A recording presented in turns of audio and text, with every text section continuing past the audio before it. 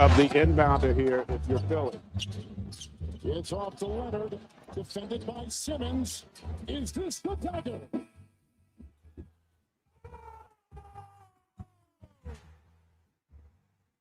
Game! Series! Toronto's won!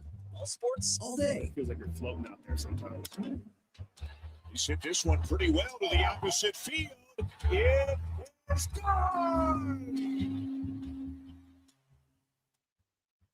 What a moment for Sean Keys, his first major league home run. And it gives the Blue Jays a 5-0 lead. Watch us on YouTube, Facebook, and X. Visits. Set into the ice and ice it. Skinner to play. Broberg again. One was changing. And that gives the Denver. Drop. Here's scores.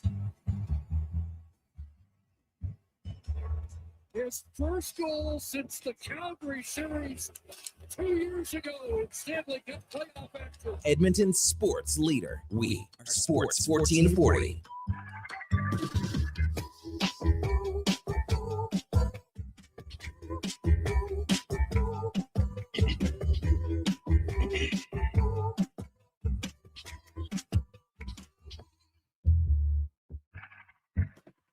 Good morning. It is Thursday, July the 2nd, and whoo-wee, it was a frenzy to open up the NHL free agency season on Canada Day. Yesterday, we had another blockbuster trade in the National Basketball Association and 166 contracts handed out yesterday, totaling in almost $950 million. Good morning and welcome into Douglas in the Mornings on Sports 1440. I am Brandon Douglas. If you are a little surprised to hear me, if you haven't been with us earlier in this week, I am happy, honored to be sitting in the big chair for a couple more days here until the Tom Gazzola Show officially kicks off on July the 6th at 7 a.m. And Kevin Karras, of course, especially after the entertainment we've seen the past couple days, enjoying retirement quietly, probably completely unaware of what's unfolding around the sporting world, because it has been an absolute doozy of a past couple days. Thank you very much for tuning in to the program this morning. However you are doing so, we do appreciate it. If you want to watch us, you can do so on a number of different platforms. Over on our YouTube page, Sports 1440 AM is where you can find that. Be sure to drop us a subscription while you're there as well. We greatly appreciate it. Be sure to like the videos while you're watching along. And then all of our social channels too, Facebook, X, Instagram, even Twitch is where you can find the video feed for today's show and all of our shows here on Sports 1440. And then if you're listening, plenty of options there as well. iHeartRadio, the TuneIn app is a great one that I always like to recommend. Our own website, sports1440.ca. And of course, the traditional AM radio dial, another one of my preferred options when cruising around in the pickup truck. And if you do miss any part of the show, you can always catch up via podcast after the fact. Once we're wrapped up, every interview, every hour, live, wherever you do get your podcast, Apple, Google, Spotify, Amazon, it's all there. And for a couple more days, you can still search the Kevin Karras Show and find it, get subscribed, get the automatic episode download feature enabled, so then you'll never have to miss a second of the show. And once we roll over to Monday morning, the Tom Gazzola Show will take over the mantle. All the same episodes will be there, so if you miss anything from this week, no sweat. It will all still be populated in the same area. Our text line, 1-833-401-1440, and I have to imagine it is going to be a busy morning on the text line for us.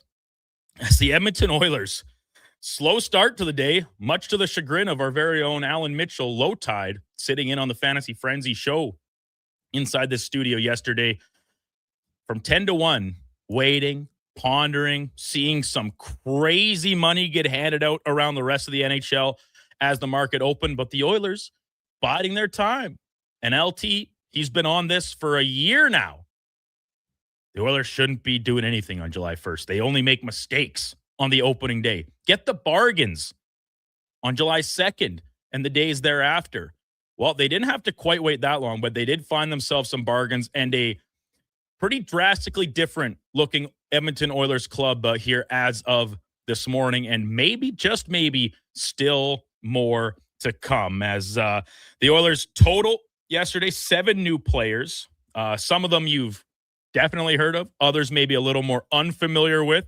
In case you missed it, I will just run down the full list here of what the Oilers did yesterday specifically, and in no particular order. So they brought back a couple familiar faces. Max Jones, 1-year deal, $850K. Pretty good get for a depth forward that in his NHL action last season, I was really impressed with, showing much more shades of the guy we saw in Anaheim in his first couple of years, playing with speed, playing with physicality, and he does still have a little bit of that offensive touch to his game as well. Kasperi Kapanen, he went out, tested the market, and circled back around. $2.6 million on just a 1-year deal for Kasperi Kapanen. Edwards Traumarks, bit of a veteran guy. He's in his late 20s, some organizational depth. Certainly that type of move. That's a 1-year, $850K deal. And then some new faces as well as Ryan Shea. Kind of quietly coming onto the scene and ascended into one of the most sought-after defensemen on this year's open market. He is a new look left-handed D-man for the Oilers, a 5-year deal, $20 million total. That's a $4 million AAV. So great value there for a guy that is still on the younger side, got a lot of tread on the tires for a 5-year contract. And then Matthew Joseph, another inexpensive depth at penalty killer, plays with energy, great bottom six get on a 1-year deal, $1 million. All right. You think that's enough for you? Well, hold on, because there's plenty more. Goaltending. This was the one move that happened while Low Tide was on the air. The Oilers acquired Devin Levi, former World Junior standout, best goalie in college hockey. It is time at Northeastern. Been back and forth between the NHL and AHL with the Buffalo organization. Kind of got caught up in their logjam of goaltenders last season. But Devin Levi acquired for a 3rd-round pick. They also get a 7th in that deal, and the 3rd-round pick is in 2028. So, pretty small price for what at the time I thought was a really good gamble. Low risk, I think still very high reward gamble for a guy that's still just 25 years old. Undersized, sure, but very quick, very good skater, and athletic in the net. Read some profiles from some of the goaltending folks out there, and we don't know what kind of system the Oilers are going to play under new coach Mike Babcock. But from what we've seen and some of their tendencies they often regress to when we're talking about odd man rushes, off the rush, Levi's side-to-side movement and athleticism plays as a good fit for how the Oilers play defense. And then Freddie Henderson, ever heard of him? Stanley Cup champion, veteran guy, injury history for sure. How's 1 year at $1 million for the guy that just hoisted the Stanley Cup over his head? Was not in the net for the clinching game, but picked up 13 of the 16 wins. Numbers were sterling throughout the entire playoffs. Career-wise, his numbers are great. And even in the playoffs, people like to poke holes in him. Yes, he does have seemed to have gotten hurt at often the most inopportune times, for Carolina. But you go back to Toronto, you go back to Anaheim. This is a guy that does play his best more often than not in the postseason as long as he's healthy. And then maybe the biggest kicker of it all, the Darnell Nurse trade, the Darnell Nurse era is over in Edmonton, as he has been sent to the San Jose Sharks. Full freight, no money retained for Edmonton. Coming back the other way is defenseman pending RFA, so a new deal is needed for Shakir Mukhamadullin. Younger guy, but plenty of NHL experience at this point. Keep in mind, he was one of the centerpieces of the trade that sent Timo Meier to New Jersey a number of years ago. This is a guy with pedigree that's been sought after for a while. And if you've watched him play, if you read some of the scouting reports on him, actually kind of similar to Darnell Nurse in the way he plays the game. Obviously younger, obviously a lot cheaper. We'll see where he can slot into the Oilers blue line. And then prospect Zach Sharp also coming over in that deal that sends Darnell Nurse to San Jose. All right, everyone catch their breath. Deep breath. That's the Oilers July 1. Is there still more to come? The Claude Giroux name continues to get floated around. Could they use some of this money that still exists? Because all those deals I just ran down for you, they did not total very much against your salary cap. All very inexpensive. The richest contract was Ryan Shea's. And for a second, really good third pairing type D-man at $4 million AAV, I think you're laughing at that deal. listen, you don't win the Stanley Cup in July. We know that very well. There was a lot of weird dollars handed out yesterday across the league. But I think what Stan Bowman and his staff accomplished as of right now at face value is an impressive feat. And they have got quite a little bit of a cap flexibility moving into the rest of the offseason. Maybe you want to leave that there, give your chance to make an in-season move, or maybe they continue to gear up heading into this fall. Let's welcome in man on the other side of the table here, Donovan Paulson on the ones and twos for us, Josh Fenwick doing our digital producing, keep us online and on track for all of our streams everywhere where you can watch us. Gentlemen, good morning. Happy July. How was Canada today? What Donovan, you were just telling me, but I need to let our listeners hear this young, early 20s stallion midweek holiday in this great country, and I hope everyone had a great Canada Day. Weather wasn't great across the province, but hopefully you got out and celebrated in some way or another. Because Donovan took full advantage, didn't you, Donnie? I took so much advantage of the situation. I have talked about on Low Tide's show how my Wi-Fi during one of the lightning storms got totally cut out, so I can't watch. And TV. It hasn't come back. No, it has not come back, and we got problems. We man. couldn't get the guy into the to fix the Wi-Fi till tomorrow. So I went over to my grandma's house for to watch the old Free Agent Frenzy, which and the crazy part about Free Agent Frenzy, for those of you, I would assume a lot of you were watching it at home, but so it got cut off because of the World Cup, and then it also got cut off on Sportsnet because of the Blue Jays and their Canada Day game. So I go over to watch Free Agent Frenzy. Nothing happens, and then immediately after it gets cut off, then you start to have the old explosion of moves. And after that, we did basically nothing else. Really, really boring day. Well, I needed that. As they say, youth is wasted on the young.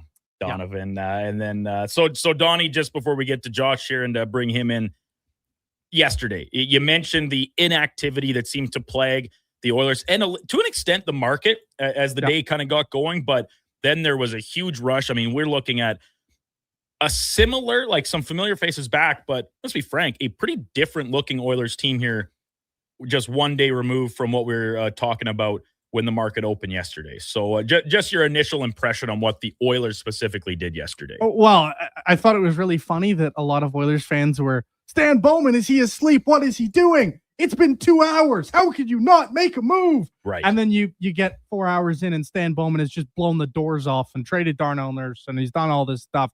So I thought it was hilarious. It's a reminder to not overreact until you see the actual finality of a day, a season, whatever. So as for what they did yesterday, loved the Kapanen move. I thought that was nice. The Freddie Anderson deal, I was really scared in terms of what his contract might look like coming off the Stanley Cup, coming off like this is a guy who just can't stay healthy. So I was kind of scared for that. And then you see the $1 million price tag with a little bit of bonuses. That's an absolute no-brainer to me. I just think what they did was incredibly smart. Stan Bowman did basically the smartest option at every corner. Do I think they're a better team on paper? Probably. I mean, this is without a doubt in my mind the deepest they've been at every position in the McDavid era. Don't you?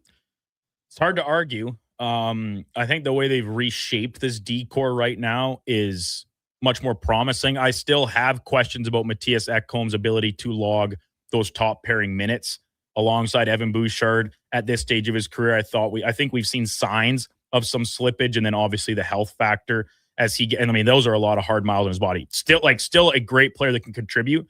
But if we're talking over the course of the season, by the time we get to the spring, can he still be a number one pairing guy? I'm interested to see how that unfolds. And if I'm just being one day blunt reaction, I think Ryan Shea is going to play more minutes this year than Jake Wallman is by the time it's all said and done. I wouldn't be surprised. I'm just not a huge believer in the way Wallman plays the game and some of the decision-making stuff. And I think Ryan Shea is a much simpler player and as a result might be a better complement to what Connor Murphy can accomplish on the second pairing. And I really like the ad of Muka Madulin when it kind of digress to the point we're talking about the Darnell Nurse trade. Are they going to get anything back? Is it going to be someone like Anaheim or San Jose takes the full money and that's that? Nope. They get an NHL defenseman back. He's not a top 4 guy necessarily, but there's still quite a bit of upside with this guy, with the size, the skating, and a little bit of edge to his game as well. To me, now you're 8 defensemen deep. Like Spencer Stastny's your number 8 defenseman now. Mm-hmm. Then you go over to the forward side, and I think you feel good about 15 guys. Like you keep Max Jones, you add a Matthew Joseph on the end of near the end of the day. Like there were just so many little moves, and now you've got this 3-headed monster. And of course, people on the text line want to talk about what are the Oilers going to do with their goaltending. Well, now you got 3 guys, and I think you're going to run all 3 of them. To me, like Freddie Anderson, you have no idea if he's going to be able to stay healthy, and you've just acquired Devin Levi, right? So yeah. Devin Levi, you're not going to put him on waivers because you're immediately going to lose him. So you're going to run 3 goalies, in my opinion, and you probably don't want to have Devin Levi just sit there and only play like 10 games. So if you're going to mix in all 3 of these options, and what that looks like, I have no idea. But you're going to mix in all 3. It opens some doors and some avenues about what the team can do. Is it an insurance policy? Is it a sign of more to come? Can they find a way to get out from Tristan Jarry's deal? We talked with Frank on Tuesday. He says, if I'm the Oilers, I'm doing everything in my power to free myself of this contract. Now, Frank had other aspirations. We're talking about Binnington, Merzlikins. I can't see that happening at this point. Even with Jarry moved, I think you've got a 3-headed option. I don't know if 3-headed monster is quite appropriate when we're discussing these 3 individuals, but then going to training camp, let them play it out, have some good internal competition. Just quickly before we get to our first break and the rest of the program, Josh Fenwick on the digital producing side. Josh, Jaylen Brown to the Philadelphia 76ers. Like never, we said it on Tuesday, the never boring association after Kawhi lands back in Toronto and all this hoopla. Where's Jaylen Brown going to go, going all the way back to the end of the season?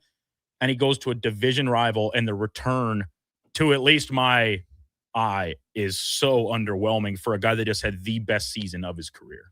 The husk of Paul George. Paul George still getting it done. It's like, there's like, honestly, I don't think Jaylen Brown's going to want to stay around Philly. He's got 3 years left in his contract, and he'll play it out, but I don't think he's going to stick around much longer. So that second pick they got, all the credit to them. Like if Joel Glass knees Embiid, I just like, I tweeted out, I seize all around because like, yep, Jason and Jaylen won a championship together, but this year, a year where Jason Tatum did not play because of his Achilles, Jaylen Brown openly said multiple times, it's the most fun he's ever had playing basketball. You had to get rid of that guy. And I would say with all of the extra off the court antics, I don't think people were blowing up Boston's phone to like get Jaylen Brown. And if they were, it was with offers of 2 first-round picks and the husk of Paul George. Insanity. We're going to touch more on that as the morning progresses. Right after the break, Liam Harobin, our good buddy from Oilers Nation, will hop on to give us our first out of studio dive into what the Oilers accomplished yesterday, maybe what's still to come. At 8 o'clock and 8:20, our double barrel shotgun of hockey insiders, Mark Spector from Rogers Sports and Frank Saravalli from Victory Plus TV. At 9 o'clock, Gary Washburn from the Boston Globe covers the entirety of the NBA, but being based out of Beantown, I have to think Gary will have some interesting insights on this trade and what else is shaking down across the NBA's offseason. Cam Tate will pop in with Cam and Eggs. Laddie Schmid in with us to co-host at 9:30. And then in the 10 o'clock hour, we might be joined by a special guest making their way up the mall from the Brick Tournament to TBD. Some moving schedules and moving parts there, but we will go in or out with Laddie and Donovan in the 10 o'clock hour as well. Liam Harobin, when we return right after the break from Oilers Nation, you're listening to Douglas in the Mornings on Sports 1440. Donovan Paulson, Josh Flemmick alongside as well. You can watch us for streaming on YouTube, X, Facebook, Instagram, and Twitch. Expand your brand with Fusion Promo Marketing. Fusion is your trusted partner for all things branded merch and apparel. Thousands of products perfect for businesses, sports teams, and corporate events. Fusion with a Z. Promomarketing.ca. Mr. Rooter has deja vu. Mr. Rooter has deja vu. The bathroom is right over there, Mr. Rooter. Oh, thank you, good sir. Wait, I swear I've plunged this toilet before. It was clogged with a snow globe. Am I living in a time loop? Oh, good. It's just a voodoo doll that looks exactly like me. Whew, what a relief. For a plumbing experience you'll want to relive, call Mr. Rooter. Hi, Mike here from Northgate Chevrolet Buick GMC. Car shopping sucks. That's right. Going back and forth 100 times just to get a price. Give me your credit card for a test drive. What's all these extra fees? That sounds ridiculous. At Northgate, we do things a little differently. Good deals on new, pre-owned vehicles, good people, and a great selection. Stop in and see us today, 13215 97th Street, or visit us online at northgategm.com. You're in Northgate country. Are you a skilled laborer? All-Star Construction wants to talk to you. A heavy equipment operator with Traco or backhoe experience? All-Star Construction wants to talk to you, too. With work in and around Edmonton for local land developers, All-Star Construction offers year-round employment. Whether it's power, gas, or telecom, developers rely on All-Star Construction to get the job done. So if you're a skilled laborer or a heavy equipment operator with Traco or backhoe experience searching for work, search All-Star Construction on Indeed. This jersey was worn by the legend himself, signed and everything. You can't just wear it. I'm framing it with expressions and images. Your prized jersey deserves better than the closet. Think Expressions and Images, your local custom framer since 91. You name it, we frame it. I'm good to go. With Mortgages to Go, you'll be good to go. Mortgagestogo.ca says yes when the banks say no. That's why Alberta has trusted Mortgages to Go for over 23 years. If you need cash and have equity in your home, you're approved instantly, guaranteed. Call 1-888-888-5998. That's 1-888-888-5998. With Mortgages to Go, you'll say, I'm good to go. It's Dollar Drink Summer at McDonald's. Sip on a refreshing small fountain drink or a small iced coffee for just $1 each plus tax, all summer long. Only at McDonald's. Excludes flavored and cloud iced coffees.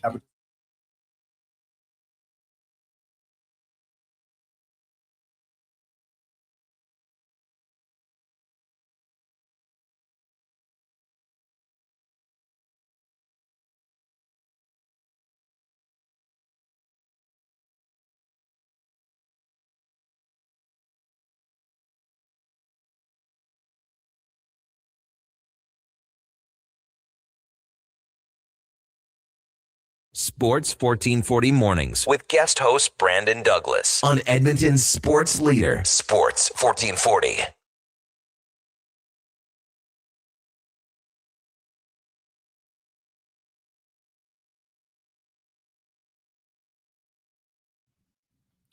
$7:22 in Edmonton. Welcome back to Douglas in the Mornings on Sports 1440. Brandon Douglas, Donovan Paulson, Josh Fenemick, all coming to you from inside the Stingray Studios at West Edmonton Mall. Our text line, 1-833-401-1440. It is already jumping. It is already popping. Keep them coming. We will get to them as the show moves along. But right now, let's dive into our puck report brought to you by World Rugby Nations Cup. Some of the world's best emerging rugby nations are coming to Edmonton this summer. Canada's men's rugby team kicks things off against Spain on July 4th at Clark Stadium. Support Team Canada and help create a home field advantage. Get your tickets now at Ticketmaster. And as we chatted with the Sandy on Tuesday, also rugby.ca for all the information and some tickets as well. We welcome in Liam Harobin from Oilers Nation back to the program. Liam, good morning. Good day to you. How was your Canada Day? Did you get enough action as the afternoon progressed along?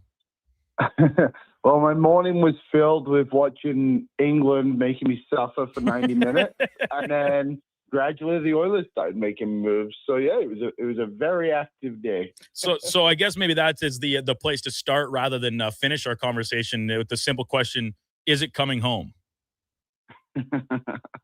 My heart says yes. My head, which is usually more correct, says not a chance. Oh, jeez. They're definitely not good enough. I don't think they're only scoring goals from Harry Kane and Jude Bellingham chipping in now and then, which I guess that's Harry Kane's job to score the goals. And if they keep winning when they do it, it's good. But they might need a couple more people to step up here. And playing Mexico in Mexico next game is not good. No, we saw the atmosphere in Mexico's win the other night over Ecuador in Mexico City, and just absolute bananas, craziness. So England's going to have their work cut out for them. But yeah, they definitely had to sweat that one over the Congo. They take it to 2-1. Harry Kane doing what he does best with both goals for the English. So on the Oilers front, Liam, it was a slow start to the day, but I want to start with you on the back end. And, of course, the biggest, I guess, subtraction from Edmonton's roster moving forward, this long saga around Darnell Nurse and, the contract, the albatross, finally decides that he's willing to go somewhere else, and he lands in San Jose. What was your first impression of this trade when it came across the wire? And then as the details became more and more clear and you got a chance to think about it, did it change at all what you perceived from this move? Well, I think once we heard that he had expanded his list and allowed San Jose to be on it, I think maybe Anaheim was even reported too, if I'm remembering correctly. It was good. I think it's just needed to happen. And once that came across, it was great to see they managed to get all the money off the books as well. I know they've got to sign this kid they got for probably $1 million, a little bit more probably. But I think it was important that the Oilers step away from Darnell Nurse now and start getting forward a little bit, because you look what they did after, like that 9.25 turned into what, 2 or 3 players out of it. So that's where it became important to me. Is it's not necessarily that Darnell Nurse was a bad player for the Oilers. I think logical Oilers fans would realize the impact he had on this team and the minutes he was playing. But it's what you can do with the rest of that money now and how deep you can kind of make this team. And I think after Nurse was moved out, Stan Bowman did a good job being aggressive on the market, but also getting guys at very reasonable prices.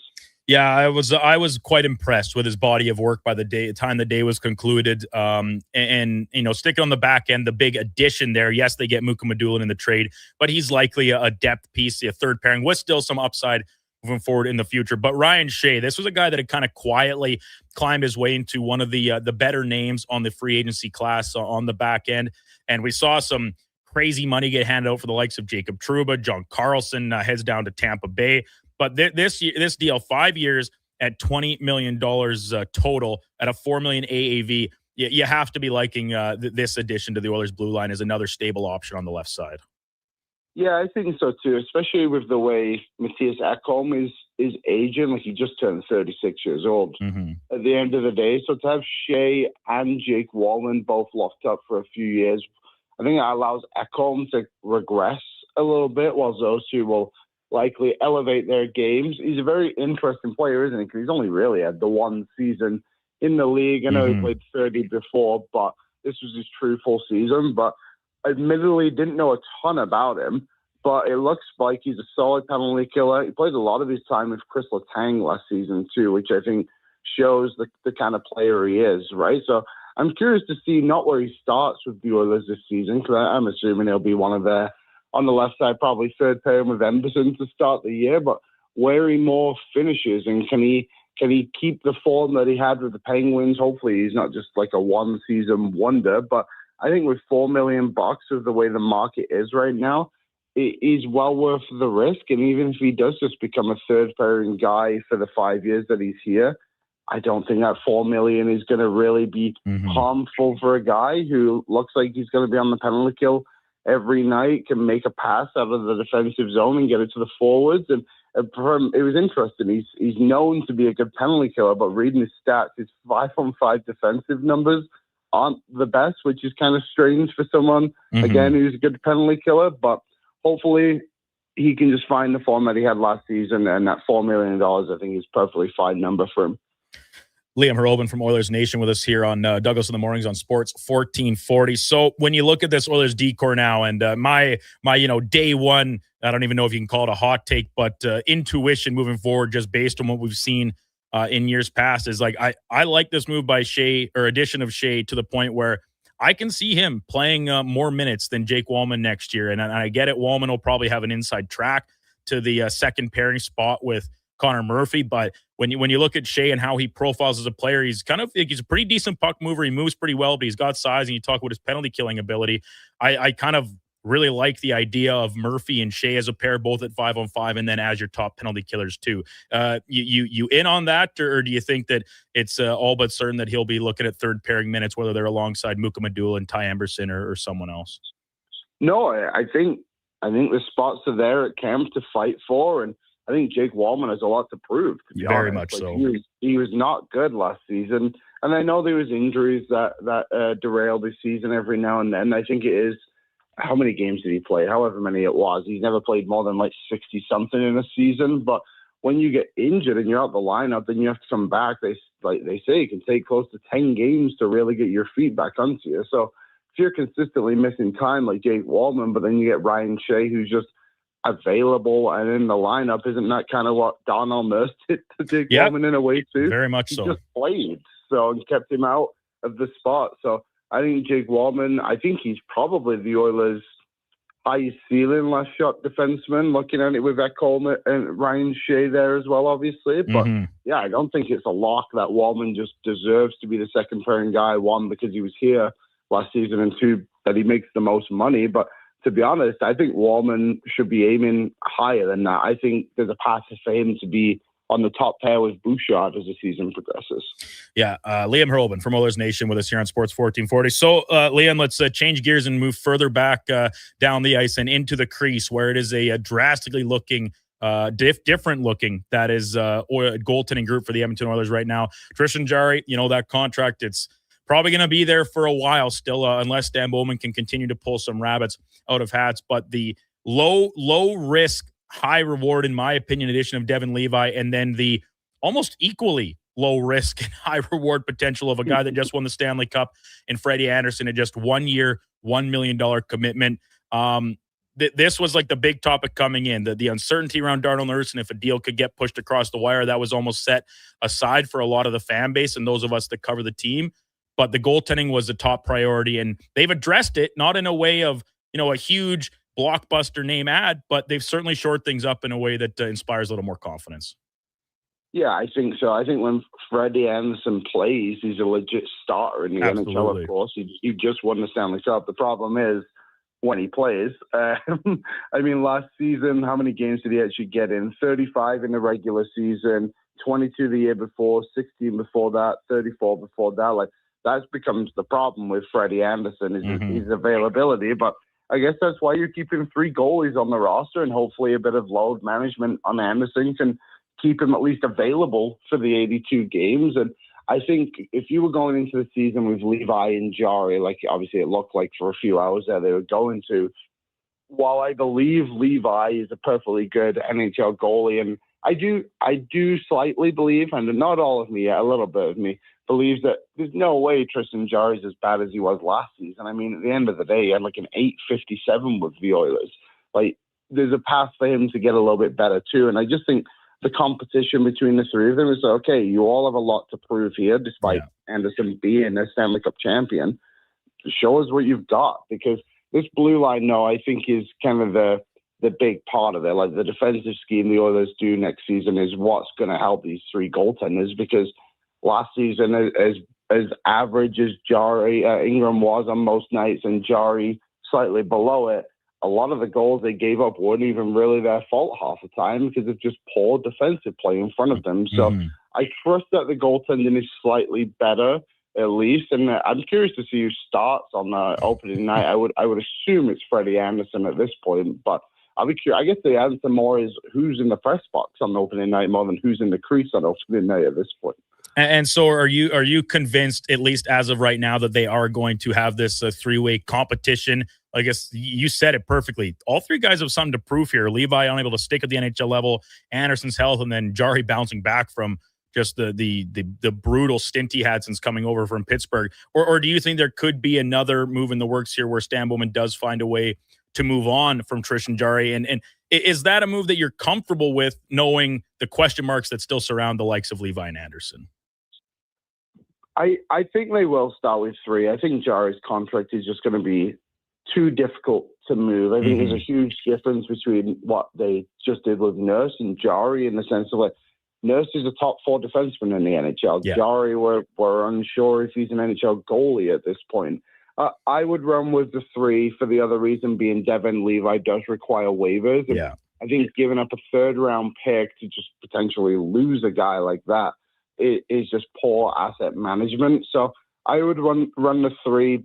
Stan Bowman talked a little bit yesterday. I saw a quote of him saying, like, we might not spend all the money. He liked the idea of having a bit of flexibility going into the season if something was to happen. So that indicates to me that they're not really worried about the money they have in the crease. And I mean, at the end of the day, Devin Levi makes just over $800,000. He's not exactly harming your cap to a significant level. So yeah, I think as long as you can find somewhat of a rotation, then you'll be fine. I think too, Freddie Anderson just came from a team that had 3 goalies night to night, and I guess Devin Levi did too, and that's how he ended up in the American League. So maybe he's not too happy about it. But I think you got a real pro there in Anderson. So I think he's a good guy to kind of lead the way, and then have Jari and Levi follow up behind him in whatever order it ends up being. Hopefully it is Jari. Like, Tristan Jari needs to be the best goalie on this team at the end of the day. He makes the most money, and he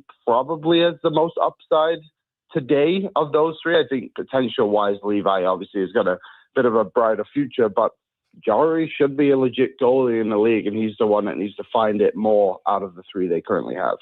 Oilers Nation's Liam Hurlman with us here on Douglas in the Mornings on Sports 1440. Last one for you, Liam, as the forward group, relatively unchanged. They do add Matthew Joseph as a bottom 6 penalty killing option, once again on the cheap. I like that a lot. But then they bring back both Max Jones and Kasperi Kapanen. How important was Kapanen's return to you, as long as it was at the right price, which I think this is, and I'm surprised it is just on a 1-year deal, but because of his versatility in the lineup and what he can do on a number of different lines, plus the penalty kill. Yeah, I think it's a really good ad. I think just obviously you think about it, he ended the season for the Oilers on the top line, like on that starting Game 6 against the Ducks. He was playing alongside McDavid and Draisaitl, and it wasn't because they just needed someone to fill it. It's because him and Podkolzin were probably their best scoring forwards. I shouldn't say probably. They definitely were in that first-round series. So, yeah, I think Kapanen's worked really well here. Again, his biggest problem is mostly staying on the ice more than anything. But when he plays, he's effective. He's proven he can play with Leon Draisaitl on most nights, and especially Podkolzin as well. So maybe that's the way you look at things. But even if you don't, and he's just a bottom 6 player for you, I mean, you've got a guy who can play on the penalty kill, a little bit of secondary scoring, and also brings a ton of speed and I think some good hockey sense as well. So I really like him. I do think it's important. I think the Oilers have really strayed away from this since 2024 to keep guys around that actually work in Edmonton. Like, you don't want to just keep losing guys over and over again. Like, I think it's very underrated how much Connor Brown meant to this team a couple of years ago, and then you just let him walk and you sign Mangiapane. So, yeah, I was actually quite happy Kapanen stayed. I will admit, towards the end of the season, I was a little unsure what his contract was going to be, but I think 2.6 with just a 1-year deal again, just hey, let's just roll it back and see what happens, is a really good piece of business from Bowman. And I think with the Joseph guy too, just again bring some speed to the bottom 6 and a bit of physicality. So yeah, I think overall Stan Bowman had a really solid day. I don't think he should be done. I think they do need a top 6 forward. I'm not sure who that should be yet, but my 14-year-old Liam would love it to be Patrick Kane, just for the greatness of seeing him in an Oilers shirt. That would be something. Yeah, they as you mentioned earlier about Bowman's comments, they do still have a little bit of a wiggle room on the cap side of things, thanks to the complete offload of Nurse's contract. So we'll see whether it be. I know I've heard Claude Giroux's name as a potential target still for the team, and maybe they can make your wishes come true and go add a still very good scoring winger and Patrick Kane. So Liam, busy weekend coming up for you. Canada in round of 16 action on Saturday, and then Sunday, England taking on Mexico from Mexico City. Do you got a favorite spot to watch the games, or are you just comfortable doing it at home as you yell at your TV during the matches? My buddy is hosting a waffle breakfast for Saturday's game, so that'll be awesome for the Canada one. And then on Sunday, I think my dad will just come over and we'll try and keep calm during that game. And then I'm actually going to the rugby game on Saturday as well, as you introduced me to that. So awesome! I got my tickets for my birthday in April, so I've been ready to go for that for a while. When I lived in England, I had season tickets for Sale Sharks, So I'm a big rugby fan. Awesome. Well, that should be great down at Clark Field on Saturday. Enjoy the footy and enjoy the NHL offseason as it continues to unfold. I'm sure we will chat again soon. Appreciate your time as always, Liam. Thanks, man. You bet. See you guys. Liam Hurlbin from Oilers Nation. Great insight on Stan Bowman and the Oilers' day one proceedings across free agency. And that's our Puck Report, brought to you by World Rugby Nations Cup. Some of the world's best emerging rugby nations are coming to Edmonton this summer. Canada's men's rugby team kicks things off against Spain this Saturday, July the 4th at Clark Stadium.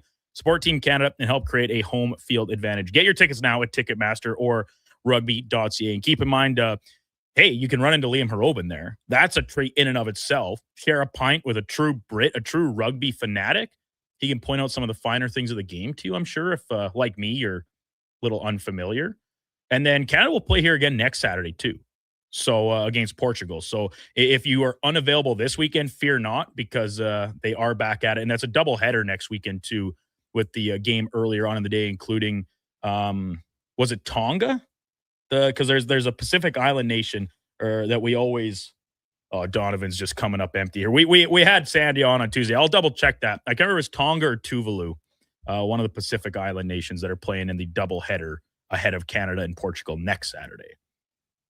You got something there, Donovan? I'm giving her a quick Google here. Oh, One good. sec. Okay, well, tell you what. Let's step aside, and we'll come back with the full slate of information, checked, vetted, and verified, and we will get into a number of your text messages. 1-833-401-1440. What did you make of the Oilers' day one of free agency? Did you like Stan Bowman sitting idly by and letting all the big money get thrown around before sneaking in and making some shrewd moves, or do you wish he'd been a little more aggressive in the early going? And we'll touch on some of the other big movers and shakers across the action yesterday as well. It's Douglas in the Mornings here. Brandon Douglas, Josh Fenwick, and Donovan Paulson, all with you on Sports 1440. You can watch us. We're streaming on YouTube, X, Facebook, Instagram, and Twitch. Silent Ice Sports and Entertainment is an innovative market leader across Western Canada. Properties include the Spruce Grove Saints, the Junior Prospects Hockey League, Silent Rides Charter Company, the Hockey Super League, and the newly launched Female Super League. Silent Ice also owns the Western Hockey League Seattle Thunderbirds and operates the Morinville AAA Arena. The Silent Ice Center, a new state-of-the-art entertainment facility in Nisku, features 2 sheets of ice, a 1,600-seat arena, as well as Summit Restaurant. Learn more at silentice.com. Did you know there are actually 3 seasons we experience in June? Spring, summer, and construction season. And while roads may be narrowed and detours are everywhere, GS construction crews are on site every day doing the work because the city doesn't stop, and neither do we. As we build and upgrade infrastructure, life continues around us. That's why we never lose sight of what matters most, making sure everyone, including our team, returns home safely at the end of the day. For more on what we do, visit gsconstruction.ca. With Play Alberta, backing the home team goes beyond the bets. That's because your picks have provincial impact. Play Alberta is the only app in the province that puts all revenue directly back into supporting programs and services that Albertans rely on every day.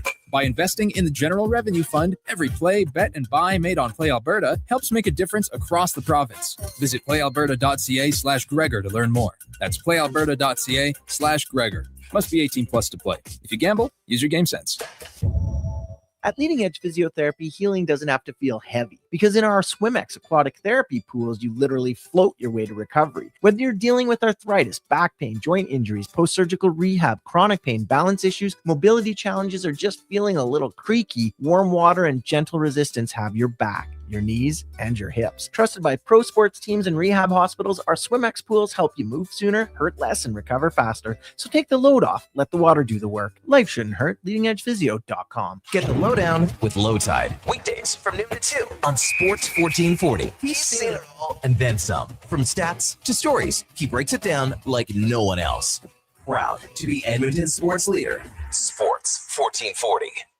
Don't let equipment failure stop you cold. At AWS Welding in Nisku, our factory-trained service techs are on hand for all welding equipment repairs. We're a fully warranted center for Miller, Lincoln, and ESAB. And we service all makes and models. Proper, regular service extends the life of your gear and keeps it running at peak capacity. Don't wait for a breakdown. Book your service appointment today at 780-979-0470. AWS Welding. We make it happen.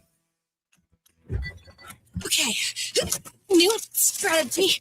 I'll just live in the freezer till October. It's spacious in here. It's spacious. There's a better way to survive the coming AC season. Pro Solutions is your one-call solves-it-all expert for AC repairs, tune-ups, and new installations. We offer convenient financing options and fast appointments so you can enjoy your entire home, not just the freezer. Now I can leave the frozen peas where they belong. Book now at prosolutionsinc.ca. Hi, Edmonton. With summer adventures calling, there's no better way to answer than from behind the wheel of your Subaru WRX. The WRX delivers turbocharged performance, confidence-inspiring Subaru all-wheel drive, and the kind of driving excitement that makes you look for excuses to hit the road. Summer won't last forever, but the memories will. So make sure you give yourself something to remember. Visit your local Subaru dealer today and test drive the WRX yourself. Welcome to Uncommon. Photographers, start your cameras. Vision Credit Union's annual photo contest is back. We're asking you to show us the people, places, and moments that made you glad you chose this rural life. Maybe it's the view from your farm, a walk down Main Street, neighbors pitching in, a weekend at the rodeo, or a sunset down a back road. Share your photo to show why life in rural Alberta is a choice worth celebrating. Enter and vote at whatsyourshare.ca.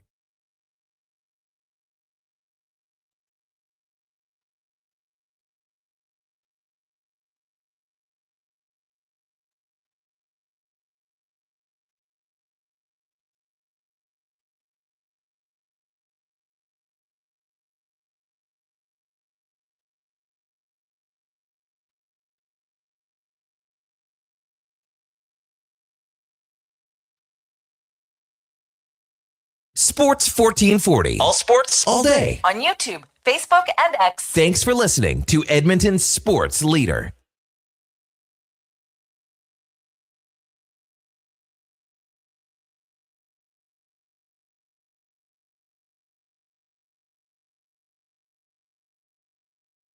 .45, welcome back to the big program. Brandon Douglas with you, Douglas in the mornings on Sports 1440. Tom Gazzola and the Tom Gazzola Show. They kick things off Monday morning at 7 a.m. Yours truly by, in the meantime, Donovan Paulson, Josh Femick alongside as well. The text line, 1-833-401-1440. And as you would expect, it is buzzing with activity. Buzzing.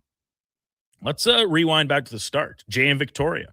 I hope Darnell all the best. A lot of moves. Toronto redid their roster. The Oilers did some good work. Are they done? Jay, I agree. Can't do anything but wish Darnell Nurse the best. He was a good soldier here. You heard, I don't know if any of our listeners caught some of his comments in his kind of his little introductory Zoom call with the San Jose media upon being acquired. And, he had some comments saying, I get it. It's every Tom, Dick, and Harry down the block, they have a right to watch a game, enjoy their beer, and offer their opinion. He says some of it was unwarranted, some of it was warranted. He gets the contract played a role, but he's excited for the fresh start now with the Sharks. And the Sharks were pretty busy yesterday. Jacob Trouba, big money deal. They add Nurse, so their defense is starting to fill out.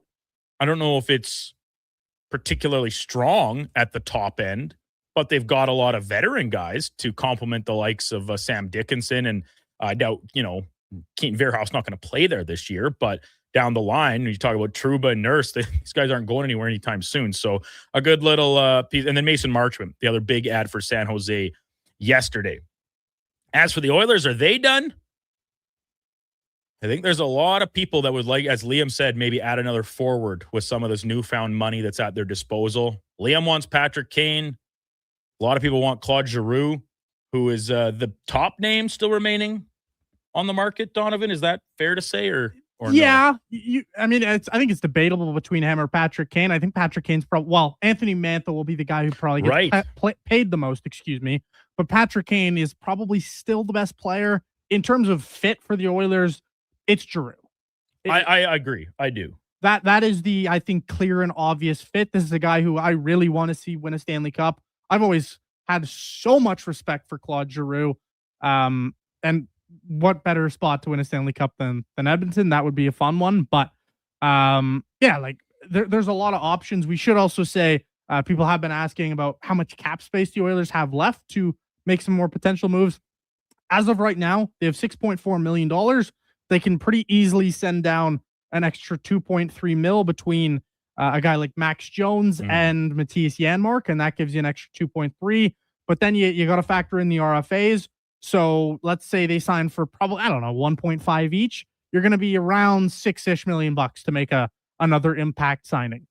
And then the remaining market, and this is just in order that it's listed at Puckpedia, is via points from last year. So I'll just kind of breeze down some of them quickly. So Anthony Mantha, Alex Ovechkin, I think we can all safely say if he's back for another season, it will be with the Capitals. But then Patrick Kane, Claude Giroux, Marcus Johansson, Vlad Tarasenko, Jamie Benn's a bit of a non-starter once again. If he's back, it's going to be with Dallas. And then Eli Tolvanen and Michael Bunting. And then on the defense side, Klingberg, Stanley, Blankenberg, Hutton, Peak, Grzelcyk, Susi, Petrovic, Riley, and Petrie. So not a ton of big names remaining on the defensive side. And there are some goalies still out there, including former Oiler Connor Ingram, Dave Riddick, Jonathan Quick, who is obviously retired, so don't fake that one in. And then James Reimer, Cam Talbot, and Peter Mrazek as well. Back into the text line. Ron Mexico, Brandon, what do you think happens with the goaltending? We have Anderson, Levi, and Jari. Yeah, that's kind of maybe the number one question right now outside of are the Oilers done? The next one is what are they going to do on the goaltending front? I'm not a huge fan of the three-man system, but you have to understand, as we kind of talked about in the opener and then again with Liam last break, like these are all guys with something to prove.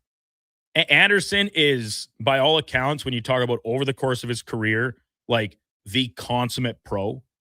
And he is all like the fact that he won a Stanley Cup and the fashion in which they did it, I think is just so epitomizing of his career where he plays great. He never gets the glory or the shine that he probably has deserved over the course of it because he's been rock solid for essentially his entire NHL career, going back to his start with Anaheim. And then he took a lot of flack in Toronto because the Leafs couldn't get out of their own way. First round playoff exits galore still when he was there. And then in Carolina, he's been excellent. This past year was the worst statistical season of his career.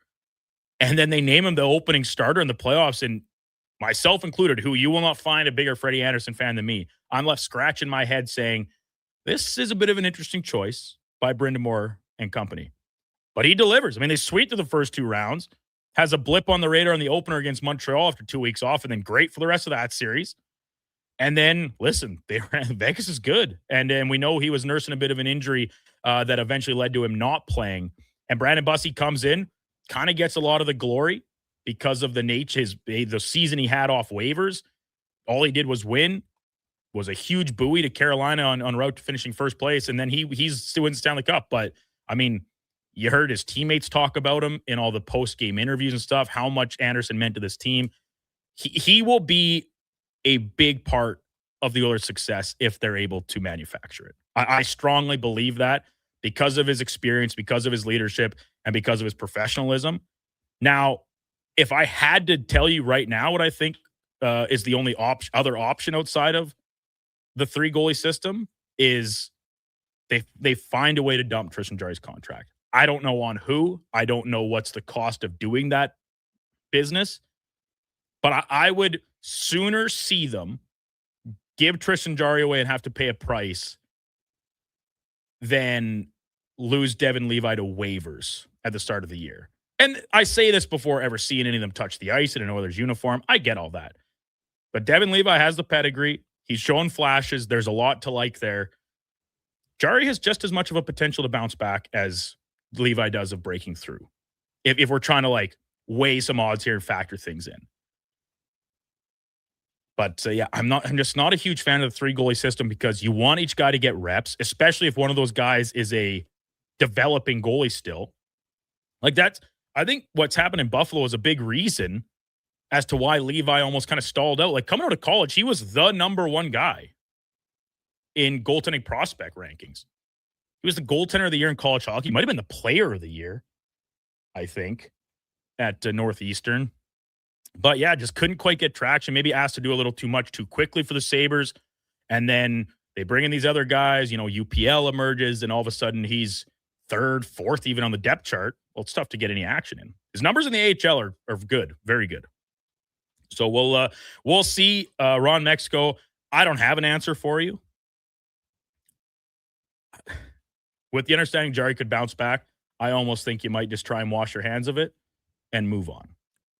But that carries its own risk because with Anderson's injury history, Levi's inexperience, that's a gamble to have as just your 2 goalies. So the most likely outcome I have to see is being a three tender system. If they send down Tristan Jarry or trade him, I would guarantee you Matt Tompkins would be playing NHL games this season, and not a small amount, because Freddie Anderson has played 107 games over the last 4 seasons. I'm no mathematician, but that's not very many over 4 seasons. So to me, you have to run 3 goalies. And the whole point of signing Freddie Anderson is once you make it to the dance, he's going to be your guy most likely because he has the highest potential out of those 3 options to win you a cup right now. And you're going to try and use kid gloves to get him through the season. You're going to try and keep the guy healthy. And how you're going to do that is probably playing him. I don't know. Does 25 games sound normal? 30? Like, I don't know what that's going to look like. And it's in the year he played so little, and then he actually was healthy in the playoffs for the first time until the finals, which and it's funny with Anderson because some of them have been your standard, leg injuries, knee stuff, but he also had blood clots. Like these aren't hockey injuries that come from a guy that's, prone to them. Sometimes crap just happens. But in Anderson's history and unavailability, you can't ignore it. You absolutely cannot. So, and this is one from Mike quickly. Anderson at an 874, so still an upgrade on what we had, ? Yeah, by those metrics, Mike, yes, it is still an upgrade, even in the limited action he had in the regular season. Top of the hour, Mark Spector will be with us. We'll continue to break down the Oilers' opening day of free agency. Frank Saravalli from Victory Plus TV at 8:20. One final chat with Frank before he breaks off for the summer. We'll get his take on across the NHL. A lot of money spent, almost $1 billion. Never ceases to amaze me. And then in the 9 o'clock hour, we'll talk some basketball with Gary Washburn from the Boston Globe, and our buddy Laddie Schmid will slide into co-host with us as well. Before all that, let's get to a Sports 1440 update brought to you by Fusion Promo Marketing. Expand your brand. High-quality promotional products for business, sports teams, and corporate events. Get noticed at fusionpromomarketing.ca. That's Fusion with a Z. Here is Donovan Paulson. This is a Sports 1440 update.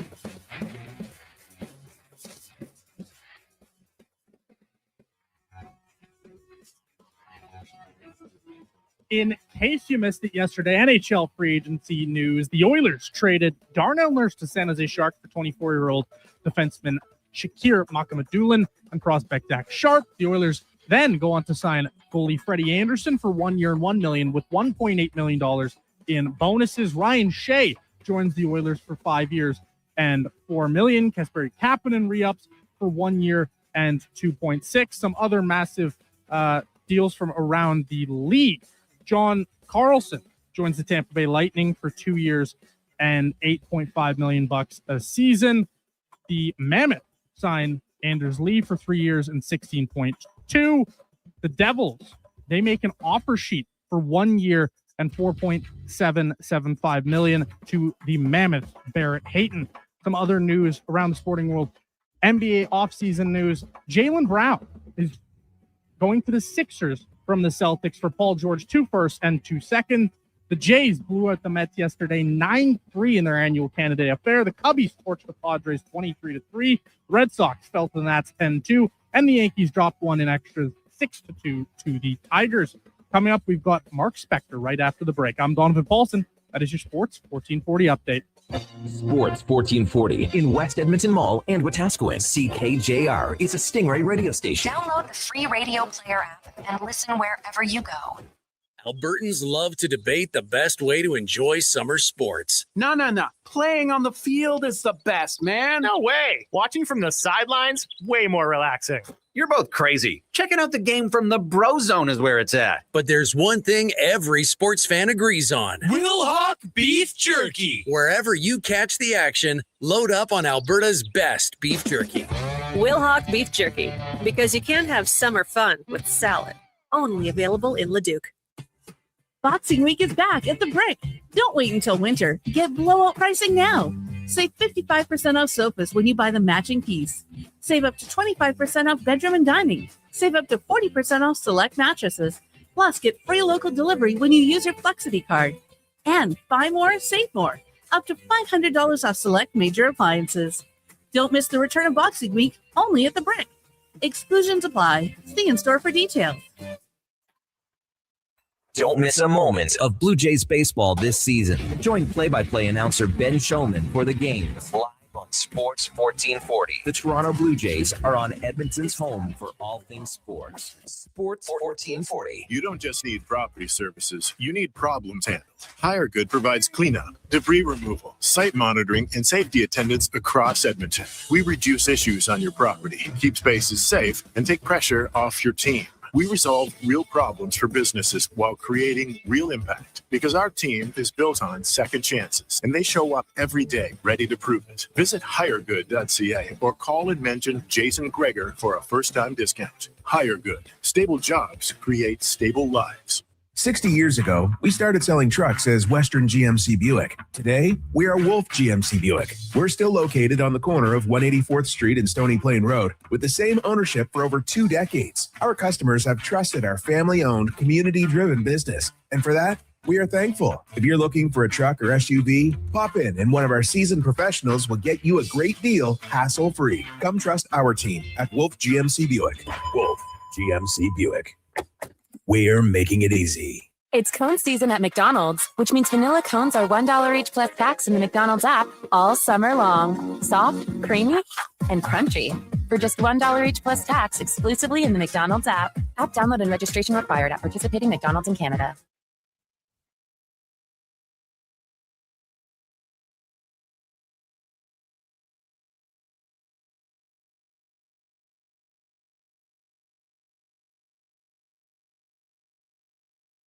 Your game, your station. Sports 1440. And watch us on YouTube, Facebook, and X.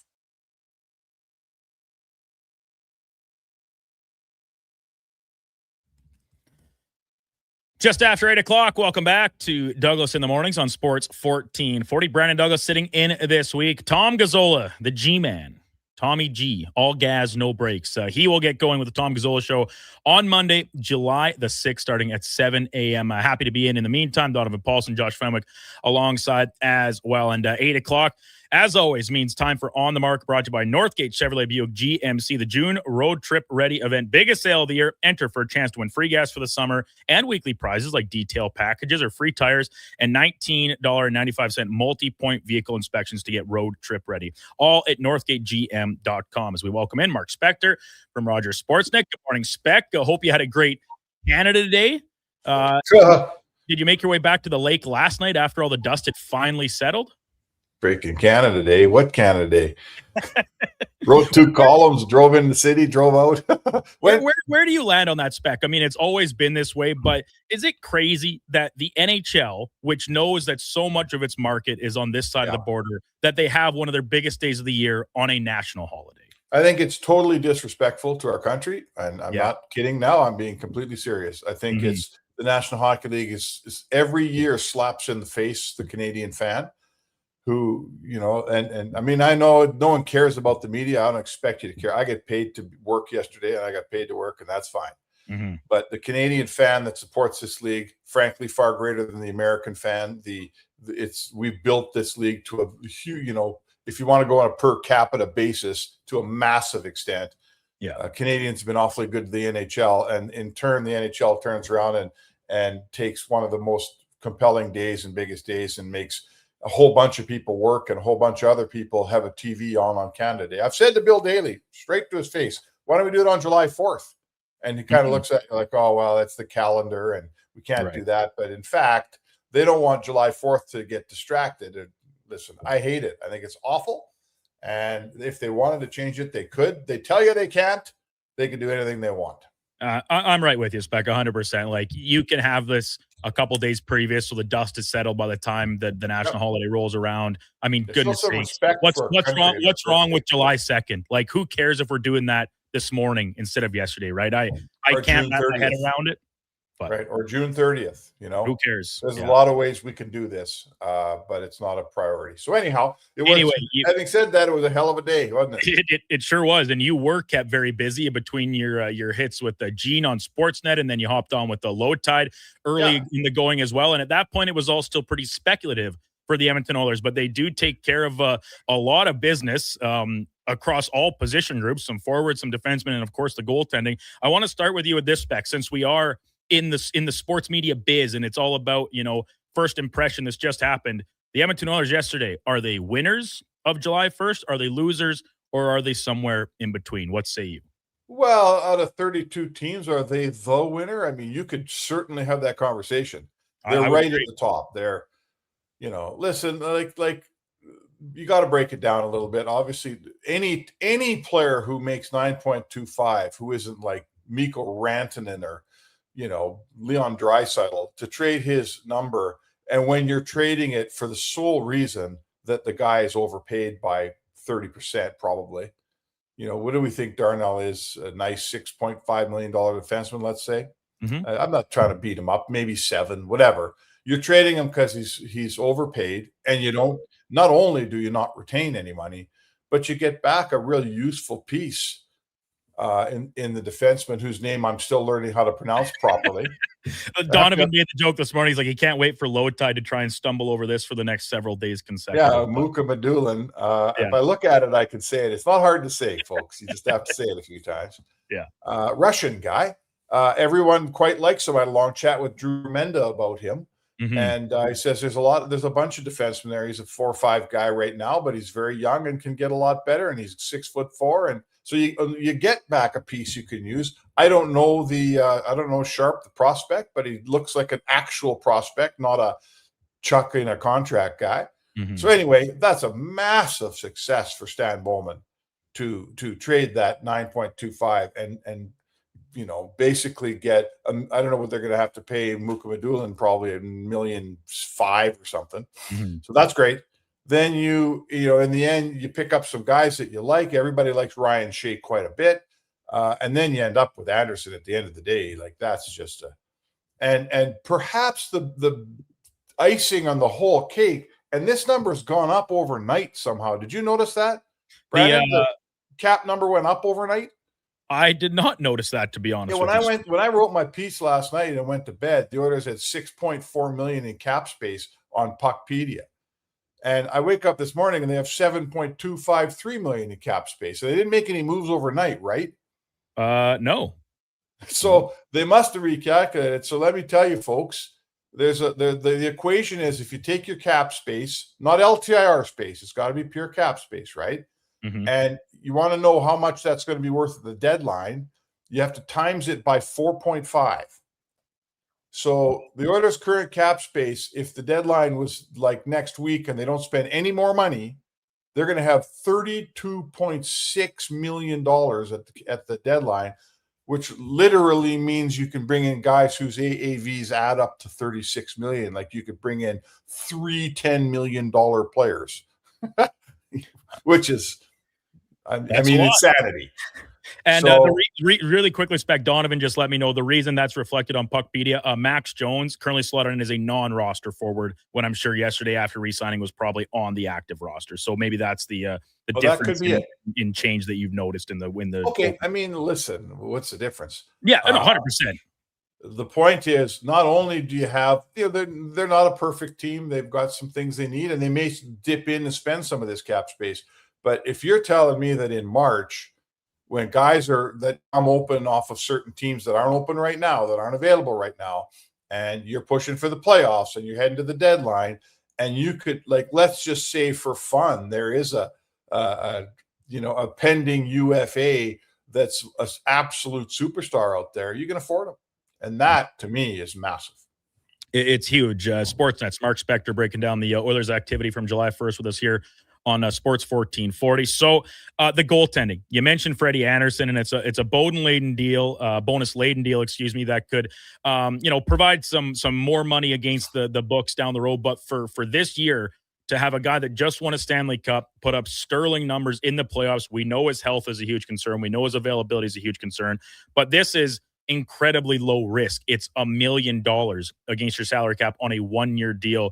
You pair that with the, in my opinion, kind of equally low risk and maybe even higher long-term upside out of Devin Levi. This Oilers goaltending situation, which currently has 3 bodies employed, is looking a lot more promising than it was 24 hours ago. Yeah, I find it. I was really the Devin Levi thing perplexes me. There's more to it that we don't know about somehow. Like, does Stan Bowman feel like he can move Tristan Jarry? That's been my main question so far this morning. Yeah. Right. Is that why you've brought in a guy that's basically he's a backup? I'm not as high on Devin Levi as some people are. He's a small goalie who hasn't done anything yet. And I don't, I'm not here. I don't think Devin Levi is going to play many games for your team, frankly. Call me wrong. Maybe he's, to me, if you're going to be his size, you got to be like UC Soros good. The same way if you're going to be a tiny forward, you got to be Cole Caulfield good. And I haven't seen that from Devin Levi. I don't think anybody has. So maybe, again, hope I come on here 6 months from now and I'm wrong. But right now, I'm not sure where his place is. I don't think he's enough backup. Let's say you move Jarry tomorrow. I think because of Freddie Anderson's health status over the course of his career, and he's older now again, I want a backup that can play some games here. Like, I want a guy that I can lean on. And I don't know, why would we think? Do you think that Devin Levi's that guy, Brandon? And I'm kind of torn in respect because you're right. His stints in the NHL, and they've been kind of sporadic, right? Because the way the Sabres have been, and then the 3 goalie system they had this year, which didn't even include him, frankly, at times. It's kind of almost been an impediment on his development. But this is a guy that comes with a ton of pedigree, like goalie of the year in NCAA, World Juniors, obviously with Team Canada. And I think he was a finalist, if not winning player of the year in the NCAA the one year. And his numbers in the AHL are quite respectable. But we've seen lots of guys that put up great numbers in college, in the American League, that never quite pan out. And you're right, he's undersized, but he is very quick. He's very athletic. And there's a lot of things to like about his game. But the unproven nature of it, paired with Freddie Anderson's unavailability, which is just a fact. Like, he's going to miss time over the course of a season, and at times a lot of time. I think that, like, there's a lot of temptation to look at it and be like, all right, you got 2 guys, find a way to offload this Jarry contract and use that money elsewhere. But I kind of almost also like then teeter on, you need another option, because I don't think you can count on just these 2 unproven and unreliable options for a whole season as Stanley Cup aspiration team. Yeah, it's really complicated. Like, let's break it down a little. A 3 goalie system, I've heard people say, keep 3 guys in the NHL. That sucks. I've been doing this for a long time. I've been around teams since 1980 something. I've never met a team that went with 3 goalies that when it was over and people told the honest truth about it, that they thought it was a good idea. I mean, I'm talking a lot of teams, and no one has ever, when they're doing it, they go, oh, we can do this. This is fine.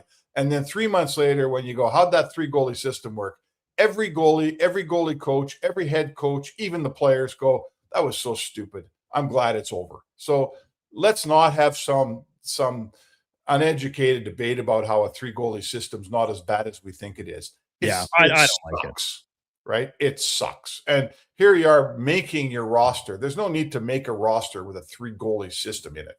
So, you do that because someone gets hurt. You do that because it's an emergency. You do that because you're forced into the situation. So I guess I'd say to you, like, they gave up a 3rd for Devin Levi. And I guess Bowman probably thinks he can get that 3rd back if he ever wants to trade him. Or he's moving Jarry. What do you do when the season starts? Can Devin Levi make it through waivers and get to Bakersfield? Probably not, right? No, I wouldn't think so. I think there's lots of teams that would like that organizational depth at the position. So, yeah, well, or he's not organizational depth, because if you can't send him down, he's got to be your backup. Yeah, right. Very true. He's not like Unger, who's organizational depth. So it's tricky, and I think we should all file this under. Bowman has some plan here, and he's hoping he can pull it off. And again, to me, it looks very much like it. I guess I'd say this to you. Let's say you traded Jarry tomorrow and you got back. You're not getting much back for him. Let's say you move Jarry tomorrow. Well, I don't think Devin Levi is enough backup to support Frederik Andersen. So you got a ton of cap space still. Hell, I'd go out and sign Ingram. That's what I'd do. Yeah, but then all of a sudden you're faced with the same problem. You still have 3 goalies, and none of them can go to the minors without risk of being lost. Well, so I almost underspect. Do you go into camp and you have 3 guys, each in their own respective way, with something to prove? and take for what it's worth training camp and preseason games and all this, and maybe even the start of the regular season, you run this rotation and 3 goalie spot. Nobody wants it. Nobody wants it for very long, for sure. But you try and let them compete for it, and then whatever's left, if it is reshifting Devin Levi for a draft pick or dumping off Tristan Jarry and using that money to then shore things up elsewhere, I don't know. But like the way I try and break this down and like logically see how it could play out, that's the best I can come up with. Yeah. I mean, I guess my only proviso would be, if you wait until training camp, your roster's your roster. Like the history of trades made in September and October is about, a quarter inch long. Mm-hmm. So this is when you shape your roster, is now.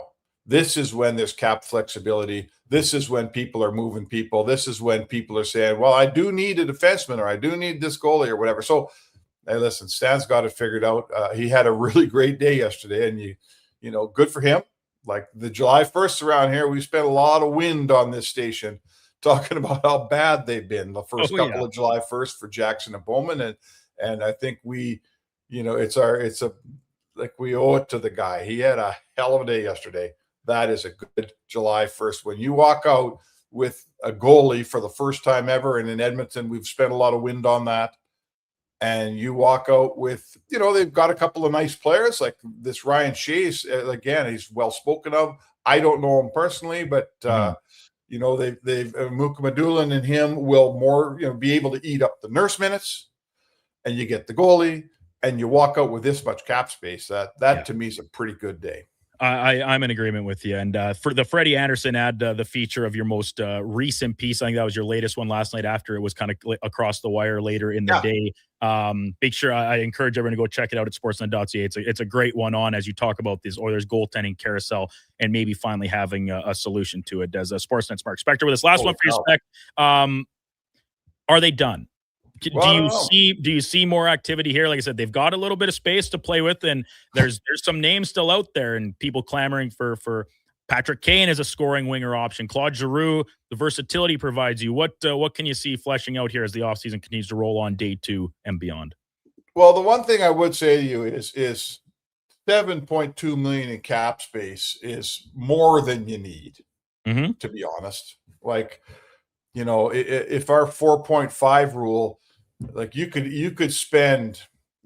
go out and get a $4 million player here right now and still feel pretty good about yourself going into the deadline, and still have plenty of, cap space in your pocket to make your team better in March. So let's see what's out there. Is there like a Roslovic out there? Somehow they convinced Anderson to sign a 1-year deal with a $1 million AAV. That to me that's a very team-friendly contract. Can you find a winger on that team-friendly contract? Let's see. Is some version of Patrick Kane willing to say, I've made a lot of money in my life. I'll sign the same kind of deal up there. Let's see what happens. Maybe. If you can find that guy, I think Stan Bowman will still sign him. I think I'm in agreement with you there, Spec. Great stuff. Appreciate it. Everyone go check out your pieces from yesterday over at sportsnet.ca, and we will wrap up the week with you tomorrow morning with Eddie Steele. Appreciate it as always, Spec. Have a good one. All right, man. Have a good day. Mark Spector and Roger Sportsnet. On the Mark, brought to you by Northgate. This truck's for you, northgategm.com. When we return, Frank Saravalli, one final hit before we part ways for the summertime and a little well-deserved time off for Frank. Victory Plus TV, NHL Insider will be with us as our headliner of the day. It's Douglas in the Mornings on Sports 1440. Josh Fenwick, Donovan Paulson alongside as well. You can watch us. We're streaming the show on YouTube, X, Facebook, Instagram, and Twitch. Whether you're a craft beer connoisseur or more of a wine aficionado, there's always something new to discover at Sherbrooke Liquor, a unique, family-owned, independent liquor store. The selection? Incredible. The non-alcohol section is also very impressive. Sherbrooke Liquor, expert, knowledgeable staff with a passion for unique finds. More than just a liquor store, we're a community. Alberta's best, the one and only Sherbrooke Liquor. Wine, spirits, and oodles of beer. Visit SherbrookeLiquor.com. Hi, Mike here from Northgate Chevrolet Buick GMC. Car shopping sucks. That's right. Going back and forth 100 times just to get a price. Give me your credit card for a test drive. What's all these extra fees? That sounds ridiculous. At Northgate, we do things a little differently. Good deals on new, pre-owned vehicles, good people, and a great selection. Stop in and see us today, 13215 97th Street, or visit us online at northgategm.com. You're in Northgate country. Today on Hey Culligan, how smart is your water? Here's Tracy. Hey, Culligan. I think my water might be dumb. Good news, Tracy. Your water's not dumb. It's just not talking to you. You can make my water talk. No, but the new Culligan Smart Drinking Water System can talk to your phone to tell you when your water filters need changing and help you meet drinking water goals. Now that's some brilliant H2O. You said it, Tracy, and we're already on the way. Let us help you out with a free in-home water test from a local Culligan water expert at culligan.ca. Mr. Rooter has deja vu. Mr. Rooter has deja vu. The bathroom is right over there, Mr. Rooter. Thank you, good sir. Wait, I swear I've plunged this toilet before. It was clogged with a snow globe. Am I living in a time loop? Oh, good. It's just a voodoo doll that looks exactly like me. Ooh, what a relief. For a plumbing experience you'll want to relive, call Mr. Rooter. From the first pitch to the final out, catch Toronto Blue Jays baseball games live right here. Don't miss a moment of Blue Jays baseball this season. Sports 1440 is proud to be the home of Blue Jays baseball. Everything is going to be okay. Any business, regardless of size, can stumble occasionally. I'm Dan McDicken, a licensed insolvency trustee with Faber. If your business is facing financial challenges, our team of chartered insolvency and restructuring professionals have corporate debt recovery solutions that work. Schedule your free Faber Focus session at faber.ca today. Chances of a positive outcome increase if you engage Faber sooner rather than later. It's time to hit the greens. Elevate your golf game with Country Club Tour Golf Academy. No matter your experience, our PGA of Canada teaching pros are here to help. Enjoy lessons year-round between our 7 CCT golf courses and 2 state-of-the-art indoor facilities. Choose the location convenient for you. We offer private lessons, group lessons, expert club fittings, and junior camps. Visit our website to learn more and get ready to take your game to the next level. Booking is easy. Go to countryclubtour.com/golf academy and schedule your lesson today. Home ice advantage is real at the rink and on your windows. Novo Blinds is Edmonton's own custom manufacturer, trusted by customers around the city. Factory direct pricing with the fastest turnaround around. Book a free in-home consultation at novoblinds.ca.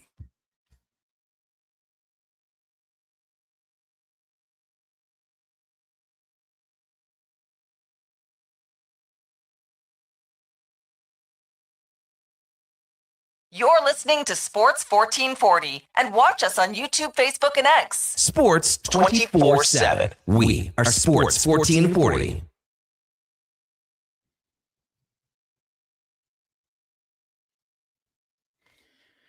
Welcome back to Douglas in the Mornings on Sports 1440. Brandon Douglas sitting in this week. Donovan Paulson, Josh Fenwick alongside. 8:22 in Edmonton. Time for our headliner of the day, brought to you by Mr. Rooter Plumbing. The MVP you didn't know you needed. For all your plumbing needs, go to mrrooter.ca. We welcome in Frank Saravalli from Victory Plus TV. Good morning, Frank. Another wild July 1. When will these general managers ever learn their lessons about what they do on this opening day of free agency? Hey, I think the managers that played it best on Wednesday, Brandon, were the guys who have learned those lessons previously. I mean, look at the Tampa Bay Lightning, for instance. Yeah. I think they were one of the huge winners on Wednesday.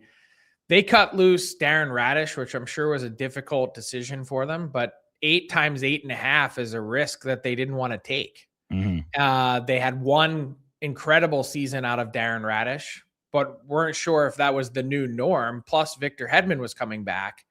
What's one way to mitigate that risk? Go out and acquire John Carlson for the same cap hit, but for 2 years instead of 8. And now you've got Carlson, a guy who's proven he can do it year in, year out for nearly 2 decades now, still 60 points, still closing in on 20 goals, and can give you 24 minutes a night. Like that to me is an example of a winning organization that has found a way to make incredibly smart moves. So Frank, let's start there. Then I obviously want to talk some Oilers with you, but around the rest of the league, right? What you say Tampa Bay really stands out. I mean, they obviously the big adding Carlson, but they make some good depth additions in the likes of Ilya Mikheyev, Jeffrey Viel, who really I think impressed a lot of people once he landed in Anaheim last season, and then his impact during the playoffs. Some of the other teams that were the most active, right? I mean, we saw Toronto really overhaul a very large chunk of their roster at every position group. The Capitals continue to stay busy after adding Tuck and Jordan Kyrou. And then Utah making some splashes too. Like, what stand out to you as the teams that, in addition to Tampa Bay, were really your big takeaway winners from yesterday? And then who do you think maybe did get a little over their skis and got a little spend happy? Yeah, I think San Jose has stacked so many smart moves on top of each other, but then feels like they shot themselves in the foot a little bit committing to Darnell Nurse and Jacob Trouba for so long. I just think both of those guys can help you in the here and now while you don't have any defensemen on your roster, but still that top four, such as it is for San Jose, is going to be a huge issue for them, at least in 3 years' time, 2.5 years' time, that they're going to have to sort through and figure out. But obviously a problem for Mike Grier to manage that day. You hope Keaton Verhoff grows and becomes that guy that takes over in a first pair role that makes this forgettable. But I mean, I could understand the Jacob Trouba addition if that's the signing you want to make, but then to go on and add Darnell Nurse on top of that, I thought they took away from a lot of the good things that they had done. In terms of the Leafs, look, the Leafs added a lot. They've changed out their roster. And by the way, I am a huge Sergei Bobrovsky fan, and I don't think that is very much of a risk at all. I've spent a lot of time around Sergei Bobrovsky. I knew him and watched him closely before he ever made it to the NHL. And to get to know him, he's a top 1%er in terms of how he takes care of his body, his dedication, his mental preparation, how he trains. 3 years at 36 is not a risk for him. But I would have some concern as everyone went goo goo and gaga for all the changes that Toronto has made to the bottom half of their forward group. Like, I think there's some smart additions there, and I like how they've positioned themselves. But I don't know that this team is markedly much better than they've previously been. And I'll say the quiet part out loud.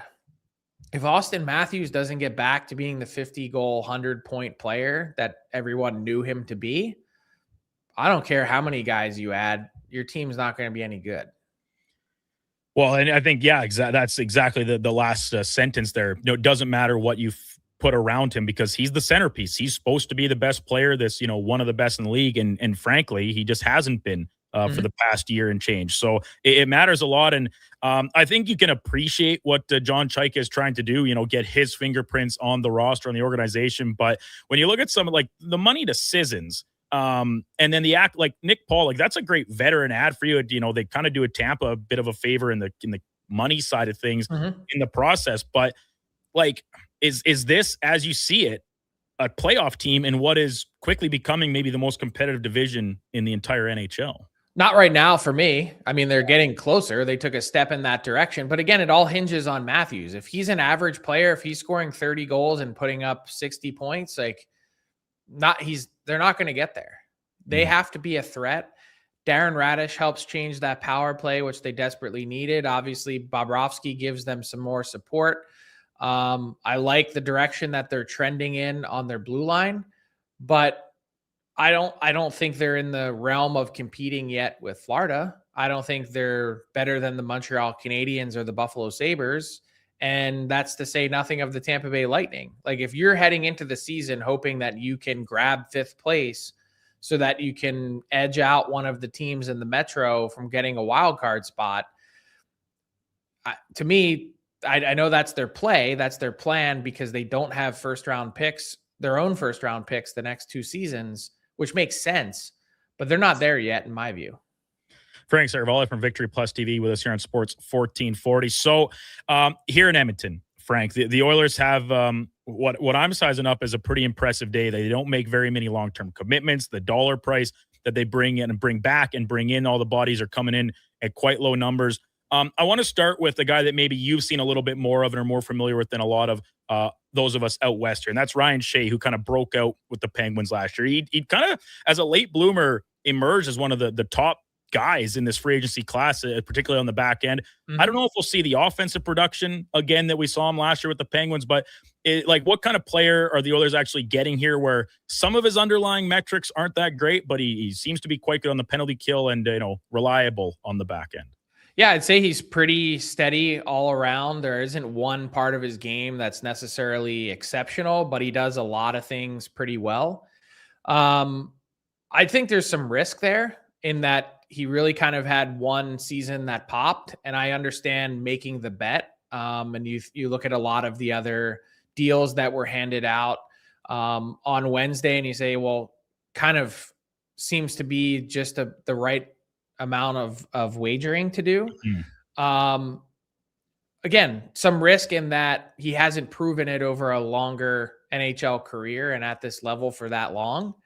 And that would be the part that I would have question about. And I think only because there were some other pieces that were available in the moment. Like one other guy that popped up as a target of interest for the Oilers was Carson Soucy. I can understand the decision to go with Shea, certainly more mobile, definitely more puck skills. But one guy that I would have thought a lot about in the moment in time was Logan Stanley. I've talked to a lot of people in Winnipeg who feel like Stanley's game has made a huge jump here over the last 18 months, and emphasis literally on huge. Has size. That Mike Babcock loves big defensemen, has a laser of a shot, and you could have had him around the same price point that Ryan Shea ended up getting. I would have probably sided with the guy who's done it for a little bit longer and showed a bit more pop of late. But again, we'll find out. And one thing I'll caution is, remember how excited Oiler fans were, I don't know, 2 years ago on this day? 2 years ago. It 2 years ago on this day, like Jeff Jackson's first real opportunity to remake this group a little bit, and you don't win on July 1. No, you do not. And you can lose, I think, especially when you're talking long-term prospects, because you can absolutely hamstring yourself with 100%. No trade clauses and too much money and too many years. And that's almost where I'm most impressed with what Stan Bowman did. Like the players that he brings in and brings back, and talk about Jones and Kapanen in particular on the bring back front, like those are all great, and it's kind of just a little bit of continuity to go with some of these fresh faces. But I'm most impressed with things that have plagued Edmonton, which is too much money or too many years or both, and then the trade protection and stuff on top of that. Yep. For the most part, he steered clear of all that. Like the biggest commitment is to Shea, and I hear you on the gamble side, but man, you could say the same thing about Darren Radish. The ceiling might be higher, but there's a little bit to appreciate there, and it comes in at double the price tag. 100%. Oh, I totally get it, and I agree wholeheartedly. For the most part, I was messaging with a GM last night, and I said, "How do you think the day went for you?" And he said, "Good. Didn't do anything stupid." I mean, that's really kind of like the game plan. Is there's so many things thrown at you that you have the opportunity to do or buy on, and I think, look, the biggest thing that the Oilers did is move on from Darnell Nurse. I don't know, even with that reality, and as important as it is, and I made this point like literally going back 3 seasons ago to 2024, when first sort of raising the flag about Darnell Nurse being an anchor and an issue for this team, that look, it's great to get off of Darnell Nurse's contract, but your team in the here and now, I don't think is actually better than it was. So they took a slight step forward in the goaltending department. And I know people are raving about Freddie Anderson. I still think, and I made this point with you on Tuesday, and Stan Bowman did say again on Wednesday that Tristan Jarry's coming back. I think they got to find a way to move on. Yeah. That's kind of been one of our main talking points throughout the course of the morning so far is there another move waiting in the wings where you do find a way to get out from under Tristan Jarry? But then that carries. So like Tristan, let me throw this at you. Tristan Jarry for Elvis Merzlikins in Columbus straight up? Who says no? Columbus gets out of a problem. Team would say no because Merzlikins has been trying to get out, right? Yeah. And Jari has 2 years as opposed to Merzlikins 1. They make kind of the same cap hit. Columbus is going to need a guy to replace Merzlikins anyway to play in tandem or play 30 games with Jet Greaves grabbing the bulk of the workload. Yeah. Honestly, what's the harm for Columbus? Because they got to move on from Merzlikins anyway. So my only pushback, which is part of my pushback on just keeping Jari the way it's going, is like this 3 goalie operation where it's such a tough line to walk when you factor in a guy like Freddie Anderson, because you just know he's going to miss time. And I'm a huge fan of Freddie his whole career. Like, I think he's been criminally underrated a long time, but he misses time. Like, it's just a fact. Yep. So you can't unload Jari and then just say, okay, well, we know Freddie's going to miss time and Devin Levi's run in the NHL is not yet proven. I like the upside. And well, it also needs waivers. Like, that's the most critical part of Devin Levi is it's not like you can 3-goalie system.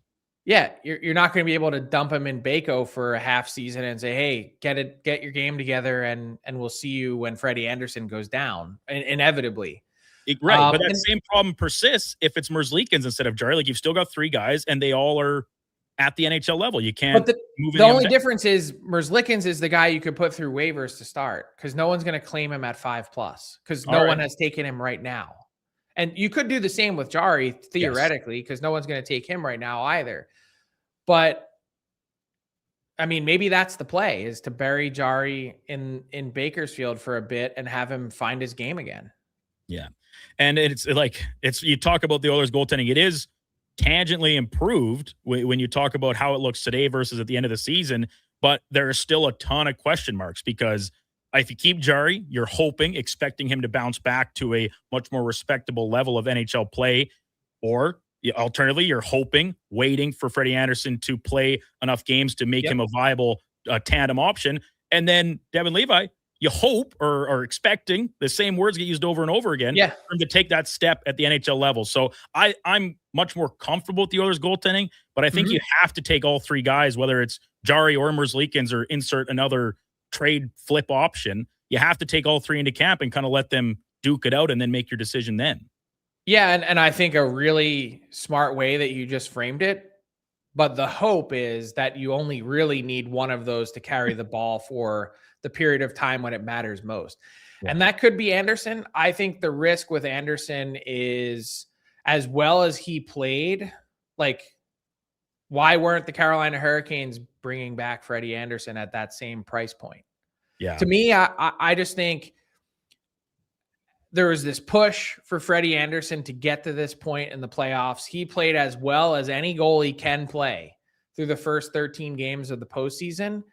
And when he hit that wall, I think you could just feel from afar this like emotional letdown. And I'm real curious to know now how full is his cup, having just won. Will he push himself in the same way that he has? He's a dedicated pro. He's handled Canadian markets exceptionally well. Obviously has a relationship with Mike Babcock, which helps. But that letdown, especially after your team achieves the ultimate prize and you win 13 out of 16 required to do so, I'm concerned about the mental rebound from that and what that looks like for the Oilers. That's the risk on top of the ability to stay upright. It's a great point, Frank. It's an excellent one to make. Well, Frank, you're going to enjoy, I mean, obviously still keeping tabs on things, I'm sure, as the day 2 of free agency rolls on. There's still some big names out there, but a little bit of time off on tap for you here in the immediate future. Yeah, I'll still be around for a little bit, be on my phone. I got a golf trip in 2 weeks. And other than that, I'll be here. Big 4th of July plans for 250 on Saturday? Honestly, it is so hot here. I want to do like nothing outside. It's 111 today with the real feel. I think that's like 46. Yeah, that's hot. And it's like, unlike where you guys are, it is humid as hell here. Like it's brutal hot. So I'm not going to be doing much outside. I'll tell you that. I'll tell you this for the local scene, Frank. Like, it's been so wet this spring after we waited for the snow to finally disappear. And then it's like just been rain. And then even in the last couple days anyway, you're waiting for the next set of showers to roll in. And then in the meantime, it is just so muggy out there and humid. So we can appreciate that a little bit. I know Edmonton's famous for its very dry winters, but we get a lot of pretty hot and humid days here in the summertime for sure. Gross.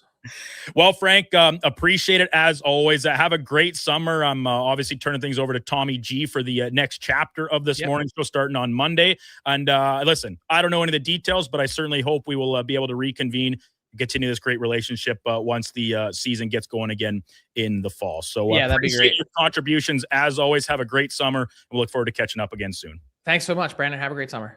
You as well. Frank Saravalli, Victory Plus TV, the NHL insider and our headliner of the day. Can't thank Frank enough for twice a week hits. He's got an insane schedule, so many irons in the fire to take time with us twice a week to offer his insights and knowledge. Can't say enough how much we appreciate it. And the headliner of the day, as always, brought to you by Mr. Rooter. Dropping the gloves on every clog pool. That's MrRooter.ca. We'll step aside. When we come back, we'll get back into the text line 1-833-401-1440. Do have a couple other topics that I want to broach here outside of the NHL and free agency, including the Blue Jays, including the World Cup. We're going to talk basketball at the top of the 9 o'clock hour with Gary Washburn out of Boston. He's with the Globe, covers the NBA on hole, so we'll have many things to discuss there with Gary. And then Laddie Schmid, former NHLer, former Oiler, he'll be in around 9:30 or so to break it all down from his perspective, what the Oilers have accomplished. And we still just may have a special guest join us in studio at some point between 9:30, 10 o'clock or so. We'll keep you posted on that as it develops. And then we'll, of course, go in or out with Donovan and Laddie at 10:20. Oh, and we got to hear from Cam Tate at some point, too. So lots more to come here on the morning show. Douglas in the Mornings on Sports 1440. You can watch us. We're streaming the show on YouTube, X, Facebook, Instagram, and Twitch.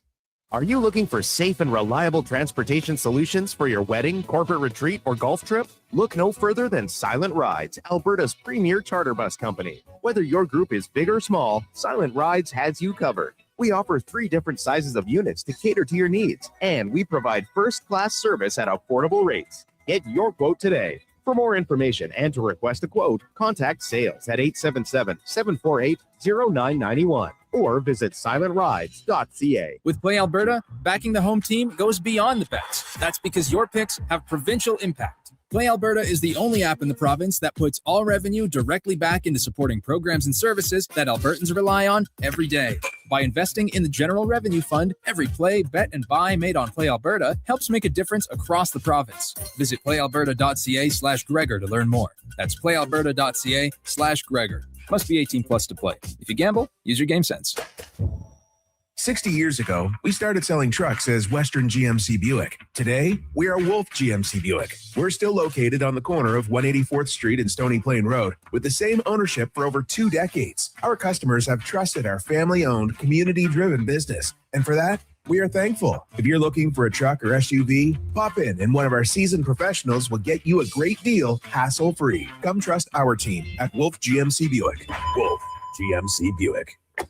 We're making it easy. Boxing Week is back at the Brick. Don't wait until winter. Get blowout pricing now. Save 50% off sofas when you buy the matching piece. Save up to 25% off bedroom and dining, and save up to 40% off select mattresses. Plus, get free local delivery when you use your Flexity card. And buy more, save more. Up to $500 off select major appliances. Don't miss the return of Boxing Week, only at the Brick. Exclusions apply. See in-store for details. Don't miss a moment of Blue Jays baseball this season. Join play-by-play announcer Ben Showman for the games live on Sports 1440. The Toronto Blue Jays are on Edmonton's home for all things sports. Sports 1440. Heard of Uline? You know, the have-it-all in stock, ready to deliver shipping and industrial supply specialists. The company that does things for you that are unheard of, like keeping 41,000 items in stock in our own warehouses. With customer service reps on the line to get you what you need, when you need it, 24/7, 365, every time. Maybe you heard it here first. Want to hear more? Visit uline.ca. ULINE, your shipping and industrial supply specialists. BetMGM is coming to Alberta on July 13th, and they're bringing over 100 pregame and live betting options. Sign up early at BetMGM.com or download the app to get started. Welcome to Legendary with BetMGM. See BetMGM.com for terms. 18 plus, Alberta only. Please play responsibly. Subject to eligibility requirements. If gambling is affecting your mental health or well-being, 211 Alberta is here to help. Call or text 211 or visit ab.211.ca. BetMGM operates pursuant to an operating agreement with the Alberta iGaming Corporation. Standard message and data rates may apply. I'm Dr. Vance Elliott. The goal of every one of the thousands of hair restoration procedures I've performed is a full, natural-looking head of hair. I work directly with my patients for the consultation, the procedure, and the follow-up, so we can achieve the best results possible. When people see what we accomplish, I don't want them to think, "Wow, great hair transplant." I want them to think, "Wow, great hair." Go to drvanceelliott.com and contact us today. Around the world, from London, Tokyo, Japan, from New York, this is News Central. London, Tokyo, New York, Ottawa, Sao Paulo. Right now, the world's greatest newsrooms are on the air. BBC World Service, CNN, Fox News Radio, MS Now, AP Radio. Every perspective, every language, every breaking story live on TuneIn. Because when the news is big, one source is never enough. Download the TuneIn app to listen or search news on TuneIn to stay in the know. Guys, there never seems to be enough time in the day, but you need to make time for this. Ken Franchek here. If you're 40 or over, a quick PSA blood test is crucial for early prostate cancer detection. The Prostate Cancer Center's Man Van is a mobile health clinic driving change for men's health. A few minutes could save your life. To get the Man Van out to your business or event, book today at getcheck.ca.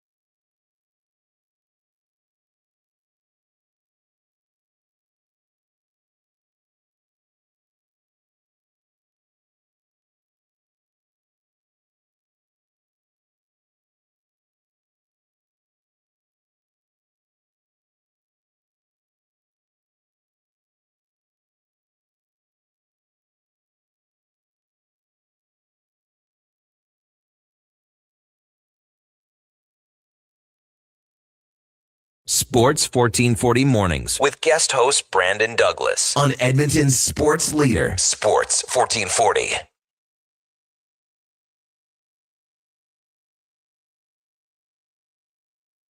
To Douglas in the mornings on Sports 1440. Brandon Douglas sitting in for a second to last final show here. The Tom Gazzola Show. Big debut, much anticipated. Waiting with bated breath. Not just our listeners, but me too. Man, I'm pumped to work with Tommy. That'll start Monday morning, July the 6th, 7 a.m. So make sure you have that marked as you always do to tune in at 7 o'clock. It will be a new voice and a new face, a good face at that. Right? Oh, my God. Josh Fenwick says there's a loose bagel in his backpack. This is crazy. And as some of our little intro splitters play, I don't think Donovan's played it yet this morning. The morning's getting a whole lot sexier with Tom Gazzola. I have not. I believe Gregor and Tom both okayed that from our production team. So take that for what it's worth. Our text line, 1-833-414-1440. Appreciate all the input. There's been a ton of it this morning, which was to be expected after the late surge that the Oilers made on the market, e.g. a loose bagel. WTF, Josh. Listen, as soon as you think you try to figure out Josh Fenwick, he shows up with something new. This was on Tuesday or Monday morning. He says, he's like, man, I'm hungry. Didn't have any breakfast. He's like, oh, but I got some bagels in my backpack. Like, what? Says, yeah, just on my way out the door, I just grabbed this sleeve of bagels and just put them in my backpack. Dude, how long does it take to toast a bagel? 1 minute and 45 seconds? Just toast it, throw some butter on there, and eat it on your way out the door. This guy's a total nut. Now he's got it out in the kitchen here at Stingray Studios, almost certainly in Dean Thorpe's toaster oven. Oh, he's still got one more in his loose sleeve. This is absolutely wild. Our buddy Brian who's always making sure we are held accountable for what we are reporting on. You guys have not mentioned Wimbledon. I think a little spell check there on Wimbledon. And what time is rugby game? Well, the rugby game, Brian, for this awesome event, World Nations Rugby Cup, it's happening all across the world, different pools. It's kind of like that second tier of teams. You have your top 12, and this is almost the second 12. Canada among them. They are playing at Clark Field on Saturday, 7 o'clock. Brian, 7 o'clock.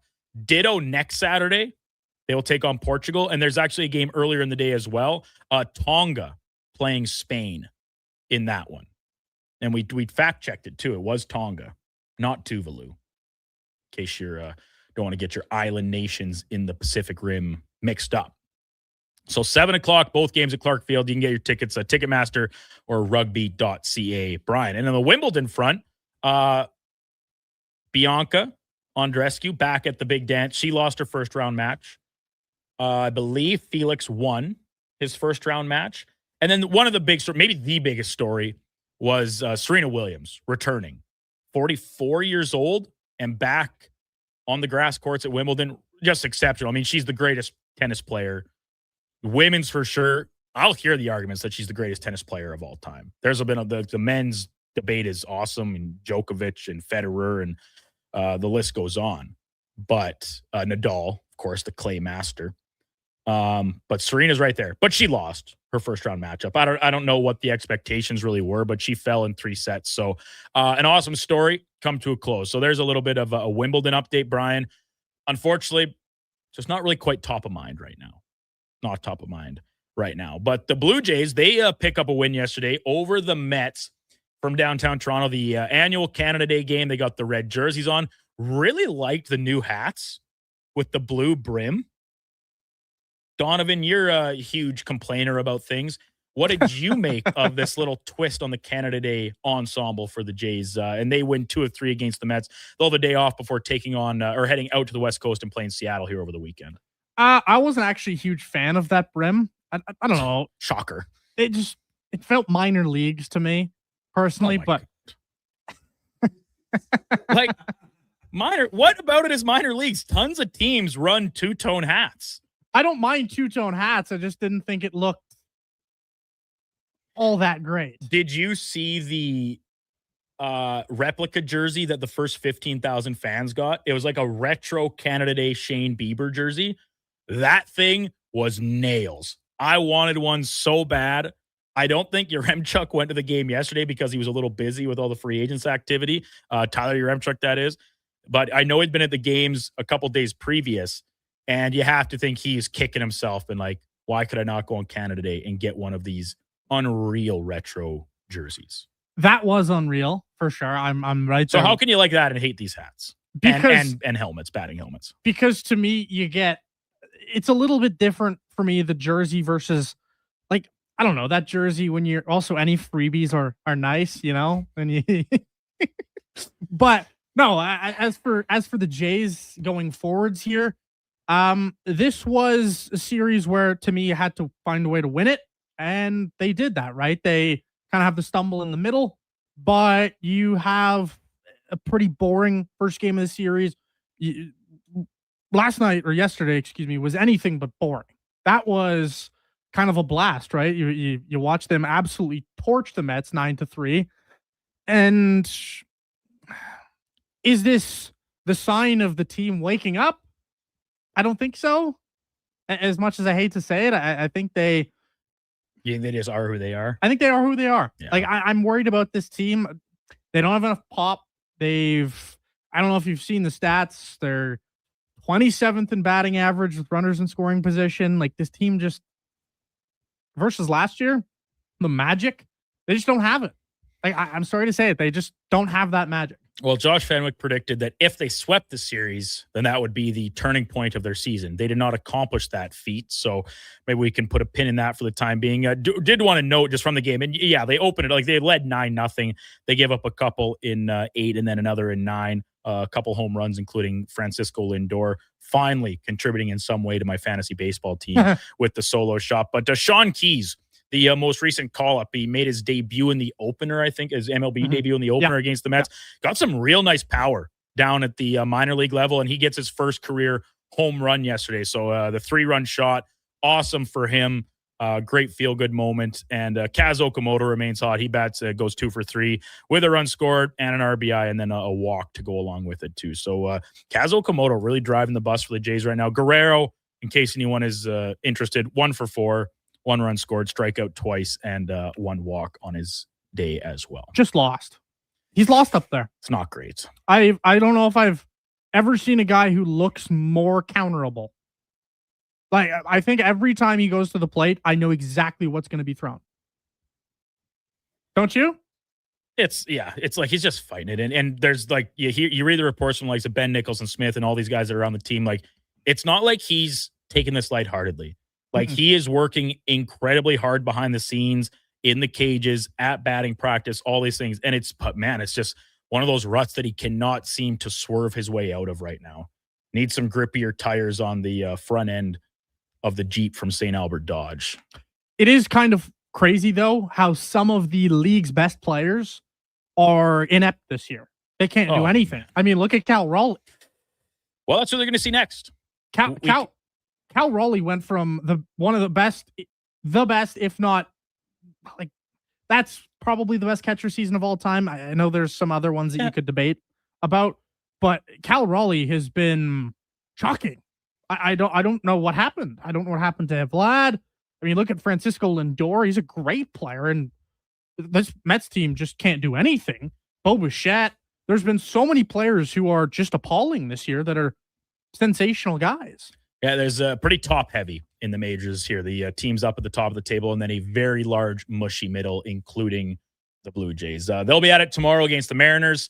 Dylan Cease on the bump, and then Saturday, Sunday as well with Bieber and Savage next in line. And we know that Mariners pitching staff, especially their starters, they can make you work for it. So we'll see what the Jays can get going over the weekend. Top of the hour, Gary Washburn from the Boston Globe covers the NBA. Will guest with us.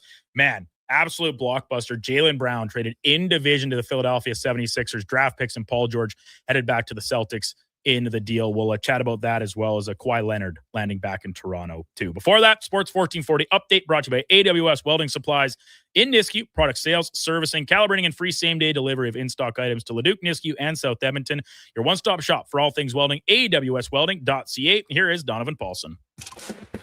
This is a Sports 1440 update.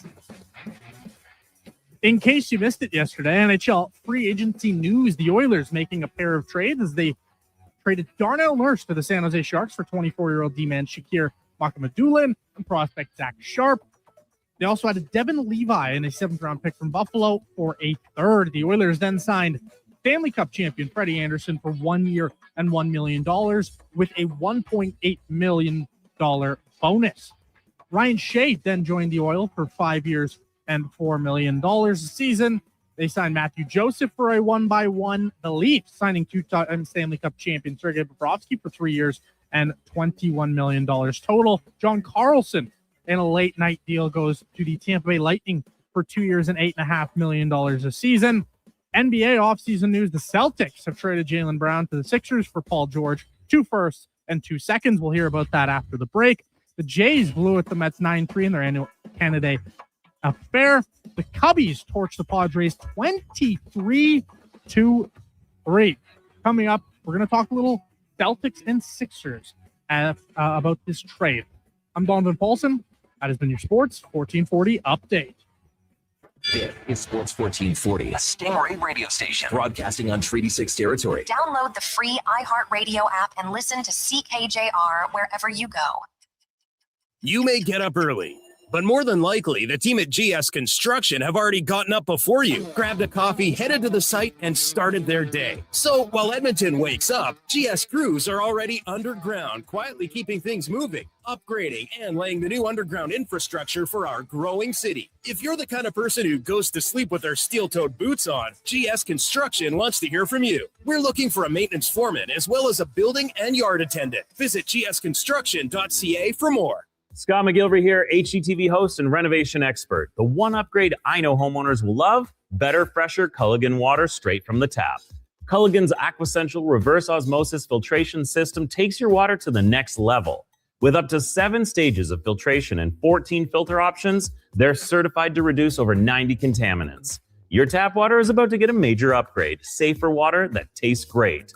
Get started with a free in-home water test at Culligan.com. Culligan, water you love. Sports on weekends. Saturday mornings at 9. Check out the Saturday Sports Setup, where we'll tee up what's happening on the weekend sports scene. Tune in Saturday morning at 9 on Sports 1440. There's still time to book your tournament at the Ranch Golf and Country Club. As one of Alberta's top tourney courses, the Ranch makes hosting fun and easy for any group or business. No matter how unique or unusual, they'll accommodate your vision for an event no one will soon forget. Start planning your tournament today at their beautifully landscaped course on the outskirts of West Edmonton. On-site event coordinators are here to help, but hurry, availability is limited and booking fast. Visit theranchgolf.com. Got a car you're ready to part with? Find out what it's worth, fast, easy, and totally free at Go Auto. We're talking top dollar trade-ins, whether it's a little worn or still rocking that new car smell. Just a few clicks, and boom, you've got your value. Text value to 780-777-7777 to start. That's value to 780 all sevens. Why guess what it's worth? Let Go Auto show you the money. Canada's men's rugby team at Clark Stadium. July 4th, Canada takes on Spain. July 11th, a doubleheader as Canada battles Portugal and Tonga faces Spain. Build the home field advantage for Team Canada. Tickets at Ticketmaster. Hey, Gary, is that your dad? No, this is Evan, the new sales rep I hired. Oh. First impressions matter, but when hair loss takes over, it can feel like you're not being seen for the maverick you truly are. Hi, I'm Dr. Vance Elliott. At Advanced Hair and Skin Surgery, we know that hair loss is more than just a cosmetic issue. It's personal. Let's discuss all the cutting-edge options available so you can make a great impression every time. Book a free consultation today at drvanceelliott.com.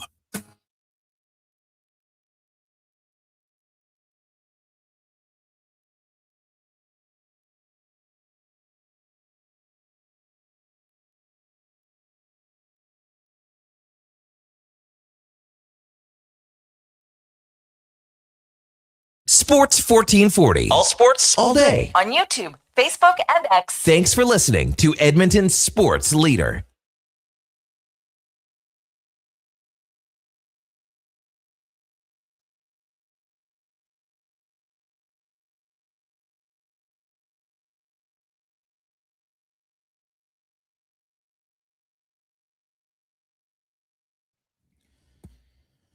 Welcome back to the big program. Douglas in the Mornings on Sports 1440, just after 9 o'clock. And as busy as it was yesterday in the NHL, I'd mention it off the top of the show, just under $950 million worth of contracts handed out on the opening day of free agency. Darnell Nurse, no longer an Oiler.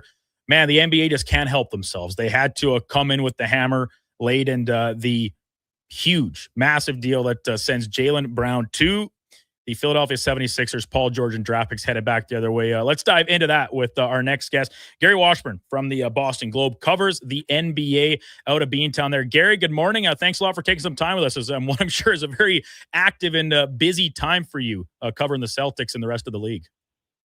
Yeah, thanks a lot, guys. How's it going? No, we're doing great up here, and as I kind of just mentioned, they're leading you in. Wild day for our local hockey team in the Oilers, but then when you see this type of news and the Jaylen Brown stuff, it seemingly spiraled to a point where it was an inevitability that he was going to be traded. But how surprised were you that Philadelphia ended up being the landing spot for this guy who's coming off the best season of his career? Yeah, absolutely shocked. In terms of one. And I think, you guys would know in hockey, usually rivals don't trade with each other. You don't trade with one of your biggest rivals and try to help them win a championship or give them one of your best players.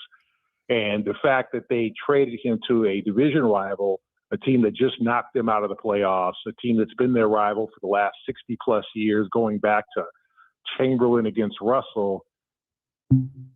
Oh, I think we just lost Gary there. We'll bring him back on as quickly as we can. If you just redial. Donovan They had the phone number, but it was via my phone, which is now locked. So hopefully we can quickly reconnect with Gary there in the middle of it. There were some other big moves, which we'll, of course, get to here with Gary, including Walker Kessler heading to the Lakers, and a big ad for them on their centerman front. I don't even know where my phone is, Donovan. I think you have it over there still. Something terrible has happened. Donovan, just take the line and press go. That redials. Just keep even a year, 2 years past his internship, and I'm still teaching Donovan new things about how this system works. Wow, let that be a lesson. Never stop learning. Always more to take in.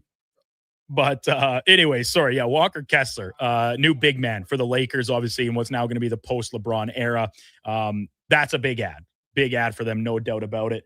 And I think we got Gary back on. Sorry, Gary, there we just kind of lost you right in the middle of your thoughts about the the nature of trading him to a division rival and one that had in fact just eliminated from the playoffs this past year. Yeah, I mean, a team that they've been fighting against for the last 60 years, going back to Chamberlain against Russell. A team that just knocked you out of the playoffs, and a team that was looking to basically overhaul their roster and improve, and you just gave them your second best player for essentially one of the NBA's worst contracts. I mean, the Paul George contract was regrettable the moment it was signed. He showed that he wasn't a $50 million player. He wasn't that guy that he was in Indiana in his early days with the Clippers. So overall, the reaction in Boston is it's an overall, people are kind of trying to compare this to like the worst trades in Boston sports history, going back to Babe Ruth. And they're trying to, that's the thing. Well, how does this rank in the worst trades in the history of this city that's had some real doozies? And there's a lot of confusion right now in the city about what direction this team is going, why this happened, and what's going to happen next. Gary Washburn from the Boston Globe covering the NBA with us here on Sports 1440. Brandon Douglas in studio. So, Gary, what led to this? What caused the Celtics to kind of take this route where we understand it's always tough to keep several superstars on the same team, which is crazy to say because it seems like the super team mantra is commonplace in the NBA. But Jason Tatum and Jaylen Brown never really seemed to be the type that were at odds with each other. And when you talk about the success Brown had this past season in Tatum's absence, coming back from the Achilles injury, like what led to this relationship kind of falling apart to the extent that the Celtics did move on from Jaylen Brown? Well, that's the big question. We really don't know because at the end of the season, Jaylen, was looking forward to next year. He did some live streams, said it was his favorite season. Everybody that really got blown up. That's something he had said to us throughout the year because the team exceeded expectations without Jason Tatum. He had gotten a chance to have a starting role, a bigger leadership role, a bigger responsibility, and the team flourished. And I think that's what pleased him.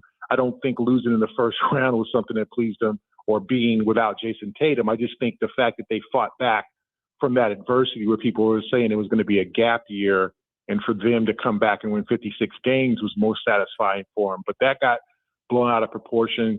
And then somehow, some way, the brass in Boston met after the season and decided they needed to trade Jaylen Brown. And I've not heard anything personally, or he went into the office. He did not demand a trade. I've been told that by multiple people, that he did not go into the offices and demand to get sent out, get me out of here. That was not one of his desires.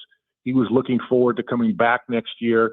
He did have an extension on the table for 2 years, $141 million, that I don't think the team was interested in signing him to. But he also had 3 years left on the deal, so you could table that for another year. You don't necessarily have to sign a guy, as you guys know, the moment he's eligible to resign.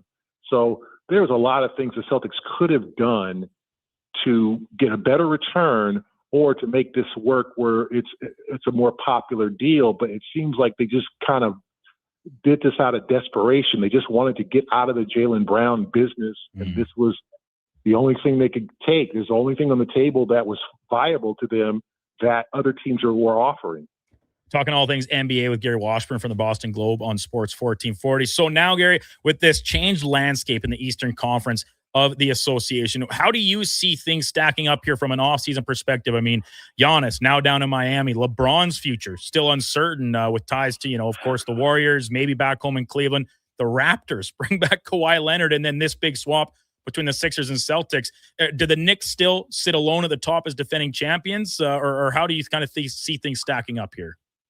Yeah, I think the Knicks are still the team to beat. I mean, they bring everybody back except Mitchell Robinson, and I'm sure they'll add some more pieces to supplement their roster. But everyone else, pretty much, Toronto got better. Philadelphia got better. And then there's teams like the Atlantas and the Charlottes that are coming. Miami gets Giannis. And so there's teams that are coming. And the Celtics have slipped after this trade. They're not as good. Quite honestly, they're not even close to being as good as they would have been with Jaylen Brown. Now, Paul George is a capable player and can do some nice things on the floor. So it's not like they traded him for just nothing, but they trade him for a guy who's not going to play 80 games, who's had an injury history, and who's 36 years old. So the East is wide open at this point. I think the Knicks are the team to beat, but there's a lot of teams getting better. And with these anti-tanking rules now, guys, teams are not going to be just mailing it in like they did in the past. So the Brooklyns and the Washingtons and some of these teams that have been laughing stocks for years are now going to really try to win because there isn't the incentive to slip to the draft to get that lottery pick because your odds are lower. So this is going to be an ultra competitive conference. And then you got to throw in a team like Indiana with Halliburton coming back and Zubac and other pieces that they've picked up. This is going to be a very competitive conference. Very much so. And I think we're all looking forward to it, which is crazy because we just wrapped after what was an incredible playoffs in the NBA, but that's how the offseason works regardless of what sport we're talking about. Is Gary Washburn from the Boston Globe guesting with us here on Douglas in the Mornings on Sports 1440. Now, I'd be totally remiss if I didn't get your thoughts about Kawhi Leonard's reunion with the Toronto Raptors here, Gary. I mean, this kind of seemed to come out of left field. Obviously, there was quite a bit of speculation leading up to crossing the finish line, the trade getting executed. But man, this drastically changes the outlook for this Raptors team that by a lot of metrics and accomplishments overachieved last season, getting into the playoff spot. Yeah, I mean, they're a talented team, and they were talented before Kawhi got there. They had a lot of young pieces. They drafted well, and I don't think they gave up a whole lot. Like I like Brandon Ingram, but he's never taken that next step. Yeah. To stardom. He's always, and he's a guy who kind of was a no-show in that Cleveland series, right? With his injuries and just kind of not playing well. So you kind of had to fight Cleveland shorthanded to get to that seventh game. And Grady Dick is just never emerged as a piece for them like he thought. People thought he would be out of Kansas. So I don't think they gave up a whole lot for Kawhi. And Kawhi is now motivated. He's healthy. He's used to Toronto. He's used to Canada. He'll go back and get all the love that possible. And, he'll have, the good steak dinners with Drake and all that stuff in terms of just going back to the North. And I think that this makes them ultra, and they got another adult in the room. They got another vet. They didn't have to give up Barrett. They didn't have to give up, Scotty Barnes. So now you've got a mentor for Scotty Barnes, and you got a guy who wants to win another championship. And so Toronto shows that they're serious about winning. And I think that that's what a lot of these teams are doing. With the tanking rules being, these teams are serious now. No more of this, the last month of the season being exhibition games because half these teams are trying to lose. Like Toronto's going for it, and I admire that. Gary Washburn for the Boston Globe with us here on Sports 1440. Now, unfortunately, and I really do hate to talk about this type of stuff because it's such a dark spot on not just the NBA, but just sports in general. And that's, of course, the another name coming out in Malik Beasley that's involved in this gambling operation that we saw lead to the arrests of Terry Rozier and Chauncey Billups right at the start of last season. I mean, what do you make of this, Gary? And you go back to the Jonte Porter stuff. It's just such a black spot on a game that's continually getting better and filled with superstars, but it almost kind of seems like it's just part of the process now. When you talk about college football and basketball, and now it's kind of tendrils into the NBA too. Yeah, this was the biggest fear of professional sports and college sports getting in bed with betting, with sports betting. And now every time you watch a sports program, they're giving you the odds. You're watching a ball game, you're watching your hockey game, and it's over under on goals scored, over under on plus minus. Like everything is a bet now. Everything is a wager. Mm-hmm. And what happens there is, unfortunately, not everybody in the betting game is on the up and up, right?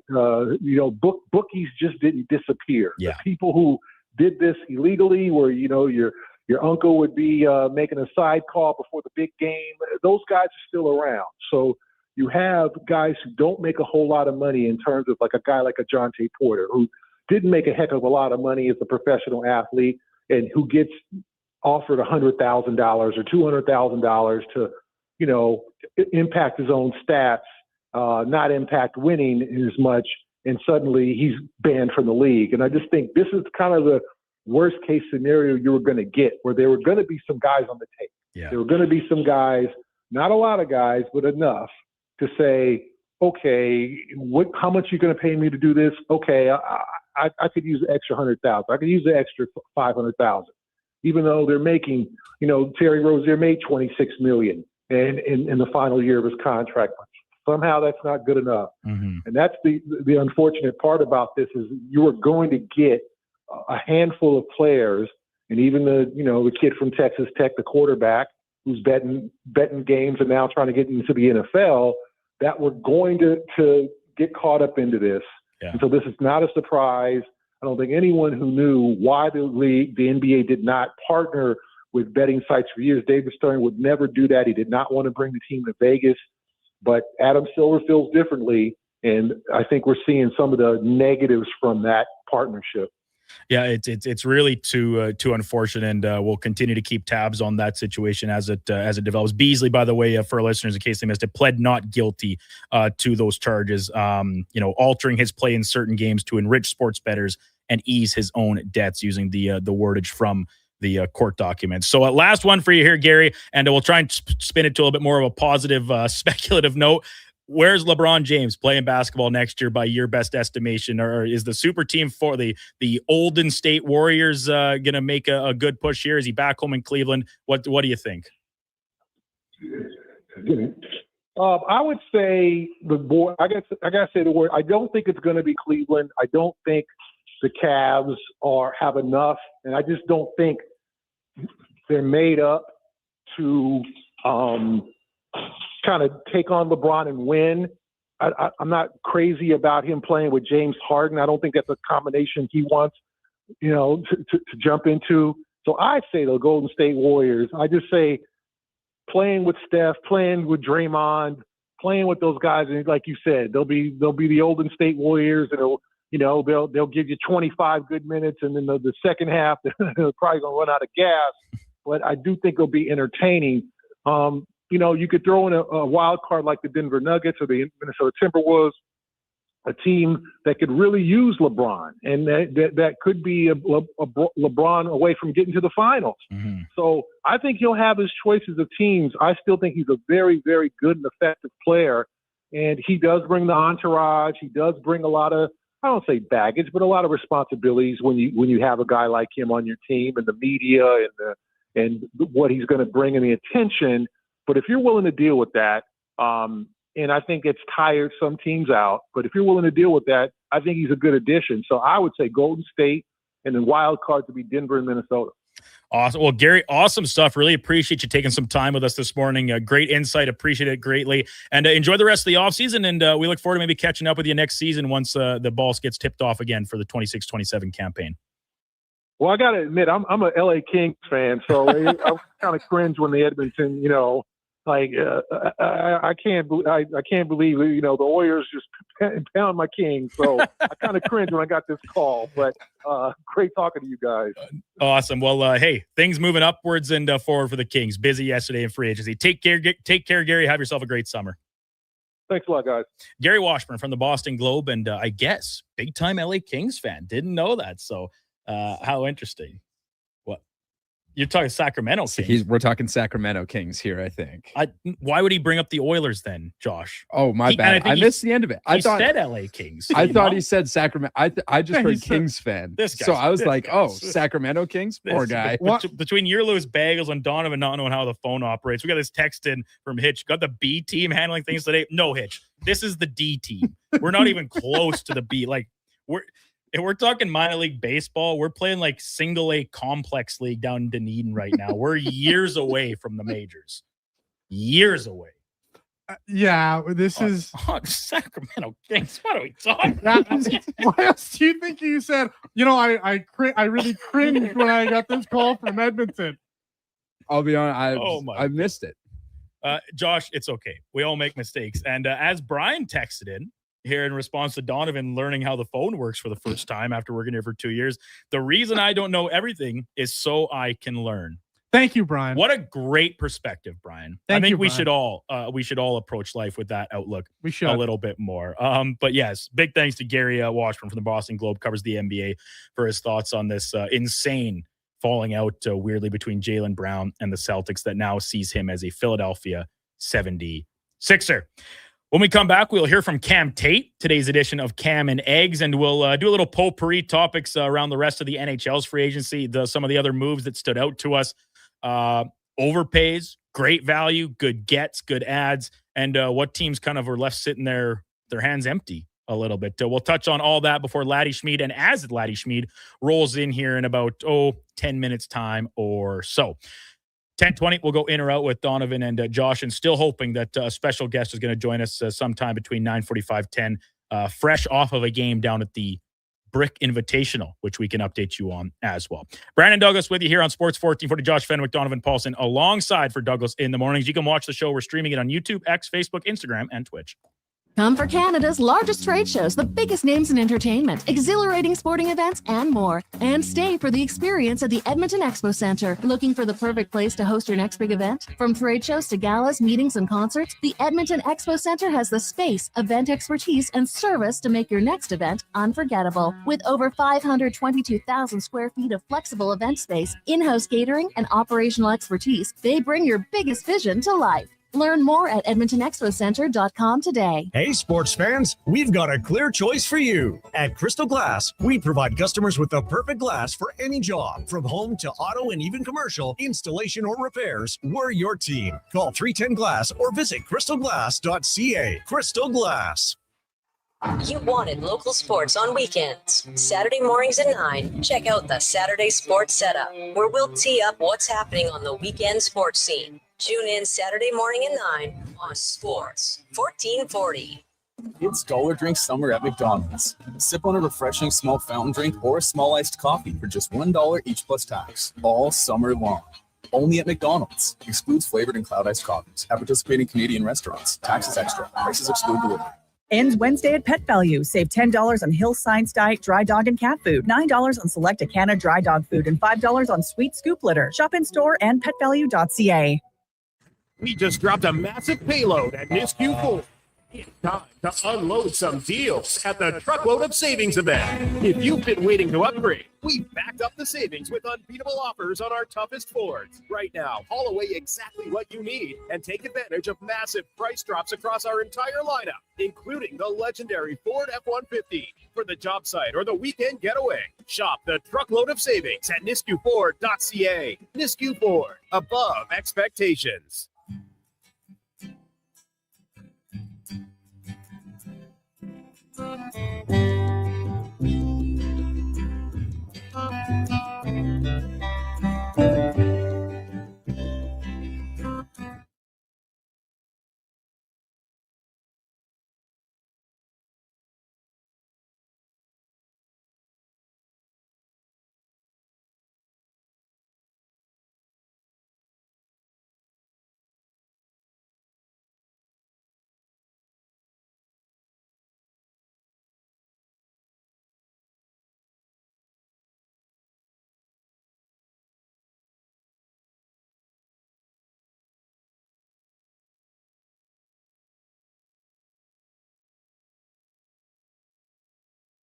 Mornings are getting a whole lot sexier. The Tom Gazzola Show, starting July 6th on Edmonton's sports leader, Sports 1440. Here's guest host Brandon Douglas.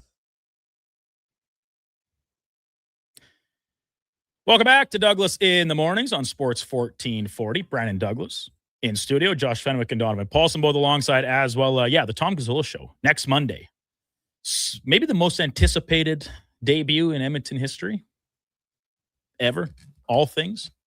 Tommy G on the 1440 airwaves starting 7 o'clock on Monday. You will not want to miss it, but hey, you won't want to miss us in the meantime either, sitting in on the morning program.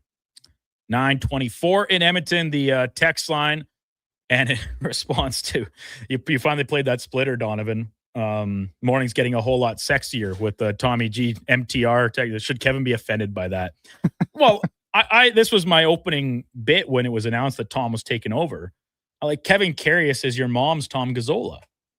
The pretty face, the TV guy, around the team, savvy vet. Tom's well on his way.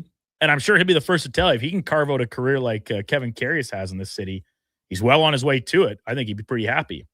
But yeah, they're like the pretty face of Edmonton sports media. He's like the Edmonton version of Leonardo DiCaprio. Well, now you're just being facetious. Donovan. Some are saying. I'm telling Tom that you said that. Some are saying. People texting in after the little miscommunicado with Josh thinking that Gary Washburn's talking about the Kings was the Sacramento Kings, despite a direct reference to the Edmonton Oilers and how they've beat them up so much over the years. Jay and Victoria, geez, Brendan, bring Mac the knife back and get some help. They should get you your own show for sure. Well, listen, that's what you do, Jay. You grind it out with the grinders and then hope that you get promoted. Now, unfortunately, I've got no promotion coming down the line at any time soon. Laddie Speed has just joined us in studio. Let's get to Cam Tate and hear today's edition of Cam and Eggs, and then we'll take a step aside and be back with Laddie heading into the back half of the 9 o'clock hour. So you got it ready to go, Donnie. Here is today's edition of Cam and Eggs. Busy day. Do you see total dollars handed out yesterday? $950. This one was out there, somewhere on the calendar, patient, unhurried, waiting for us. What we did not know, what not one of us in our most honest hearts could have known, was how it would feel to finally stand inside it. And now we do. God help us. Now we do.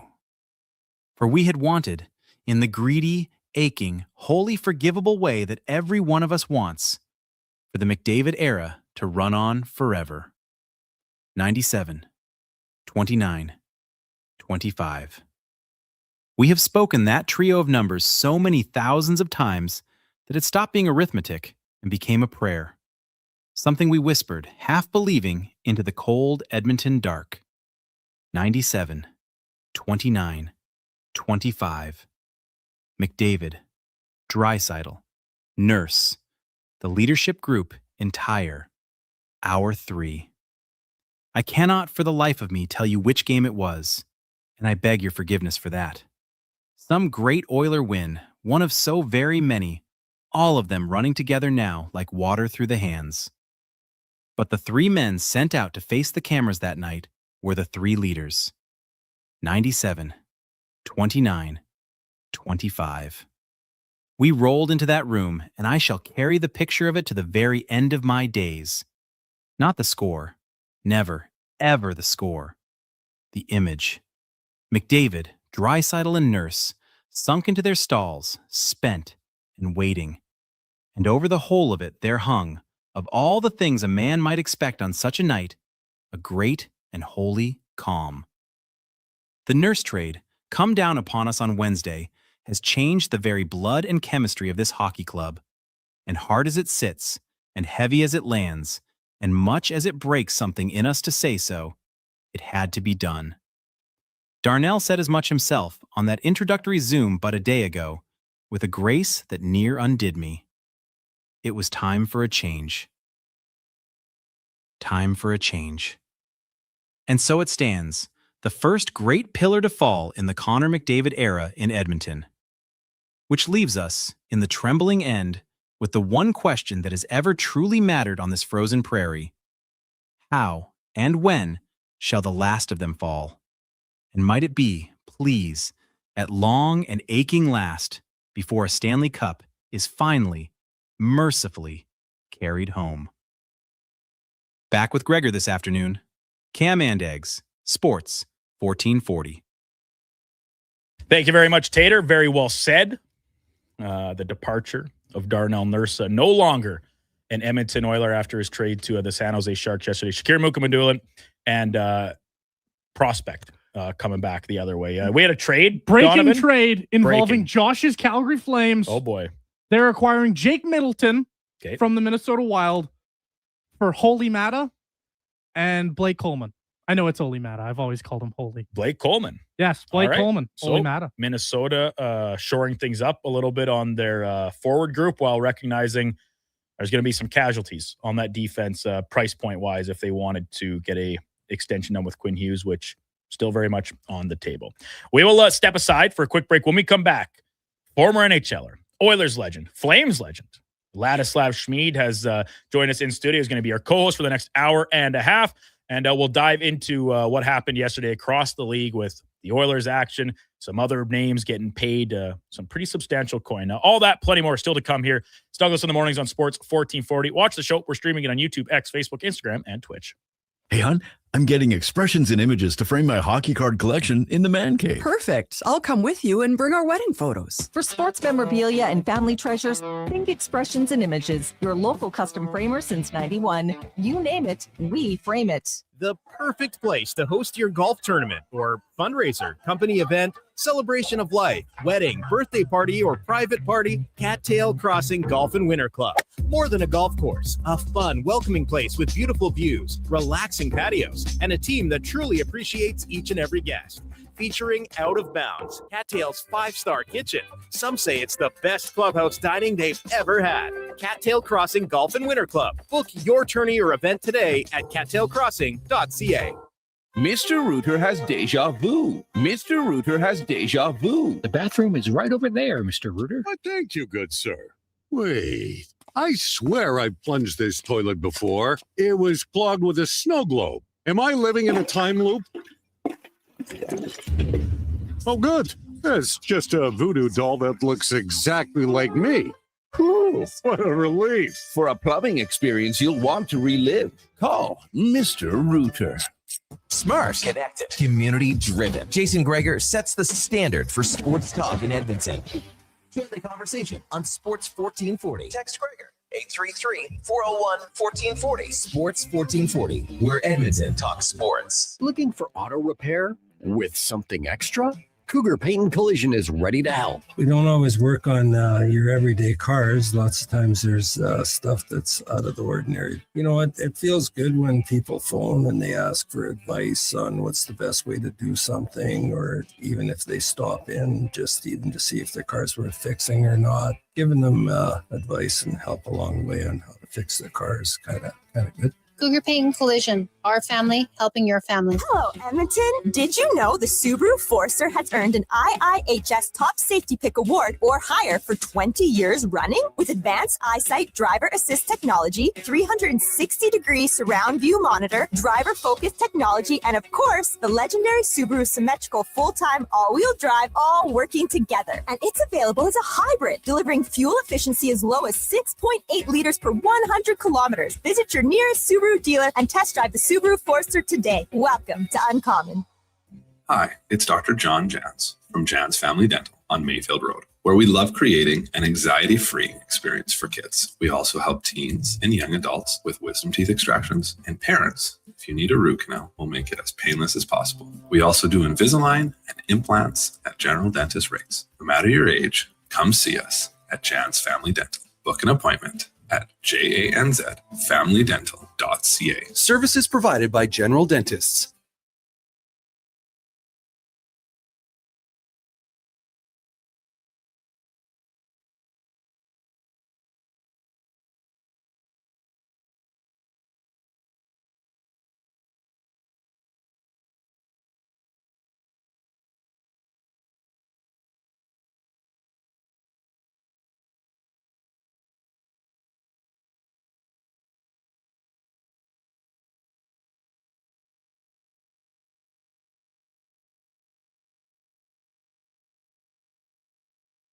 Your game, your station. Sports 1440. And watch us on YouTube, Facebook, and X.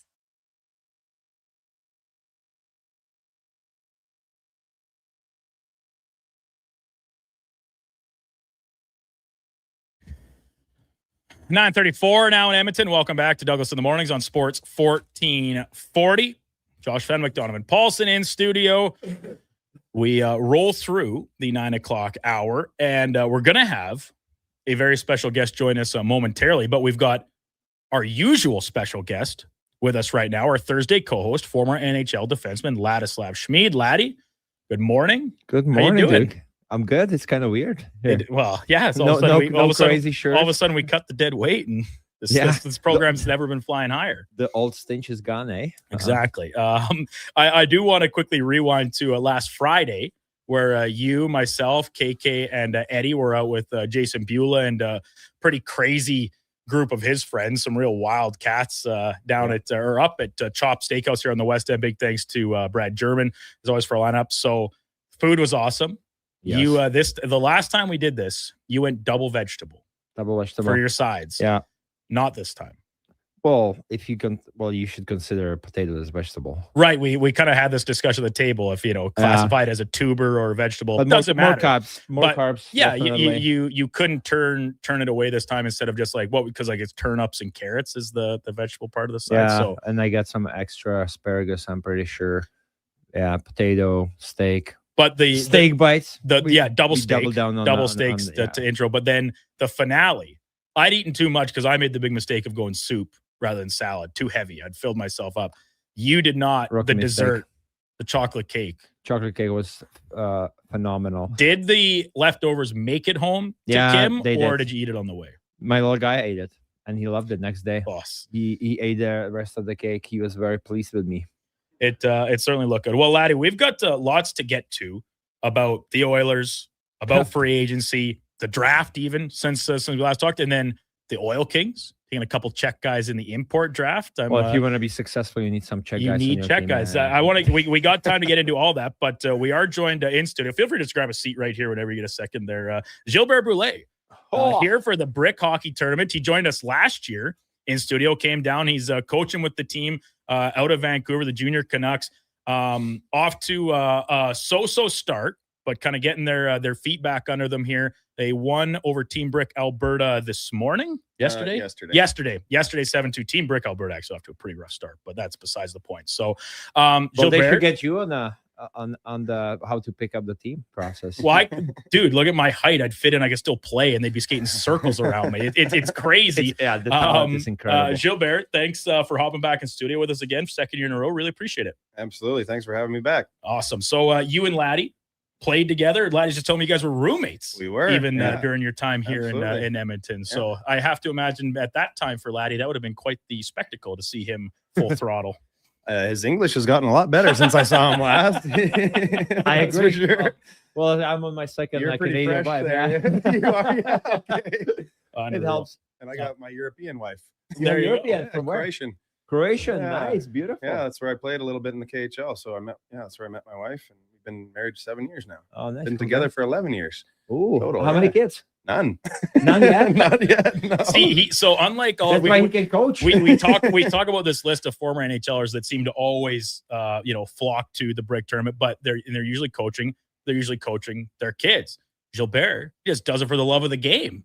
And you've still got your academy and stuff rolling out there on the coast as well. Yes, absolutely. We got our academy. We do lots of private stuff. We're back and forth kind of to Vancouver where we live. We just live outside of Vancouver, about we have a 40-minute ferry ride. So, we come into the city every once in a while. And super fun to work with the Junior Canucks. And, I played for this team. It was the Pacific Vipers at the time in 97. We won this tournament. So I really enjoy how the Junior Canucks bring the alumni back a lot into the team. So keeping it in the family. It's really cool. That is awesome. So we want to talk lots about, your time coaching and your team this year. I just refreshed the standings here at the Brick Invitational as of right now, top of the table in your conference. Yeah. But did you guys start with the two losses, the OT loss and the regulation loss? Yeah, we did. Our first two games were tough. Like we lost in overtime to Toronto, 2-1, like really close game. We were 30 seconds away from getting to overtime, and it just All we had to do was dump the puck in. Sorry, it was before overtime. They scored just late in the game. Really tough way to lose. And then we lost to Western. We were up 3-0. And it was 4-2, I think, at one point in the third period with like 4 minutes left. And they ended up scoring twice. And I think it was 17 seconds left. And then went to overtime, scored 15 seconds in. And we just couldn't believe it. But the boys are really starting to turn it around. They're starting to play, hockey the right way. They're doing simple things well. They're developing good habits. They're just working very hard. And that's what we, really preach is getting back to working hard. Like you're all talented, you all have skill, but who's going to work the hardest? Who's going to work and compete? And they're really getting back to that. So it's showing on the scoreboard the last 2 games. We scored 7 goals yesterday, 7, 8 today. So yeah, we're doing all right. We're doing better. Yeah. The key word, simplifying things, right? This sounds like an echo chamber from what you're in here saying all the time. And yes, it's different coaching kids, but man, you can apply this type of thing up as they get older, all the way to when they're all of a sudden, have dreams of playing junior hockey and beyond. So, some of the parents, it's usually the parents, they don't understand. It's like, oh my God, my kid, they need to do this and that. Don't get rid of the puck. But hey, you still have to teach the kids how to manage the puck, how to manage the game, how much time is left. Yeah. And sooner they learn that, better off they're gonna be, further in their career. And I'm glad they're 10 years old. Yeah. But it still applies. Yeah. What are you teaching the kids? Hey, if you don't have numbers and you're trying to go 1 against 3 turnover, it's back in the net. What are you teaching them if you won't correct that or don't hold them accountable? You don't teach much. That's exactly what happened in our first 2 games. Guys are trying to go split the D, toe drag 1-on-3, and they just get turned over. It goes back down our end, and we're getting scored. And I'm like, guys, just get the puck deep. We're just really preaching, get the puck deep, go to work, turn it over, forecheck hard, and it's starting to turn around. Really, it's a huge difference. We're like a whole different animal now. Yeah, that's great to hear. Honestly, we all know that these kids have skill, but you have to teach them to know the difference, when to manage the puck, when to simplify things. And that's a great skill to have. And those kids are not, they don't realize yet how lucky they are. They're being coached by former NHL players. It makes a huge difference. When parents ask me around the city, where should I put my kid? I'm like, look at the coaching staff. That's the number one thing. I don't care if I have to drive 45 minutes, hour. If the coach is good, he's gonna teach my kid the right habits. Approaching the practices the right way. Stop the drills when it's not going the right way. Controlled. I'm in. Yeah. But they're like, oh, I'm gonna put my kid on this team because the team is really good. There's good players. It's AAA. I don't care about AAA, AA at this point. They're 10, 11. I don't care about the points.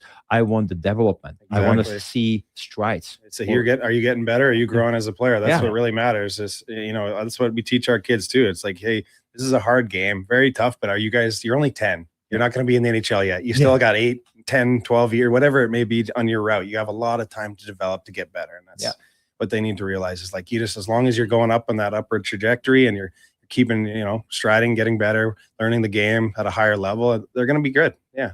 They got all the talent, work ethic. It's work ethic. Work ethic. That's the thing. Effort requires 0 talent. There you go. That's got to be in you. Yeah. If you think, and you have to teach the kids right off the bat, but some kids will never develop that. Yeah. Either you have it, in my opinion, you can learn a little bit, but if you don't have that inner fire, it's really hard to teach. You got to have some killer instinct to be a hockey player, right? Exactly. Gilbert Brulé, former NHLer, guesting with us here in studio. Ladislav Mead, Brandon Douglas alongside as well. So, Gilbert, like you said, you were here last year doing it, and you guys had a pretty good tournament. So, what's your roster like running it back? Is there a lot of turnover on these teams from year to year, or do you get to bring back a lot of the same kids? We only have one returning player, actually.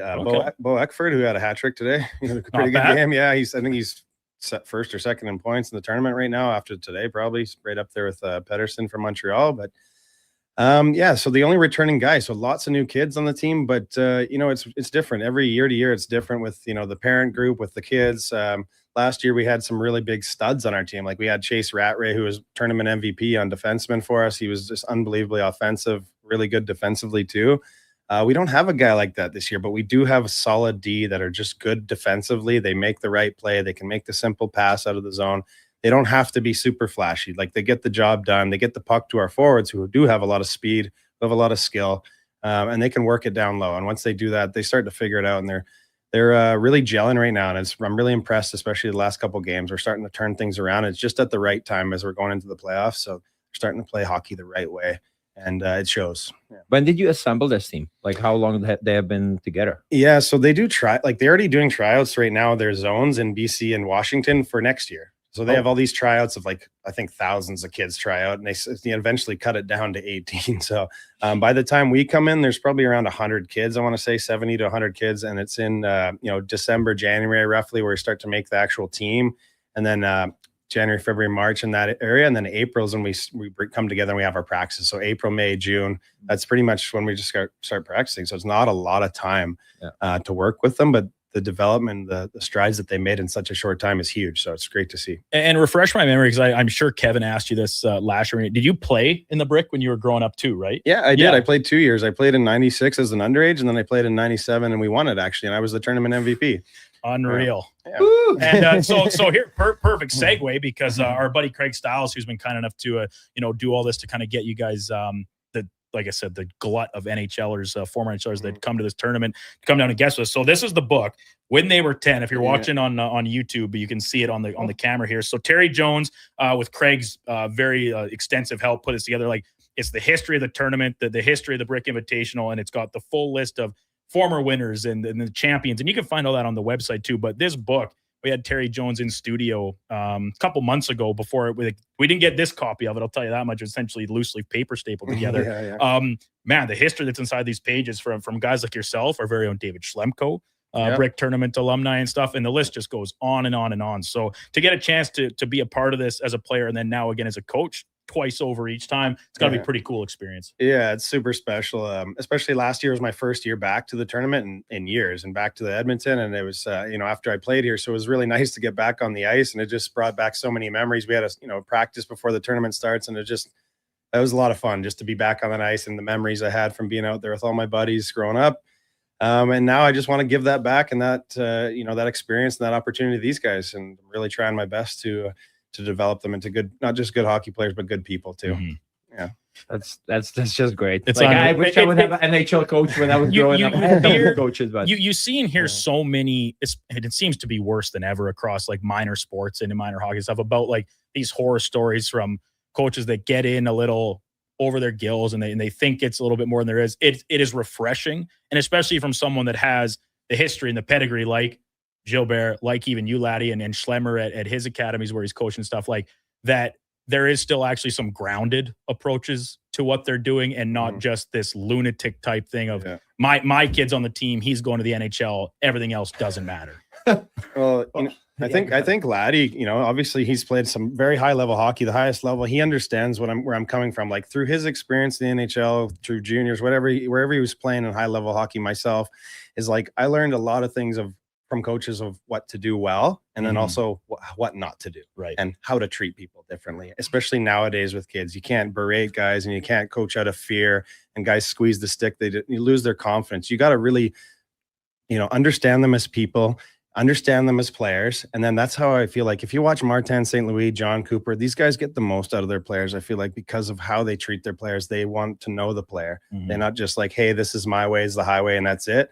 It's like, no, we got to work together because we're a team here. Let's figure out the best solution to get the most out of you, the most out of the kids, the most out of us too, right, as well. So I think that's the way I look at it, and from all of our experiences, right? We all take the good, the bad, and learn from it and tailor it to what we think is best, sort of, and what works. So how much has the mall and the Ice Palace changed from when you were playing in this tournament to now? Well, the base of it's the same. The structure is the same, but everything they've added over the years, the tournament seems to just get better every year. So, how's the ice quality? This morning it was great. 7:30 a.m. First game of the day, fresh sheet, a little cooler today in the morning. It was good. But as you get to the later games, the ice gets chewed up a bit. The sun comes through the roof. It gets a little soft. So it goes down a little bit, the quality, but still okay. It's the same for everybody, Duke. Stop making excuses. Everyone's in the same boat. For losers. Yeah, everyone's in the same boat. He would complain like, oh my God, the boat is bouncing.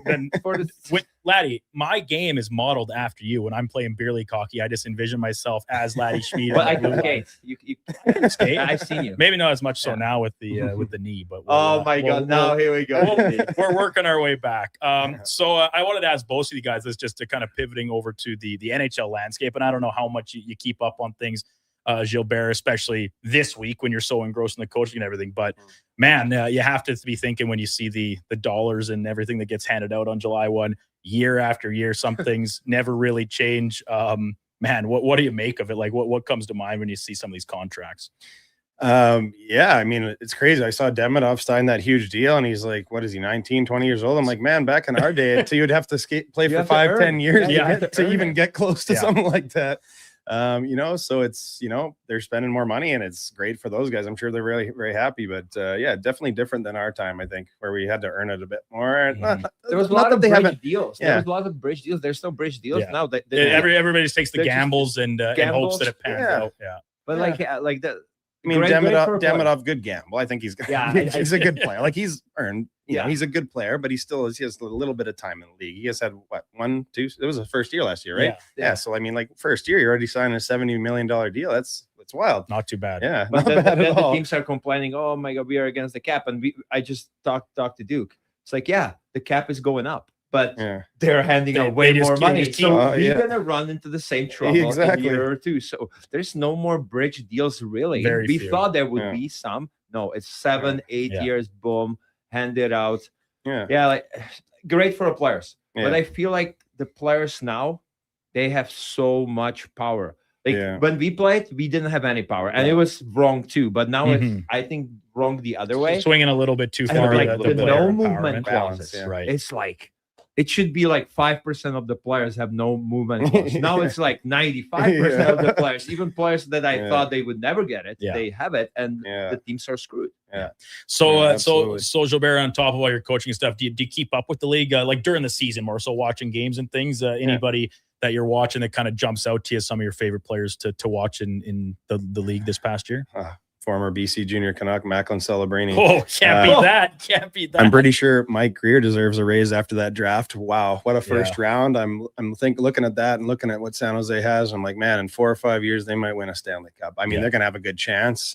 And then we talk about cap space too. And you look at Carolina, whether they have 15 million extra in cap space, it's like, and they still win a cup. So it's not always about spending the most money. It's like who works well together. The coach is awesome, obviously understands the players, and they just play a very tight game as a unit, right? And that's why they do so well. So it's not always about who spends the most money. But you think about that as like, hey, maybe they could just sign McDavid for 15 million and go right to the cap. And but like, sorry, Oilers fans, I didn't mean that. It's crazy, the Carolina Hurricanes, but they. Did you know that they're the only team yesterday that did not sign a player? Yeah, it's crazy. They feel comfortable, but like for them, the process of how to pick the players for their organization, it's a process. It's not like randomly picking up, like Logan Stankoman. Like I read some article, and the way they went about it, they were sure this guy can help them as a second line centerman. None of the other teams saw it in him. Well, even in Dallas, he really hadn't played down the middle. Was it picking him over Rantanen or someone that they chose? That was the trade. And in the return, the reports were like Dallas, I think, wanted to give them Bork. And Carolina was like, "You're giving us Stankoven, or this deal is not." Yeah, they really wanted him because they believed in him. They knew he'd fit. And the style of hockey he can fit in. Like it's crazy. But like, another big thing is the coach. Like Brew talked about it. Yeah, you learn from the past coaches. Like, I had some good coaches, I had not so good coaches. But for me now, when I'm coaching, it's building the relationship with the players. Take the time, build a relationship. And when you have that relationship, now you can maybe start holding them accountable a little bit more, because they feel comfortable with you and they know that you mean well. The trust part is like, I'm not here to degrade you or yell at you. I want you. You want to coach them. Yeah, coach them and you be the best version you can be. Yeah. You know, and they have to understand. But if you don't take the time and you just talk to them like just hockey related stuff, and you talk at them more than to them. And talk down to them. You're not going to build any relationship. You have to take that time. And like, I believe that's why Rod Brindamore is successful. John Cooper is successful. Those guys are successful because Marty St. Louis, you know, he played like even more so, right? Like and the energy, Like when they talk to the players, you just feel they want to be on the ice with them. You And believe in them, right? Right? You believe. And I would love to play for guys like that. Yeah, absolutely. Last one I wanted to touch on with you here, Gilbert, before we circle back to what's coming up next for you guys here at the Brick Invitational. You'd mentioned it talking about where you'd met your wife playing overseas in Croatia. So that was with Zagreb team there in the KHL. Yeah, it's a nice city. Yeah, beautiful. That had I'll be honest, I'm sure I'd known that at some point, but it totally disappears from your head that there's a team out of Croatia playing the KHL. That had to be insane to be playing hockey out there. Yeah, I mean, going over to the KHL was pretty wild, and everyone's like, "What are you doing leaving North America, go to Russia?" And I'm like, "Well." At the first year, I was like, I don't know.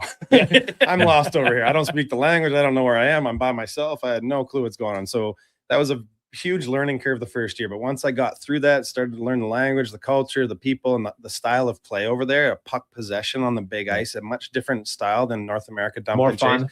A lot more fun. Love carrying the puck. Lots like guy that could skate well like myself and big ice and puck possession. I love that. So from that experience, I apply that to my coaching as well. I learned from what, North American style versus a European, Russian style, let's call it, different game. And if you look back, in the late 90s and stuff, when you saw like Zetterberg and the Russian guys coming to Detroit and Datsuk and all these guys, they just played such a puck possession game. And that's why they won. They were so smart. And then you watch again at the World Juniors last year with Sweden, 7-0. You're like, they let guys come to them. I'm going to take the hit. I'm fine. I'll keep it. I have puck support. I'm going to give it to you. Instead of just, I got pressure. I got to dump it. And then I got to go work and chase it down. And it's much harder and it's tiring when you're just chasing the puck. But if you keep it and work hard with it, it's much more fun. You're playing more offensively. You have the puck more. They're chasing you more. You're grinding them down. And I just love that kind of style of play. So I get to, apply a little bit of both depending on the situation in the game, right? But I just would rather have the puck than have to chase it. And Laddie talks about having different coaches over his career, and you kind of learn a little bit from each one about, especially when you go on to coach yourself, like things you like about what they do, things you don't.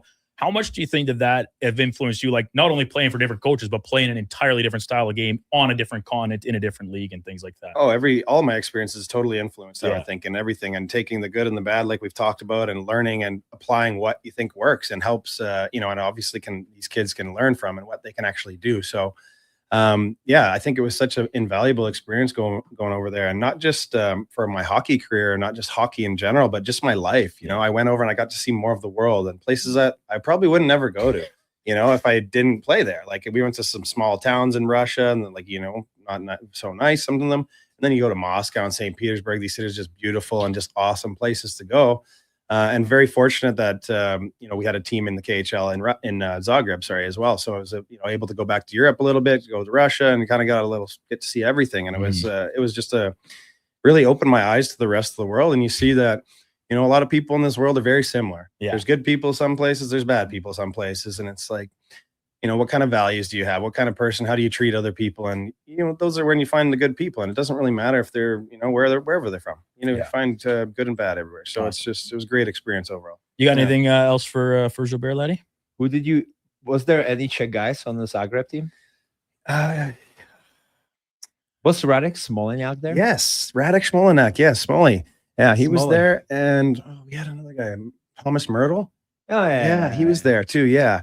Those two guys, they were very good. Smoley is a good buddy of mine. He's an agent now, right? He's an agent. Yeah, we talked like a couple weeks ago. He's like, "Hey, I'm an agent," because I followed him on Instagram. And he's like, "Oh, I got this agency." He said a photo at the draft. I was like, I know. I was like, "Hey, buddy, we crazy?" Like, I talked to him because I had some of his clients at the U18 World Championship, and he was calling me about them. It's just hilarious. Because we used to play against each other, with each other, we chirp each other, go for beers and all that stuff. And now he's the agent. He's like, "Okay, coach, what does this player have to work on?" I'm like, this sounds so weird. Trying to get players from you. Yeah, man, it's hilarious. But you were coaching the U18s, right? I saw you on the bench there. I remember that. Yeah, that was awesome. You guys got bronze, was it? Yeah, that's right. Yeah, good for you. Yeah, good for you guys. Yeah, we lost in the overtime semifinals to Sweden. Yeah. But Sweden is great, but hell of a experience. And now he's jetting, going back to Czech full time. Oh yeah, do some coaching. I'm gonna be coaching in the pro league in Czech. That's awesome. Where? A couple of years. Prague,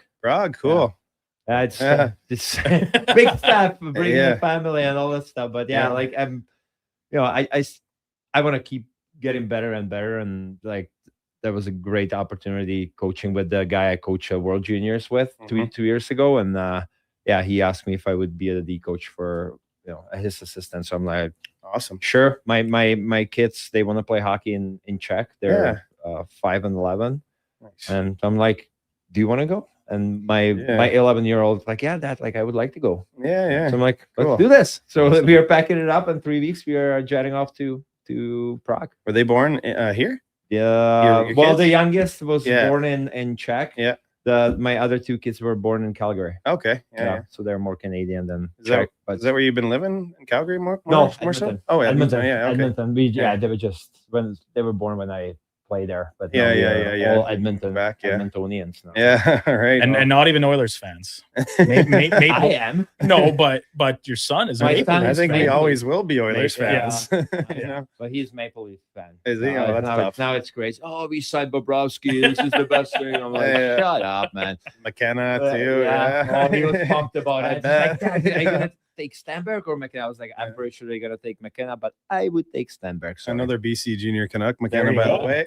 Man, we've Yeah. had 4 first pretty overalls. prestigious list here. Yeah, very. Getting longer, I'm sure. By the My year. guys, like when you mention celebrity, that kid just does everything the right way. Like, He's- both sides of the puck. Doesn't He's cheat a the game. workhorse, man. He's Yeah. unbelievable. That kid. So, Social Bear, the rest of your guys' tournament. So I think you've secured first in the group, regardless of what happens later today. I wasn't sure. I thought think we have to still see kind Oh, of. I wasn't sure, but what do you get? 3 points for a win? Yeah, in Okay, regulation, yeah. So I guess Toronto could catch you if they win in tie and they beat you guys head to head. Yeah, they did. Okay, yeah. so either way, you don't know your schedule going into the playoffs that start tomorrow until the rest of today's games flesh It's out. like I 9 would a.m. or assume, 3 so- something. Yeah. basically, So, yeah. well, tell you what, we're. I think Laddie said he's going to be heading down to watch some of Today. this afternoon's games today. I know I will be, and probably tomorrow too. So hopefully, if it lines up, would love to see you guys in action here at some point throughout the rest of the weekend. Absolutely. Thank you so much for coming in. Really appreciate it, and best of luck the rest of the weekend. Yeah, here. thanks a lot. I really appreciate it. Gilbert Brule, Thank former you. NHLer, former Oiler, and former roommate of Ladislav Schmid. What a duo! Small world, eh? What a duo that would have been out on the town. My Dangerous goodness, couple of pistols out trolling White Avenue. Oh boy, Oh man, Eagle days. unreal. At the rack. At the rack. Oh At the man, rack. unreal. We will. Oh, yeah. Portugal. Oh my God, From Toronto. my wife and I got our Croatia jerseys. I got it. My Modric son, jersey. my son, we went to Croatia last summer and we got him a Modric yeah. outfit, Yeah. but he's a big Ronaldo fan. Oh, So I'm like, Him and Carey, he's got full Portugal and he's got Yeah. full Croatian. I was like, what are you Yeah. gonna wear? It's like, I don't know, that maybe Croatian. I'm gonna put a lot of pressure. it's gonna be a tough I'm more game. Croatian, It's gonna yeah. be a tough game for Croatia. I know, Portugal's good. But Yeah, I know, but I'm more see. towards Croatia than I hope so too. So does my wife. Exactly. Awesome. Gilbert Brule, appreciate his time coming in with us. When we come back, we will continue with Laddie, dive back into free agency and the Oilers, and even all the way back to the draft from last weekend. Before that, a Sports 1440 update brought to you by Sean Cunningham of Remax Real Estate. Get the home team advantage for your next move in the Edmonton area. If you're thinking about buying or selling a home, call or text Sean directly at 780-265-0165. Here is Donovan Paulson. This is a Sports 1440 update. NHL offseason action. The Flames bringing in defenseman Jake Middleton and picks from Minnesota for Blake Coleman and Oli Mata. The Flyers will be extending defenseman Jamie Drysdale on a deal in the $6 million AAV range.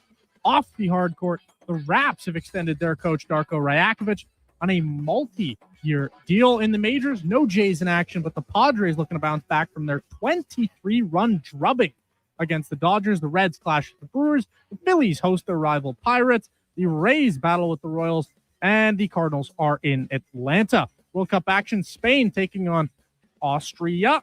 Portugal clashes with Croatia, and Algeria battles Switzerland. Coming up, we got more Laddie Schmid right after the break. I'm Donovan Paulson. That is your Sports 1440 update. Sports 1440, Stingray Radio Station. CKJR broadcasts from West Edmonton Mall and Wetaskiwin. Download the free Stingray music app and listen wherever you go. Get ready for a night of rock with the Gene Simmons Band. Monday, November 30th at Silent Ice Center in Nisku. The Gene Simmons Band, performing your favorite classic hits. Monday, November 30th at Silent Ice Center in Nisku. Tickets on sale now at silenticecenter.com. Don't miss the Gene Simmons Band. Okay, new strategy. I'll just live in the freezer till October. It's spacious in here. It's spacious. There's a better way to survive the coming AC season. Pro Solutions is your one-call solves-it-all expert for AC repairs, tune-ups, and new installations. We offer convenient financing options and fast appointments so you can enjoy your entire home, not just the freezer. Now I can leave the frozen peas where they belong. Book now at prosolutionsinc.ca. From the first pitch to the final out, catch Toronto Blue Jays baseball games live right here. Don't miss a moment of Blue Jays baseball this season. Sports 1440 is proud to be the home of Blue Jays baseball. Ends Wednesday at Pet Value. Save $10 on Hill Science Diet dry dog and cat food, $9 on select Acana dry dog food, and $5 on Sweet Scoop litter. Shop in store and petvalue.ca. It might have been scraped by the snowblower, dented while door crashing, or crunched at the company Christmas party. At some point over the winter, your car was damaged and it's been hiding under a coat of winter grime. Then come and see Robertson Body Works. We can take care of the damage and the dirt. This week only, call and book a repair and get a complete auto detailing absolutely free. But you have to book your appointment before the week is up. Go to robertsonbodyworks.com. I'm Tim Robertson, and I fix cars.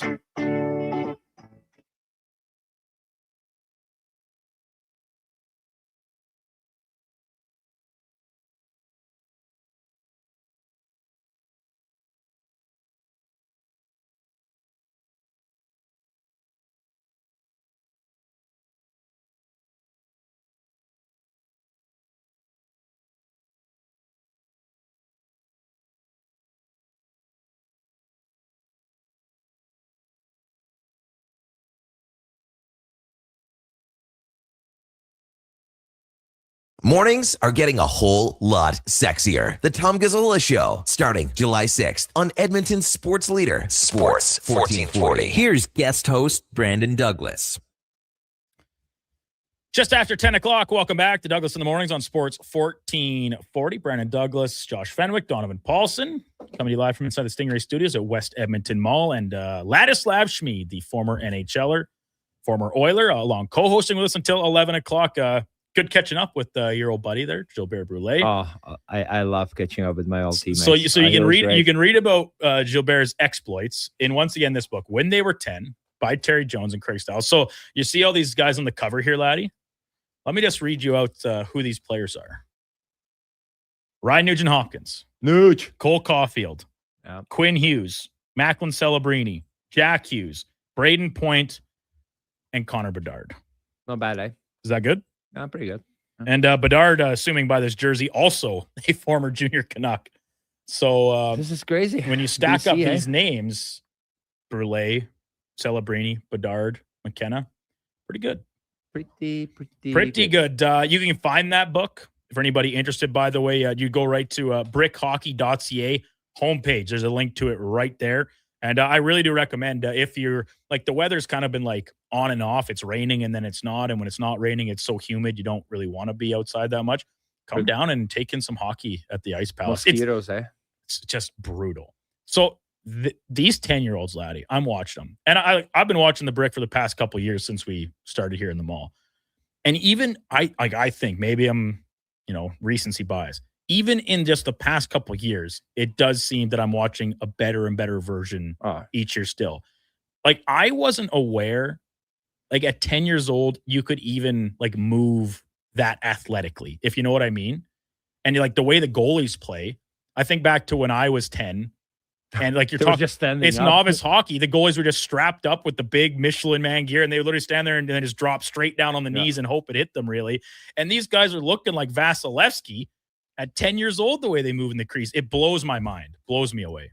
It's just the kids are on the ice year round now. Mm-hmm. Not saying it's good or bad. It is what it is. Yeah. I wouldn't do it to my kid. I still want him to have a little bit of fun or try other sports, even though he doesn't really want to. But that's what it is, man. Like they're skating all the time. Some of these kids have skill coaches, personal trainers. It's crazy out there. So yeah, I'm not very surprised, but the level of hockey is incredible. Every year it just seems like it's better and better. But like I said, it's a product of this development. So the Edmonton Oilers, Laddie, they had themselves a very busy day after what was a pretty slow start. So quiet during the draft. They make their selections. They take the Latvian kid, and then, and after that, it was kind of just like all flyers, all darts at the board, which is pretty much any team when you get into the later rounds. But they being Stan Bowman and the rest of his staff, seemingly make up for it yesterday.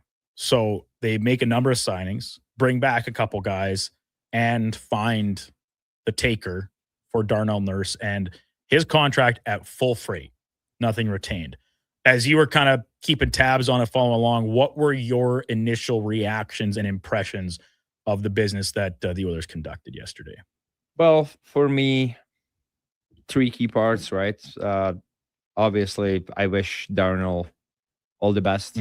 I'm happy for him that he's going to, There's worse places to play hockey. Oh, like that team is just gonna be. It already took off last year. It's gonna be getting better and better. They're getting Bell season veteran, great in the locker room. Hopefully, he's gonna have a better season than he had last year. But sometimes you have bad seasons, sometimes you have good seasons. It is what it is. But I think he's done great job being an Oiler, not just on the ice, but off the ice in the community. For the Oilers, great job not retaining any money. That's nobody expected that, and they got it done. So awesome. So one thing done, you address the goalie situation for Eddie Anderson on reasonable salary. Yeah, really reasonable salary.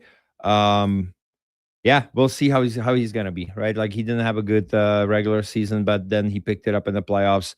In the finals, kind of dipped again, but that's why sometimes you have a good strong duo.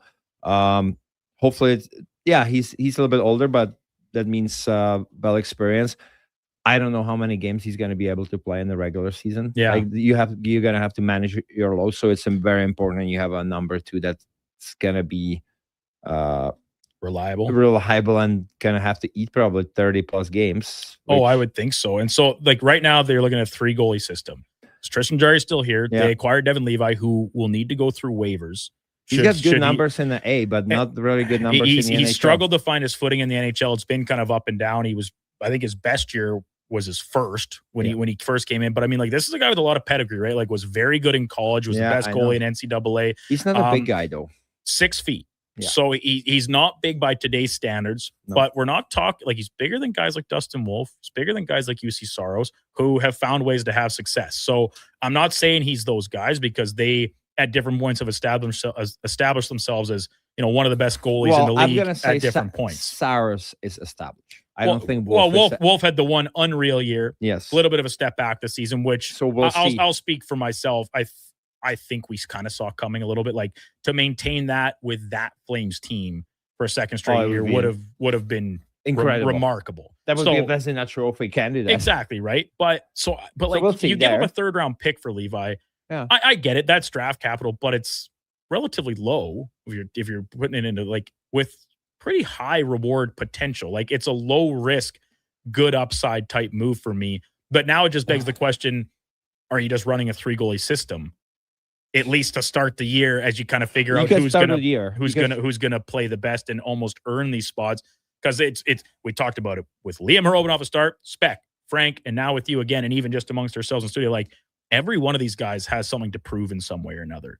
Like Anderson, Frank brought this up. He just wins a Stanley Cup, goes through some incredible emotional roller coasters with obviously the passing of Claude Lemieux, his agent, his close personal friend, but then also reaches hockey's ultimate prize. And that can, like, you can have a little bit of an emotional letdown following that when you've chased your whole life, worked so hard for. Yeah. Does he still have the level of drive to repeat it? And his health status is always a big concern. And then Levi has yet to get his footing in the NHL, and despite his pedigree. And Jarry, well, we all watched Jarry play last year. Yeah. There's questions about if he belongs in the NHL anymore. Those are 3 guys that all have good upside, but all 3 with pretty big question marks around them too. So how confident are you today around this goaltending group the Oilers have assembled? Big question mark. Once again, another year, big question mark. But I'm happy they went out there. It wasn't easy. Like how many goalies were available? Like, yeah, really, Anderson. Well, now he's Bobrovsky. Well, like look down, but Bob got paid too big much. Money. Like he wasn't coming to Edmonton. I No, mean, like I get it. People wasn't. might use like, well, he came to Toronto. Why wouldn't he come to Edmonton? Like, listen, we're talking. Bit I get it. different. Canadian markets. That's still apples and oranges. Yeah, it's a bit different. But the rest, like the other best goalie on the UFA market was probably Connor Ingram. Yeah, we had him here, but well, let's be honest. Like Anderson, Vedisberg, what he's been through, long career. I think that was the right. I think it's that a was really the right move. I That think was it's the a right really move. savvy move. It's Yeah. 1 year commitment. Yeah. $1 million. If he has a good year and you get pegged with some of his bonus overages then hitting in the following season, I think you're probably fine with that because that means he had a good year.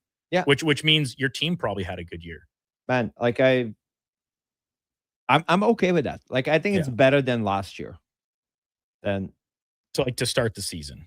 yeah, like there's And I'm always a Well, like, believer in I internal competition, and you're going to have to make a hard decision or run this, circus of a 3 goalie rotation, trying to make sure every guy gets touches, and then all of a sudden someone's not even on the bench every night. Like it's tough, and I don't think it's a long-term recipe for success. But to start the year that way, through camp, through preseason, and then even to begin the regular season, and then you make your decision. All right, Levi's not ready.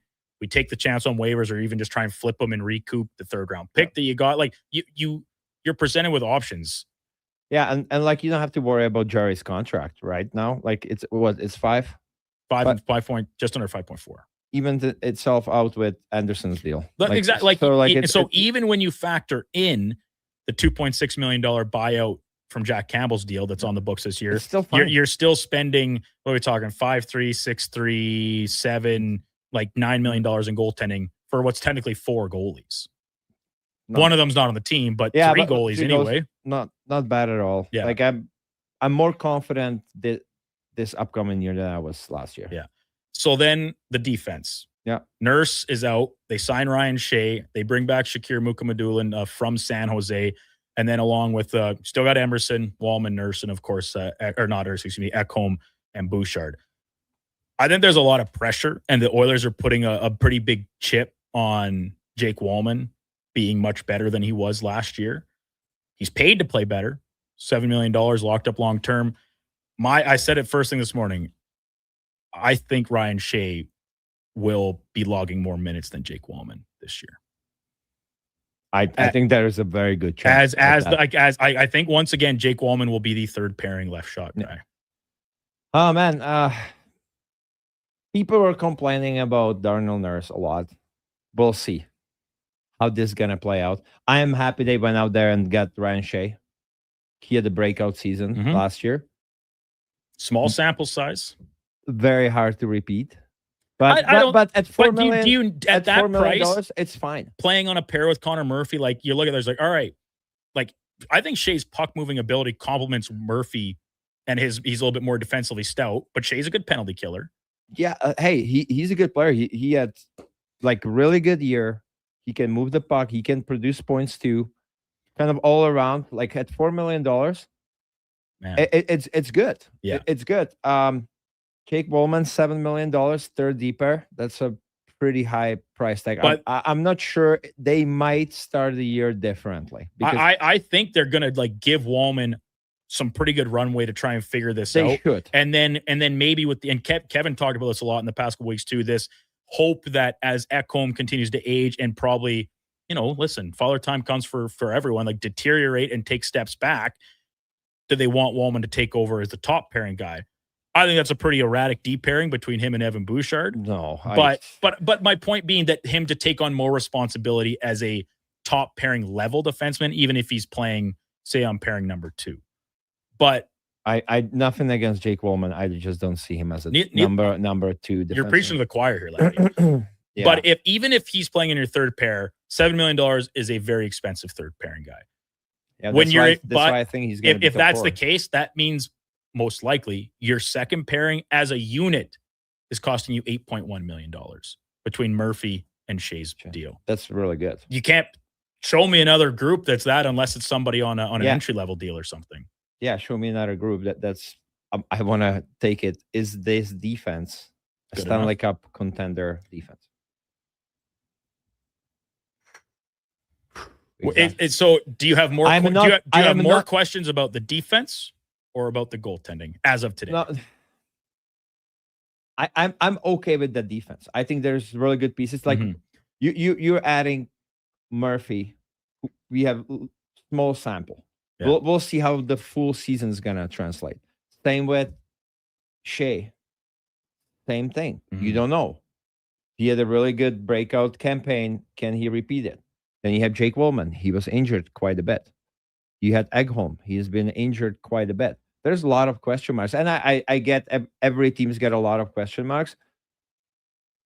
But it's if they can all play it up to their potential, I think we're fine. I think it's a fine group, especially fine like group. It's kind of crazy to say because of the season he had last year and he finishes top 5 in Norris. Like Evan Bouchard being able to put together a consistent regular season more so than he has shown so far. Like apart from the first month and change of last year, he was very good through the rest of the regular season. And then uncharacteristically took a step back in the playoffs where usually we've seen him excel at his highest when the games matter the most. The whole team didn't play good though. No. And right, we're kind of almost like tucking that. Like we can't ignore it, what happened, because it has to be factored in. But you almost say, listen, flush it. It's a new coach, a lot of new players.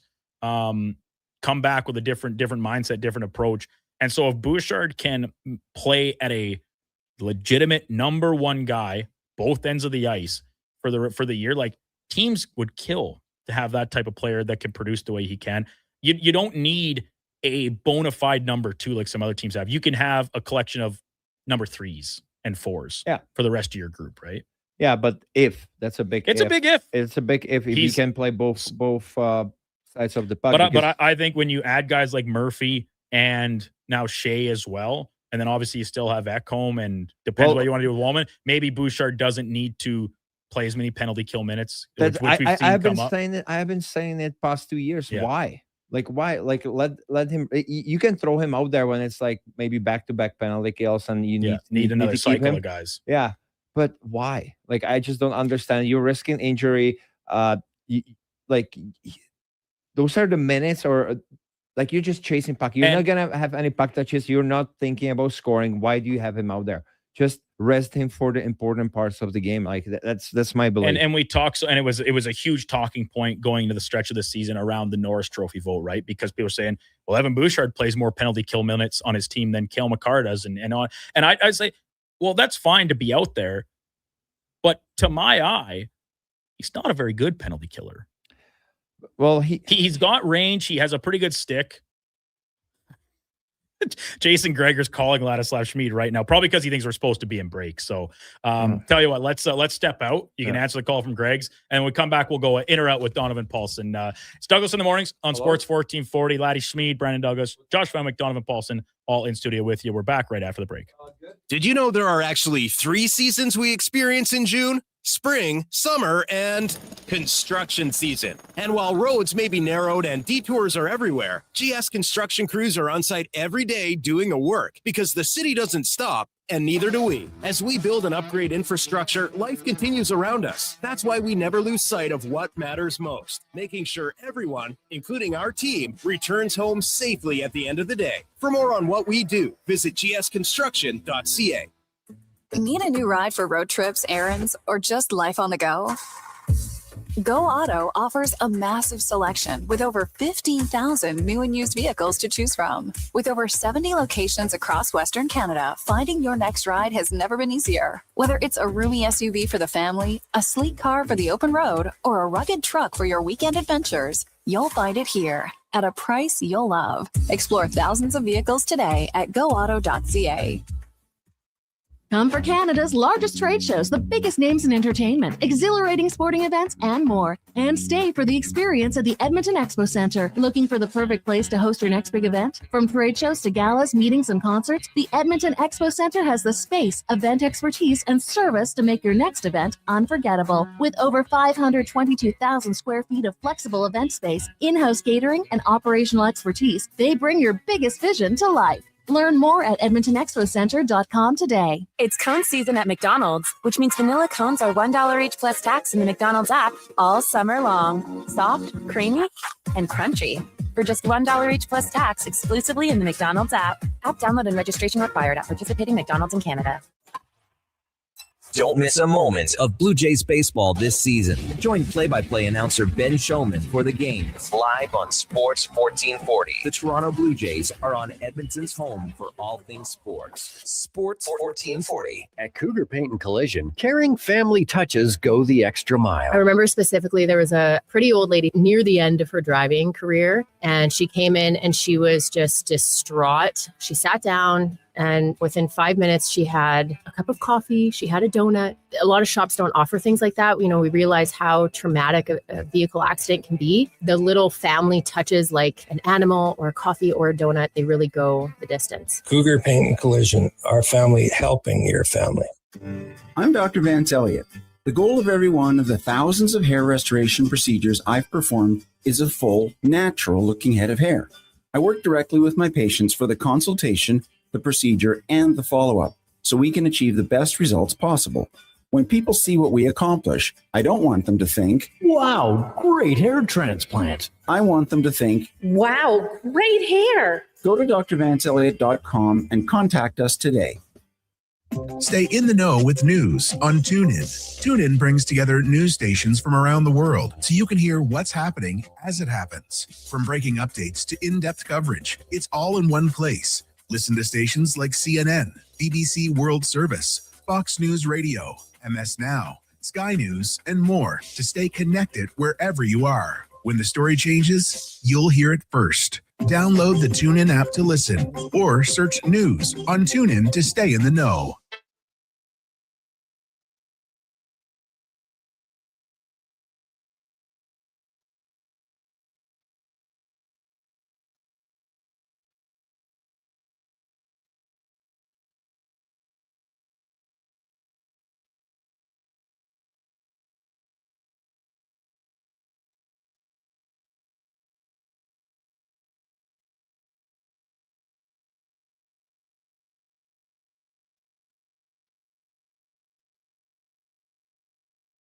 Sports 1440 mornings with guest host Brandon Douglas on Edmonton's sports leader, Sports 1440.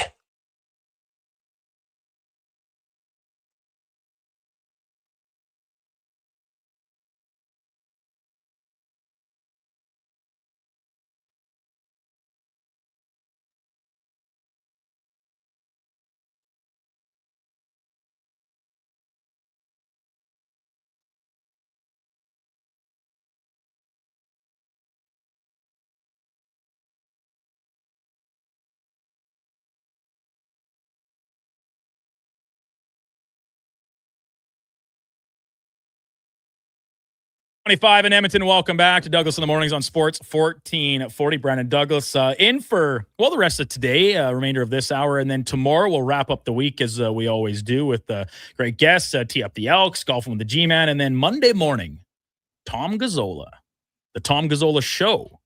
Very clever name, very creative. A lot of hard research went into it. It will make its debut here on Sports 1440 at 7 a.m. And he will be the new morning show host of 7 to 11 Monday through Friday. And we just got some confirmation, Laddie. You're going to be back for a couple more weeks here. Couple more weeks, yeah. Awesome. Well, that's great for us, great for me, and great for Tom. You know Tommy pretty. I know Tommy very well. Yeah, that's awesome. We go way back when he was working with the Oilers. Yeah, we had some good nights together. I would believe it. I called him the angel face. He's got a little baby face. They got this when we come on a commercial and they play that thing, it's like, welcome back to the Kevin Carey Show. This one now, it's like, mornings just got a whole lot sexier. The Tom Gazzola Show starts July 6th. Oh, wow. It had Mackenzie all riled up on Tuesday when we were playing it. She's like, "Oh my God, I can't believe you could put that on the radio." Oh, really? Yeah, I was giving her a hard time, but I was like, "Listen, Tommy G, Tommy G, striking young man." So, poor Kevin. He's probably listening at home crying. We had because someone he's all text that in, washed be like, up. "What an insult to Kevin." I said, "Do you think he's listening?" You could text Kevin Shirtless. right. He's listening shirtless. You could ask Kevin right now, send him a text, say, "What do you think of what happened yesterday?" And he will say, "What do you mean?" There is no way he's in touch. Okay. Like he said it. When he retires, he might as well throw his phone in the crick and go buy a Motorola Crazer from the local pawn shop because that's all he needs moving forward now. Really? Oh, he's off the grid.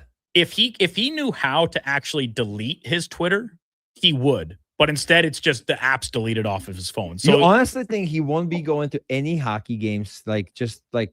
He'll still watch the Oilers and stuff, but right now, all this offseason, his first week of retirement, I guarantee he didn't watch a single second of free agent frenzy coverage, whether it be on TSN, on Sportsnet. You don't think so? We had our show. No, I don't. I think he was out golfing or just in the backyard, tending to the garden, listening to Glenn Campbell's greatest hits on vinyl. Probably this will change dramatically and quickly because he'll get bored. Well, I think his significant other will Wants get him, bored with wants him. him, Like, yeah. now he's going to be home all the time. Yeah. She's going to be sick and tired of watching him shirtless walking around the house. It's, I don't know. Like, I didn't see how he looks underneath the shirt, but he's up there too. It's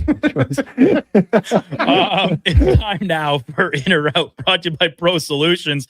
Need fast AC service? Pro Solutions offers expert repairs, tune-ups, and installs with flexible financing. Book your appointment now at prosolutionsinc.ca. Okay, you know what? Moving too fast. Bottom line. I like Win it. Had a or good. you're out. In or out of what? No time for questions. Just action. In or out. Well, then I'm out. I'm sorry, Jet. Actually, you're already in. Are you in or are you out? On Sports 1440. I thought you would go, I'm in, Bob. We would have had a really cool moment, but you kind of ruined the whole thing.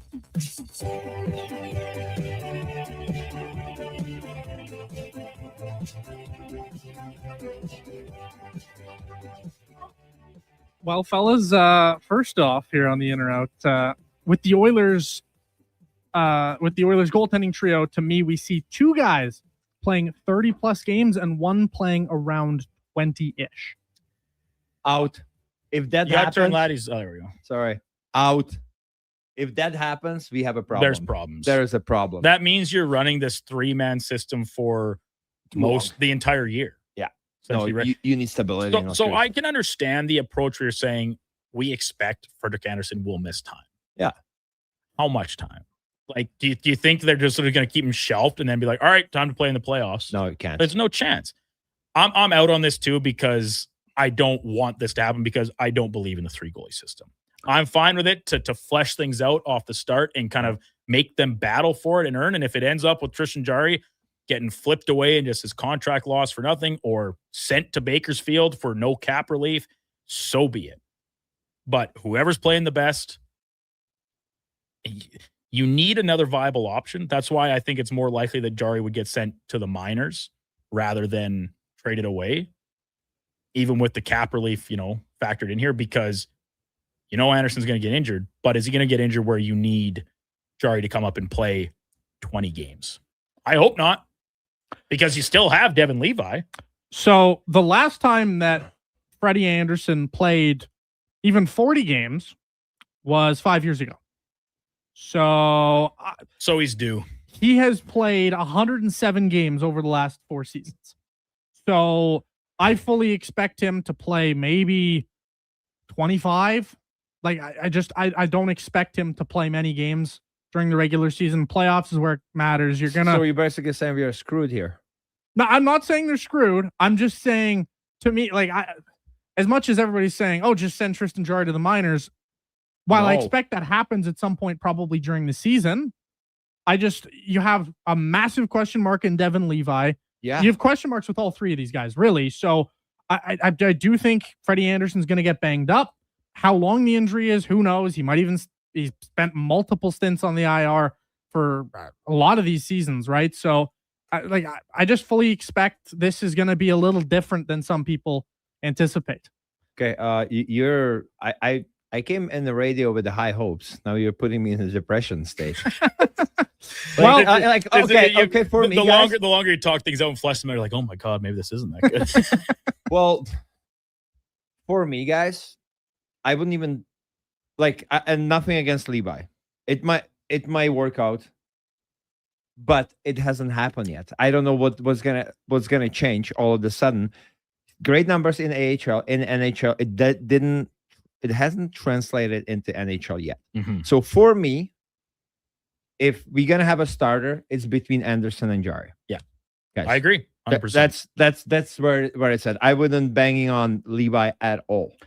So I wouldn't just write Jari off right away. I'm not either. Yeah, I think it's between those two guys, and Levi can be a good bonus if it's gonna happen. But I wouldn't bang on that.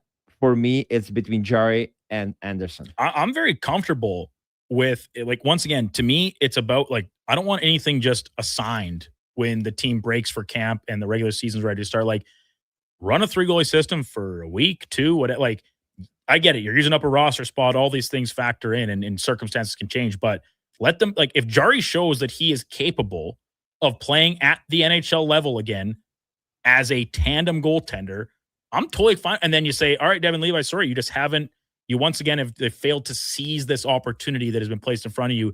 We're going to take our chances on you through waivers or flip you to somewhere else and try and recoup the 3rd-round draft pick we spent to get you. That's fine. I just I'm a little bit higher on Levi maybe because of his pedigree than others are. I think Levi can work out too. I look at the first 2 months of the season and I'm running 3 goalies for 2 months.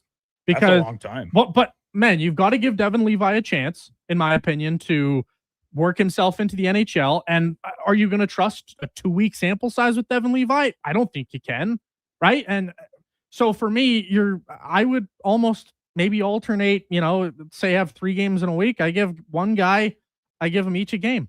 And I see what happens with Devin Levi. I see how she goes.